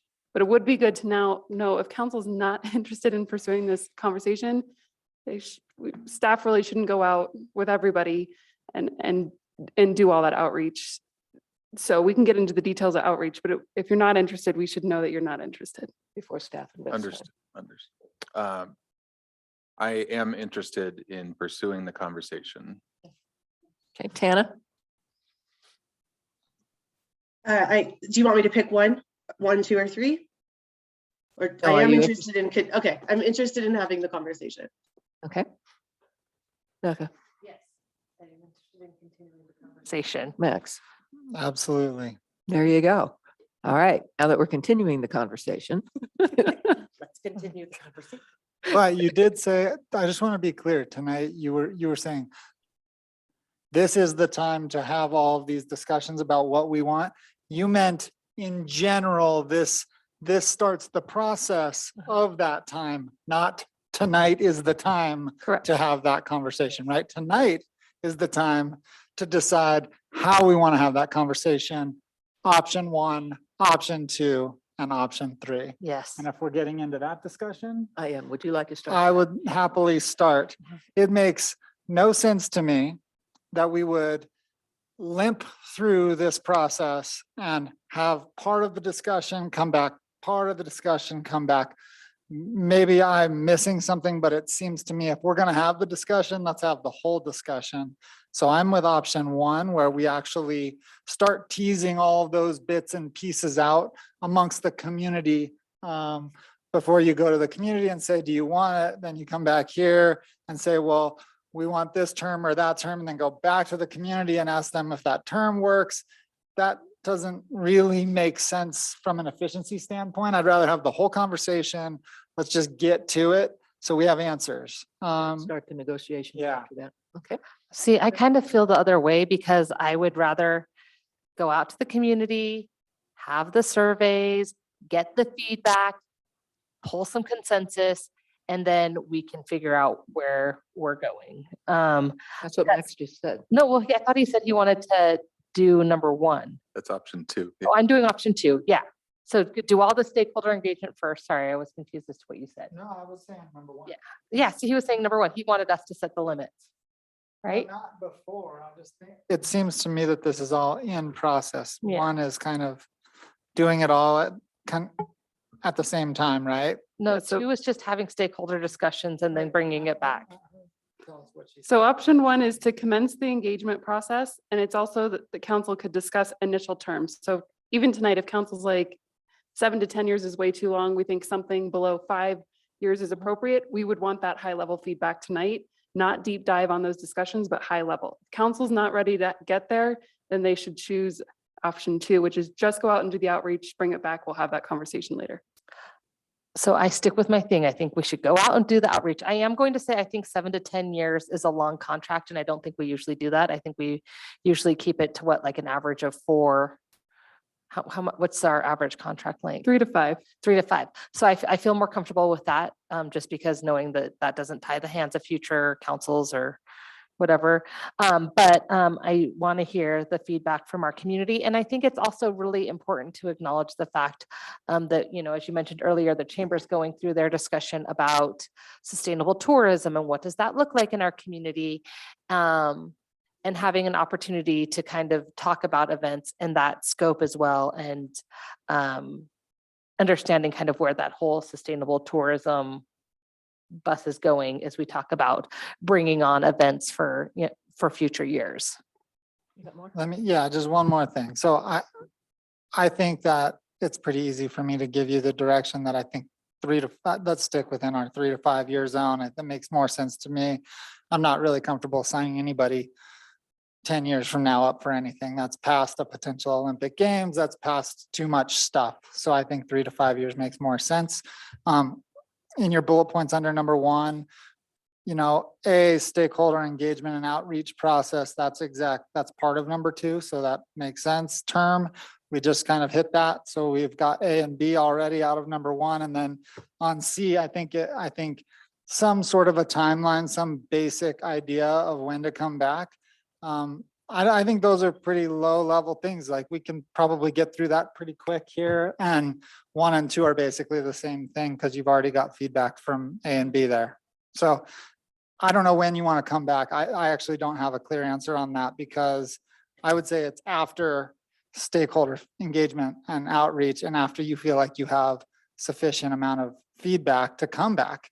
I think that would be up to staff to say, hey, we're willing to come back. We think we can give you the answers you need. I think I'll wait on my only question is, as we go through this process, if council has any specific stakeholders they want us to reach out to, let us know. If not, it'll be all of them, and including residents going door to door and getting surveys out and things like that. So otherwise, let us know if you have any specific requests. Well, I do. Okay. So yes, obviously HPCA, Restaurant Association, Chamber, residents of Deer Valley, of Old Town. And then when we're saying term, I think Max touched on term, which I agree with, but footprint, number of event days, costs, etc. in number or B on 1. I think we can rethink the whole thing. I mean, I think there's the ability for us to go to these stakeholder groups and say, maybe, do you want it on a Wednesday? Do you want it to be on Main Street? Do you want it to be, you know, I think we can kind of throw everything at it right now because I've heard so many different ideas around the community of location, day, time of day, what it entails. And I think this is the opportunity to bring that out. So I don't know how everyone else feels about that, but I feel like if we're going to go to the community, then everything should be on the table. Jeremy? Option 2. Thank you, Jeremy. Okay. Okay, does that give you enough direction? Oh, well, let's take some public input. It is noticed for that. Is there anyone in chambers or online that would like to make a comment on this? Hi, come on up. I didn't realize you hadn't even gotten to public input yet or anything, so this may be premature as far as doing public input. My name is John Helton. I've been a Old Town resident for 35 years. I own 2 properties in Old Town, one that I live in, and they're one on each side of Main Street. So I have a unique perspective from a neighbor of the Silly Market. And I hate to say it, for me, it's an absolute nuisance at the bottom of Main Street. I don't think the town needs it. Maybe we needed it 13 years ago for a year or 2. Every Sunday, it's just horrendous, and it's just mucks up the whole bottom of Main Street. We have become one of the most exclusive, desirable, popular resort destinations, towns in America, if not the world. And people are coming to Main Street. We don't need the silly market. I do think, with the exception of a few, with the local outreach and everything, from what I see when I go and visit it, I don't know anybody there. They're all from Salt Lake. They're all parking along Park Avenue. They're selling cheap sunglasses, and there are exceptions, I know, but a lot of it doesn't seem like it's that dynamic and unique of an event. We got rid of Motorcycle Week, which I loved, but I could understand why you get rid of that. I love Savor the Summit. I love the Arts Festival, Sundance. I understand that, we live in a town that has these festivals. I'm not against festivals on Main Street per se, but this just being every Sunday. And from a personal perspective, it's the one day where I don't have to listen to construction music, and and then now I got to deal with this, and you can't even get across town. I think it prevents people from coming to Main Street because they don't want to deal with all the clog up and the mess and everything. I think there are much better places for it. One suggestion I might have is the high school parking lot, or any parking lot. So there's parking, so people can just drive there and park right there, and then that's where you have the thing. The town park is close to Main Street. If it has to be in Old Town, then that seems like it, but it just makes no sense to me. Especially, town has never been busier, and people are going to come to the Silly Sunday Market regardless of where it is. And so I don't see the need to have it there. I think it's not worth all the trouble. And I guess that's it. Well, thanks so much for taking the time to hang in there with us tonight and make. One thing I wanted to mention, if we wanted to create that kind of excitement on Main Street, I remember during the lockdown in the summer, they opened up Main Street, people brought stuff out from the stores out on the street. I thought that was really successful, and a lot of people showed up, and it wasn't the packed scene, and it seemed like a much more cool event, and it helped the local stores that are paying the big bucks for the rent, and it's not just booths selling cheap sunglasses. That will be coming back to the council. It's called Car Free Sunday, and that'll be coming back to the council for consideration. Yeah, I think that, and that's not something I'm against. That's not something that seems very different than the Sunday market, which is very, very intense, thing. And I went down there a couple of times. I thought that was really cool, and so I'm all for Car Free Sundays. Great, thanks for sharing that. Okay, thanks for listening. Are there any hands up online? We have Michael Sweeney. Okay. Hi, Michael.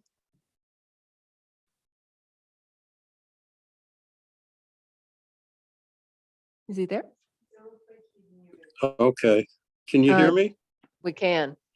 Okay, sorry about that. It's been a long meeting for you folks. It has. I sat through all of it. I've walked a couple miles. You guys are sitting here doing this very special job for the community. Listen, I'm probably just the 180 degrees from the gentleman that just got up, because I was one of the people that started the Silly Sunday Market back in 2007. And if it wasn't for us doing what we needed to do, we probably wouldn't have had all of the wonderful things that have happened because of the Silly Sunday Market and what it's done for the community, and especially Lower Main Street. When we started Lower Main Street, if most of you people recall, there was no Lower Main Street below Heber Avenue. It wasn't until there were a few of us that got together that put together the idea of the Lower Main Street and bringing the town lift into Lower Main Street and creating the skiing coming into Old Town itself. So I am a supporter of the Silly Sunday Market. I think there's always ways of doing things better. And I like to listen to people and how they think that we can do it better. But I think as a property owner there at the town lift, I know that it doesn't help all of our tenants as well as some of them. But that was the same thing when I went through and did a deal with Park City Mountain Resort prior to the time Bill was ever there, and was able to get the town lift turned on during the summer. Nobody wanted to do it until we came up with the money to guarantee the ski company the ability to run that lift for a year or during the summer. We had to do that, and we were able to raise the money in the community to support that. And we've kept the ski lift running during the summer except for 1 year. And that was because of COVID. So I'm supporting the idea. I'm happy to get behind it. And I look forward to hopefully seeing this happen in the future. Thank you. If you have any questions, I'm more than willing to answer them. Well, thanks for your comment tonight. Thanks for hanging in there with us. Glad you got You're a more walk than in welcome. during the meeting. Me too. Are there any other hands up? No. Okay. Then we will close public input on that item. Do you have enough direction? Just to summarize, Mayor, if that's okay, we are going with option 2, which is to commence a stakeholder group. I heard that a majority of council was willing to also rethink the terms proposed, not stick to the current terms. Thank you. Thank you. Okay, how's council doing? Do you need a stretch or we keep going? Okay, good. Let's move right along into city programming of the Arts District. Good evening, Mayor and Council. Jenny Dearson, Special Event Manager. I also have with me Jonathan Weidenhammer, who's the Economic Development Manager. Why we're here tonight, it is another work session item. Really wanted to bring this conversation back at the April 7th meeting. Council asked staff to bring this back and have a little bit more discussion if we're interested in exploring city programming at the Arts District. Just a quick summary, Mayor, if that's okay. Okay. In 2021, there was a unique opportunity to host community programming at the district. That programming was focused very specifically on creating connectivity that was to things like other business districts such as Prospector, trails in between trails and other neighborhoods, and then also connecting to our businesses and local nonprofits. The other thing council wanted is to specifically kind of try or pilot how organizations may work together in a potential future arts and culture district. Of course, staff does not want to get ahead of the council as those conversations are continuing ongoing. And yes, I think to an earlier comment made in today's meeting, staff did very quickly pull together programming last year. And in summary, it was successful for a community program. We did run into some challenges. Weather was one of them. I think it started snowing in like late September or early October. So we had to cancel some of those because we just couldn't pull off the programming when it started snowing a foot in October. And to be fair, it was also, there was a lot of pressure on staffing, whether that was staffing within the city or our partners that came on with us to pull that staffing together that quickly. It was, to be fair, stressful and a lot of work quickly. So to help council, we did propose a number of options in the staff report tonight. If council is interested in doing some level of programming, staff is very happy to answer any questions, whether it's on last year's or what council may be interested in doing this year. But I do want to stress time is of the essence again. I can't believe we're almost in May and in less than a month we're in June. So if council's wanting to explore some of this stuff in the summer or the fall, we just need to understand that so we can get to work for council and the community. With that, Jonathan, unless he has nothing, so Mayor and Council, to you. Tana, do you want to start? Sure. I just have a couple of questions. So the first being, does this funding include the Transit to Trails program, or is that funded separately? That's funded separately. Okay. It doesn't, Transit to Trails is not using the same portion of the area, is that right? Like, you guys don't.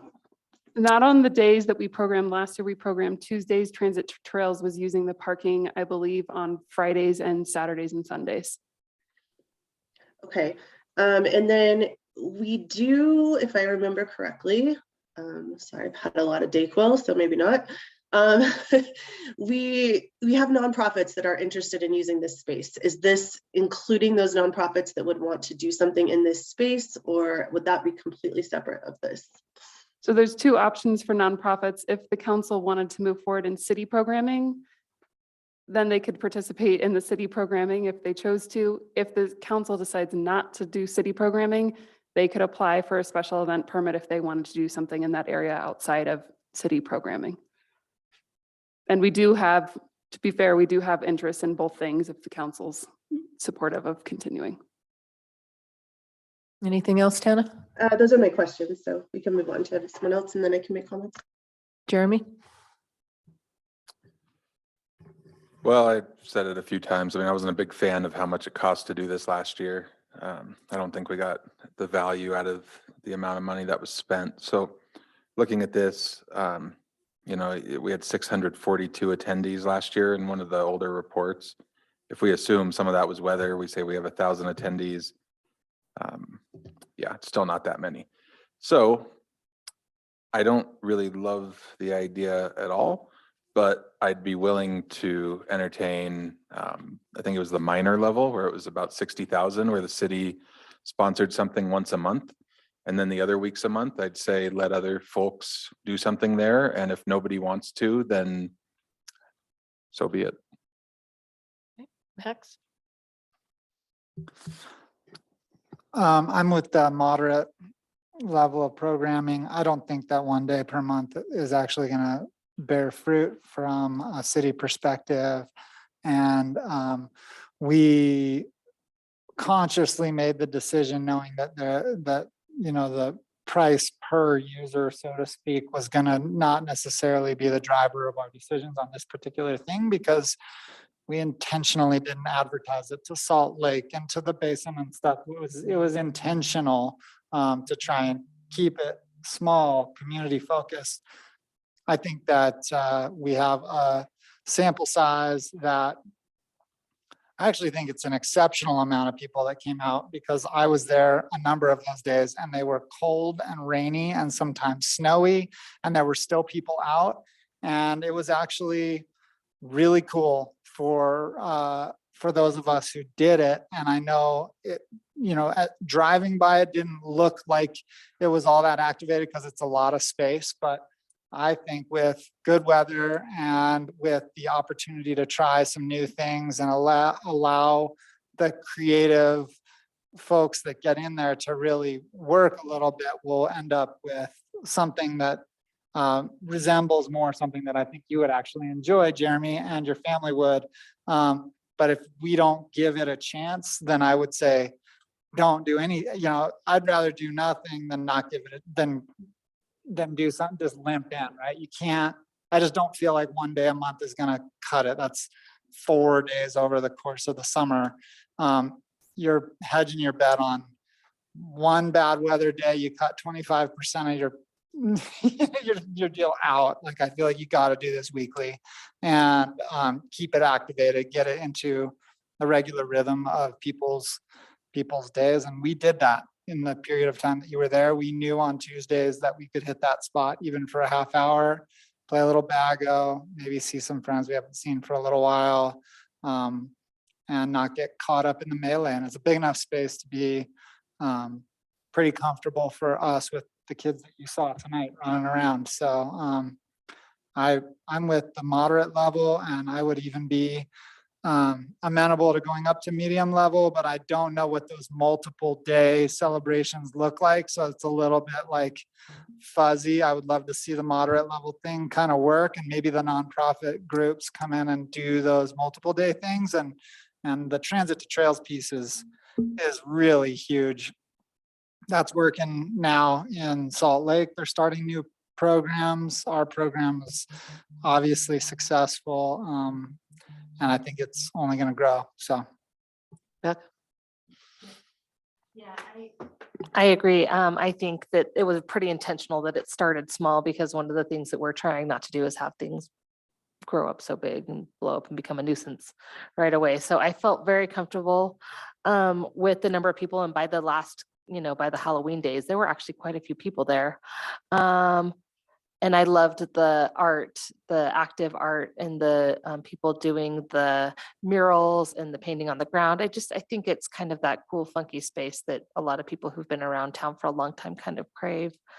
So I would love to see us at least at the moderate status. And I'm wondering if we do the moderate status, the super minor and is just like picnic tables and games, can those still be out in June or July or something, or will those not be out until August if we do the moderate? If council would like us to put them out, we are happy to put them out. I thought it was kind of cool watching people, just like you would see the picnic tables out there and you would see people just like meeting there and hanging out and whatever. I mean, as long as it's Yeah. safe and not a danger or creating additional work, I'm fine with, I don't want to see, active programming all summer, but I think the August to October is great. But if the picnic tables or games or something was just out there, I think that I wouldn't be opposed to that in earlier. Can I just clarify with council and also for the community, the reason, when we talked internally, we were thinking August to October, is if we program, we were also thinking if we program in June and July, that's a lot of when our town is busy with visitors. And so we are also trying to keep this, locals are back, kids are back in school in August. So we can do the programming, moderate programming, kind of August, September, October. That's when locals are here and that's who we're trying to serve, not bring people up from Salt Lake or out of town necessarily to this type of an activation. Well, couldn't you change the minor to like 3 months and then do 2 times? Like, why does it have to be 1 day per month for 5 months? These are just ideas. So we're happy, if council wants us to explore something else, we're happy to do it. So we just tried to throw some ideas out to help council kind of formulate what it is that they do want. But we're So- happy to do that. So Tana, would you be comfortable with minor if it was 3 Yeah, months? I'm more not days a comfortable with month? moderate. I mean, I've heard from quite a few people who, consistently the message, don't think this is a safe place to even be in. So I just don't feel comfortable saying that we're going to spend more money on it when we didn't hear that feedback last year. I didn't hear a lot of feedback that it was the people wanted to go to it. So I'm fine with minor, and if you want to change some of the criteria. So a question to clarify, minor though, right? What that idea is that the city actively programs it once or twice a month, whatever. I know they're loose. And then the other weeks, we're not saying nothing would happen. We're saying we're going to let community partners do their thing there potentially. Yes, and like some of the existing infrastructure we have, I think we have some chairs and some picnic tables. We would put that out. So if people on a random Wednesday want to go out there and have lunch and meet their friends, they're welcome to do that on the site. We'd essentially open the site and set it up so the community, it's like a little park almost essentially. So I'll modify. Do you want to say something? I would only add that I think under any of these scenarios in the passive area, at some point in a past when we've suspended it now, you've had a food truck program out there. And I think if we started to see food trucks, you would see a lot more of that kind of thing. So just random thought I had. Well, cool thought. I mean, so I'll modify what I said. I'd be still supportive of minor. To Tana's point, if we collapse that window, because that makes the most sense to what you just explained there, Jenny, and when locals are here, and that's what it's for. And if that means the city can activate, 2 weeks a month for 3 months, fine. But I'm most comfortable in that 50 to 60,000 range. Let me just put it that way. What do you think? So you're comfortable with a similar kind of activation, but you're worried about the costs.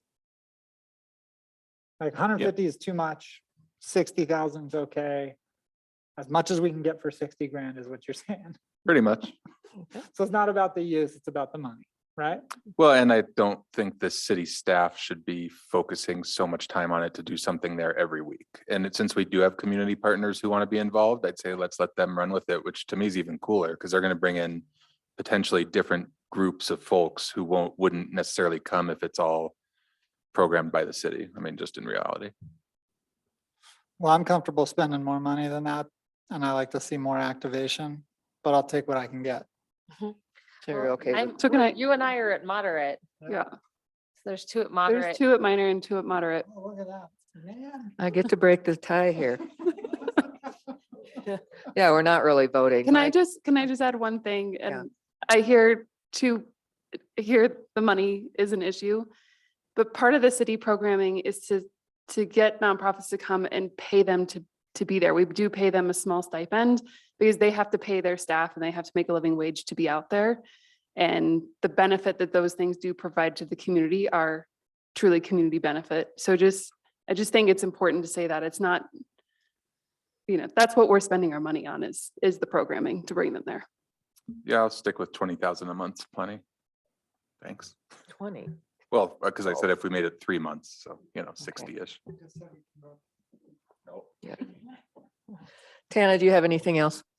Yeah, I mean, all I would say is just making sure the area is presentable as a safe place. I mean, I think that's the concern we're hearing is it looks like a war zone. So, how do we Did you ensure that? spend time there last year? Did you go to any of the events there last year?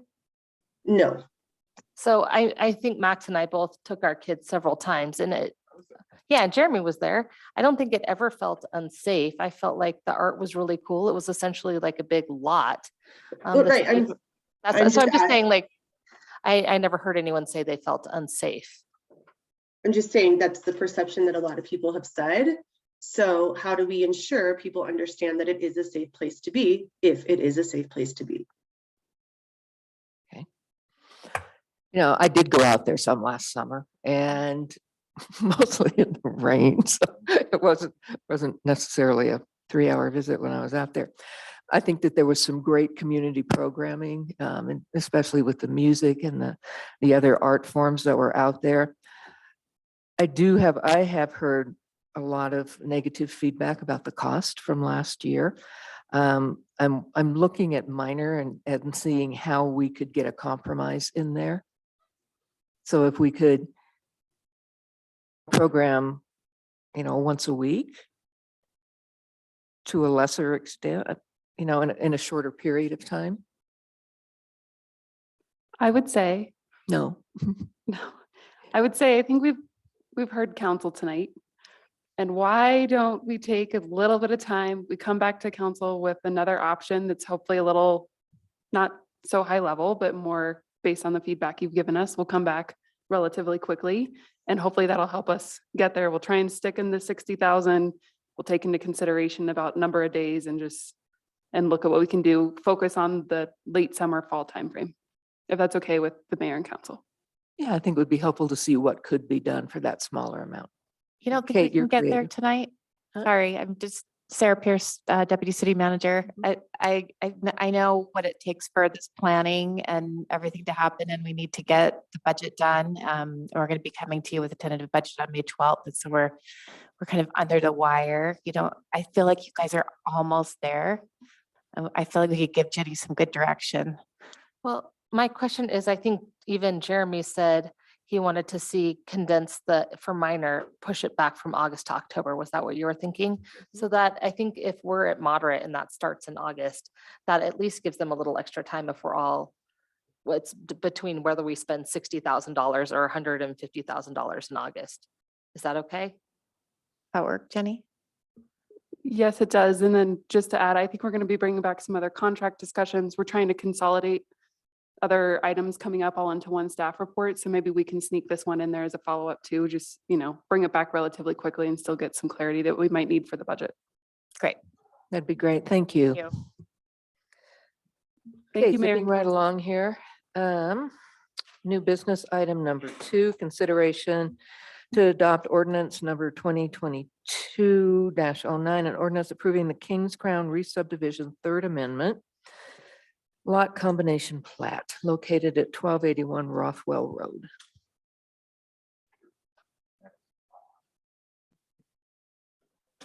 Who has this item? Are they online?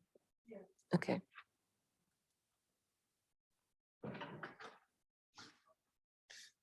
Good evening, Mayor and council members. Spencer Colley with the Planning Department. Sorry I cannot be there in person this evening, but we'll make this short so we can move forward. Great. Tonight's application is regarding a lot combination plat amendment for 1281 Rothwell Road. This is just a site overview to just orient the council on where this where this is located. This is in the Kings Crown area, just off of Lowell Avenue. It is in the recreation commercial zone and abuts recreation open space as well as the historic district. The existing conditions for this area include a single family dwelling on lot 23 that was completed last year. Lot 24 is vacant and unimproved. It is owned by the same property owner. They are requesting to combine these lots in order to accomplish an 800 square foot addition. And they will also include a landscaped area to buffer the neighboring property. On March 23rd, the Planning Commission reviewed this application and determined the request will lessen intensity of use and forward a positive recommendation for the City Council's consideration this evening. The analysis of this includes that the proposed plat amendment complies with the zoning requirements of the Recreation Commercial District.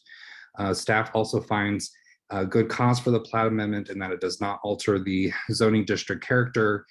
There are no vacated or amended public streets or rights of way. No easements are vacated or amended either. The Development Review Committee does require a condition of approval, and that is that the applicant shall abandon the sewer and laterals of the main line. The sealing of the laterals must be supervised by a service provider. Also, that the applicant understands that unit density for this lot combination may not be used or transferred to a different part of the subdivision. Public notice went out on March 3rd for the city's website, also the Utah Public Notice website, and notices were mailed to the property owners as well. March 9th was when we noticed the posted legal notice in the park record. Staff has not received any public input prior to tonight's, that should say City Council meeting, not Planning Commission meeting. So the recommendation for this evening is that the council review the Kings Crown re-subdivision third amended lot combination plat for lots 23 and 24, hold a public hearing and consider approving ordinance number 2022-09 based on the findings of facts, conclusions of law, and conditions of approval. And that's all I have, so I will take any questions you may have. Any questions, council? Tana? I don't have questions. I'm not sure if you guys can see comments though, but we didn't have public input on the Arts and Culture District, and it was noticed. So You're right. Why don't we finish this item? My apologies to the public. If you had a comment, if you'll hang in there with us briefly, I will come back to that. My apologies, my error. But I don't have any comments. I would move forward with what the Planning Commission has approved. Okay, let's open this item for public input. Is there anyone in chambers or online that would like to speak on new business item number 2?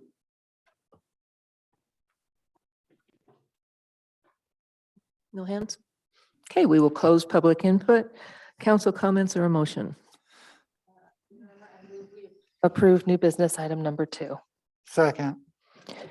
We had a motion by Councilmember Gerber, a second by Councilmember Doyley. All in favor? Aye. Opposed? Motion carries. Thank you.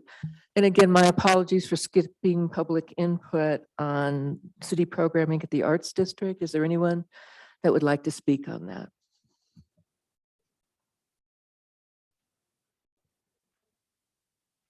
There are no hands raised. Okay, we will call. Mayor, sorry, I do see one. We have Angela Machetta. Okay, great. Hi, Angela. Hi. I learned in council chambers on Monday that maybe now comments from home are videoed. So if you guys don't see anything, it's because I keep a Post-it note over my camera. Thank you, Tana. I had my hand raised before. The only comment that I want to offer on the Arts District is I feel like it's a little bit disingenuous, the case being made for the success that was last summer. I was one of the people who, and sorry, again, Angela Mosqueda, Old Town resident. I was one of the people who thought that was an awful lot of money and that we didn't really get a whole lot for it. I did show up regularly and found that almost every week it was our city staff, counselors, their families, and then the other people that really kind of populated those events were family and friends of whatever artists were performing. So I really think that if we're going to have an honest conversation about the value of all that programming, then we really need to kind of survey and look at who is there. And if anybody has questions, I have photos from every week that show a lot of those people. I would be curious if the city if everybody who did put that on have photos or data, survey data, to prove out anything else. I'm inclined to support Counselor Rubel's suggestion that we spend less and program a little bit more lightly. And as far as the notion that, I mean, I think it's been the model in Park City a lot, this idea that nonprofits constantly need to be subsidized where events are concerned. But when events are put on properly by people that know what they're doing and know how to attract a crowd and know how to program with quality art and food and all that stuff, they usually turn a profit. And so I'm not saying that we kind of, just screw over our nonprofits overnight, but I think that that's also something that needs to be looked at, where Silly Market is concerned, and event subsidies for the program on Main Street, and then subsidies for any community partners that might come into this space. If somebody really wants to activate, I think it should be on them to put together a program that delivers value and also hopefully helps them raise their profile and raise a little bit of money. And if we can't figure that out, then I think that is the surest sign that Park City has no business pursuing anything called an arts and culture district. I mean, because the level of programming, right, the quality of programming that we would need to bring to an actual district as opposed to a parking lot is far greater. If we can't figure out a parking lot, we can't figure out a district. And then finally, I will just finish with the safety issue. It's easy to walk into if you take the bus and get dropped off on Bonanza. But if you're coming from Kearns Boulevard, right, and you're somebody who's curious about the music and the people and you want to get in and see what's going on, there really never was a path in. And so then that's where I echo Tana's concerns about safety. I was often walking over rubble, and given the whole discussion that we had last year about soil, I wasn't really sure sometimes if it was safe. It was around a lot of what had been raised or partially excavated. There were chain link fences. All of that really could have been a whole lot prettier. So I don't know. I just hope that we have a more substantive and legitimate discussion that offer support some higher expectations than we delivered on last year. So thank you and have a good night. Thank you. And again, I apologize for missing your hand up. All right. Mayor, now we let's- do have one more hand raised. Oh, we do? Okay, great.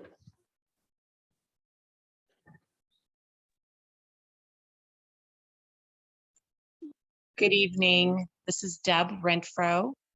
Hi, Deb. Hi, I appreciate you opening up the public input. I had my hand raised too, and I thought, how did I miss this? I'm pretty much echoing Jeremy Rubel and Tana and Angela's comments. I agree that keeping it August, October keeps it focused on the locals. So the minor option that was provided in the table where they went June to October, I would be more in support of an August, October. And then if you could do it more than the 1 day a month at the same cost of $60,000, I think that is probably the maximum that our town needs to spend on something at this point given the current layout and setup.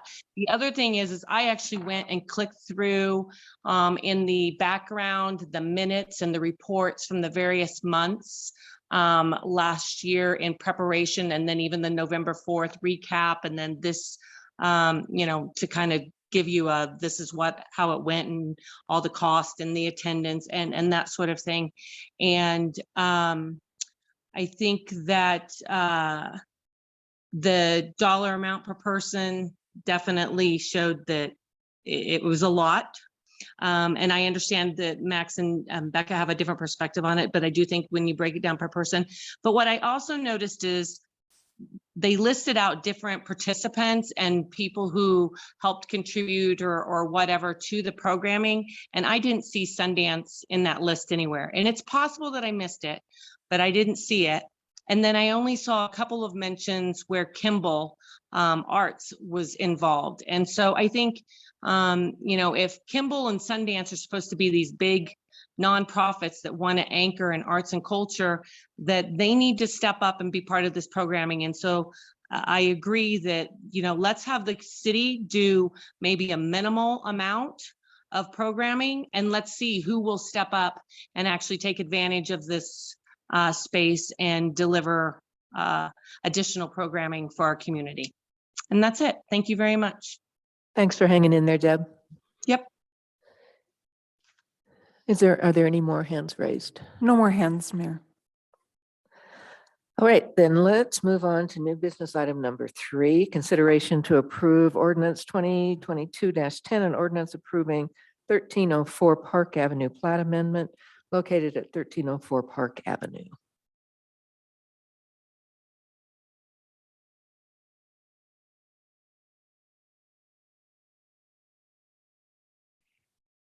Is Aiden with us? Okay.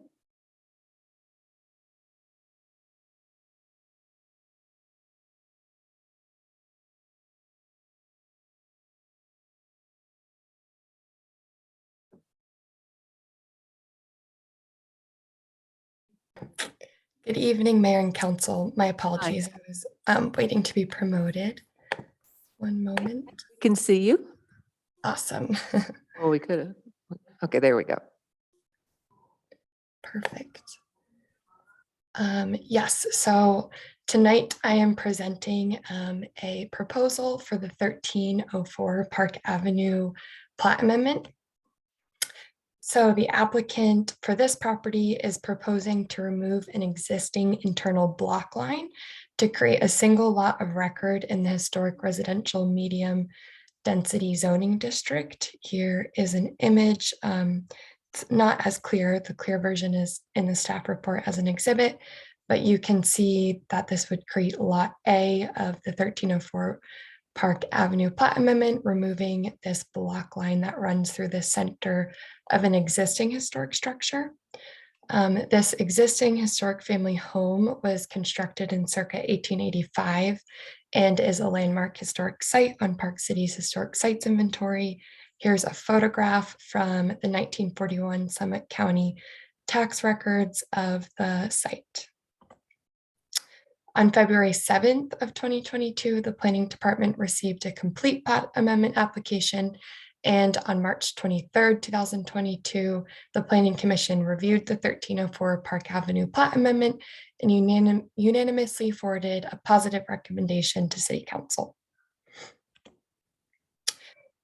Staff provided an analysis in the staff report, and we found that the proposal complies with the HRM zoning district requirements.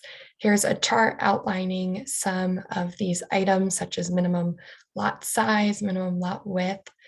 You can see here in the chart that this historic structure in 1885 was constructed in what the present day front setback would be. But this is a landmark historic structure, so it is considered per the Land Management Code a valid non-complying structure, which is the same for the side setback. The existing structure is 3 feet within the 5-foot setback, but due to the Land Management Code requirements, it is considered a valid non-complying structure, so it would comply with these codes. In analysis number 2, staff has found good cause for the proposal because the removal of the internal block line resolves existing issues and preserves the character of the neighborhood. The proposal does align with purposes in the historic residential medium zoning district chapter of the Land Management Code, which states that the purpose of this zone will help allow continuation of housing in original residential areas and encourage the rehabilitation of existing historic buildings. This plat amendment will allow for lot lines to be cleaned up and will help resolve existing encroachments into the city's right-of-way. In analysis number 3, the Development Review Committee did identify a few issues with the proposed plat. Only the city engineering department had comments that were the ones to have found issues here, and their comments have been incorporated into the conditions of approval. Condition of approval 8 is that a 10-foot public snow storage easement on Park Avenue should be noted on the recorded plat. And condition of approval 9 states that a 5-foot wide public utility easement around Lot A will be noted on the plat as well. Staff has not received any public input at this time, and staff is recommending that the City Council review the proposal, hold a public hearing, and approve the 1304 Park Avenue plat amendment based on the findings of fact, conclusions of law, and conditions of approval in ordinance number 2022-10. Thank you. Great job, especially at this late hour. Council, what questions do you have? Tana, any questions? No question. Okay, then we'll open the public hearing on this. Is anyone wishing to speak in council chambers? Tal? Are there any hands raised online? No hands raised, Mayor. Okay, then I'll take council comments or a motion. Your Honor, I move we approve new business item number 3. I'll Is there a second. The motion was made by Councilmember Gerber, seconded by Councilmember Tolley. All in favor? Aye. Motion passes. All right. Linda, you've been a trooper to hang in here tonight. So talk to us about the National Community Survey.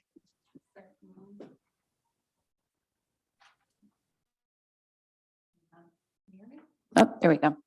Good evening, Mayor and Council. In 6 years, I think this is the first time that I've been the last item on the agenda. Then that being said, I know we're approaching 5 hours for this meeting, so I would like to offer the opportunity to jump ahead to the discussion questions. I think you all have had an opportunity to read the staff report and seen, I do have slides prepared, and I think you've had a chance to see those, but would you like to go ahead and to just discuss this item? Sure. So what, I do have a question. What's the time frame this would be done? This takes about 5 months from start to finish. We do have flexibility and can start and finish at any time. The last survey that we did in 2017, we started in August and had the surveys out. It was an election year, so we had the surveys out before the ballots hit the mailboxes, so through mid-October, and had our results delivered in December. We can adjust that to go closer to your council retreat, because I think this is an opportunity to collect some really great data to discuss during your council retreat. So we can shift it based on what you'd like. Okay, thanks. So for discussion, I had a couple of questions. Just wanted to know if the council supports participation in the National Community Survey in this upcoming year. We have put in a budget request for $10,000. That's not the full cost of the program. That's just to offset the cost. I have $10,000 in my budget to cover the other half for community engagement. The second question is, if we do participate, are there specific areas of interest you'd like to include in the customized section of the survey? Last survey in 2017, we took that opportunity to get some feedback on, at that time, 14 community priorities and critical community priorities. So this, we could gauge the public's sentiment and feedback on our 4 critical community priorities of housing, transportation, environment, and social equity. We also have an opportunity to identify specific cities and regions that we can benchmark ourselves against through this participation. The National Community Survey has a benchmark of about 500 communities. So we can search similar communities in terms of resort communities. We can also look at neighboring Intermountain West communities, other ski communities. So it's another option that we have. And then if we do seek to continue participation, we have an option at additional cost to bring in a group from Polco, the company that administers the survey, for a presentation of survey results. Thank you. You're welcome. Let's go down the line here, and council, if you'd answer all these questions. Becca? I do support participating in FY23. I like the idea of housing, transportation, environment, social equity. And yeah, I think those are probably the key areas. I guess the other area would, I could think of what might be something about along mental health lines or access to healthcare in our community.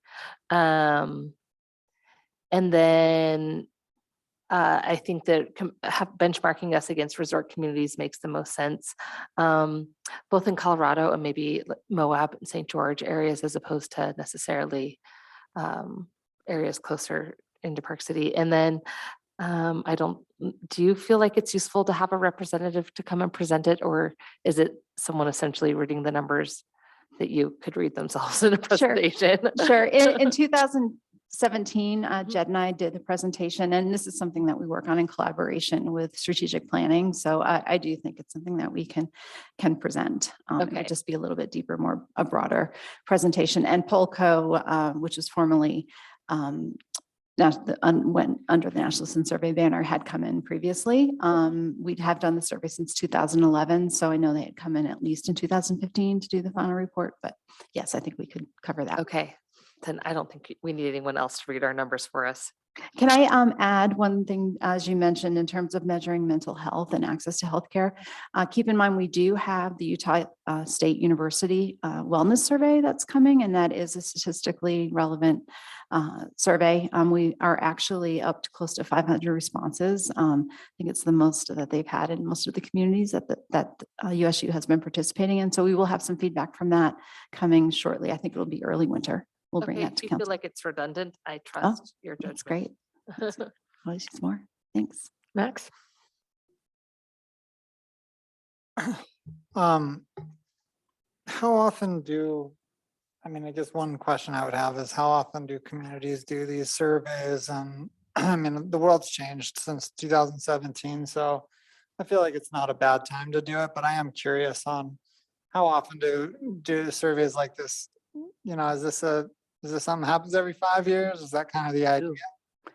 Every 2 years. The last one we did was in 2017. 2017, and then we took a pause because we were due for COVID and all that 2019, and we didn't want to over-survey our residents as we were going into visioning. and all And then with visioning, then we had COVID. Right, so, right. Yeah. Okay. And some markets will do annual surveys with Polco. I think if we do every other year is sufficient. We could spread that out more if you like, but.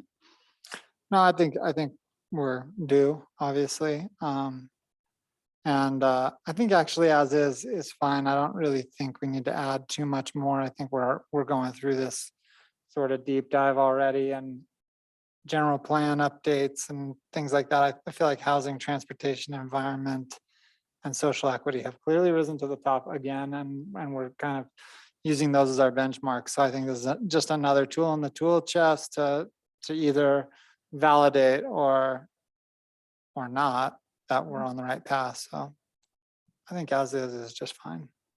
Okay. I'd say no. I think it's a waste of money, because if I look through this survey, and I don't think we're going to learn anything we don't know. We're doing a ton of surveys lately and getting a ton of feedback from the community, from not only ourselves, but the chamber, and just the overlap there is huge. I'd say let's look at it again next year. Right now, we have so much to get done. I don't know what we would do with the data. Like, we might look at it and say, oh, that's interesting, but I don't know. I just think it's a waste. Thank you for your feedback. Tana? Yeah, actually, I agree with Jeremy. We just did a sustainability survey with the chamber. We did a housing survey on our housing report for affordable housing. We're doing a wellness survey. We're going to do a general plan survey. I mean, I just feel like we've surveyed a lot. And I think $20,000 is a little bit way more than I would want to spend on this. So I'm not in favor. I'm going to weigh in. Oh, go ahead. No, you go ahead. You weigh in. I'm going to weigh in on this one because I was here in 2017 when the last one was done. And what I was really liked about that was that it compared apples and apples. It compared people's perceptions or people's opinions on similar topics. And one of the things that stuck out to me that, and I'm going to have to ask you to look back and see what the exact word was, but it had something to do with how included do you feel? How welcome do you feel in this community? And there was a significant drop between 2017 and what we got in 2015. And I think that that was used to then springboard a further community conversation. If people aren't feeling welcome, if they're not feeling included, what do we do? How do we adjust our policy or our actions? So I'm in favor of it because I think it does give us an opportunity to look at those things. But I would ask that that specific parameter be included where we'd had the drop. Yeah, I agree. I think that this is, we do lots of little surveys all over, but almost none of them are statistically relevant. Is that the term? Statistically relevant.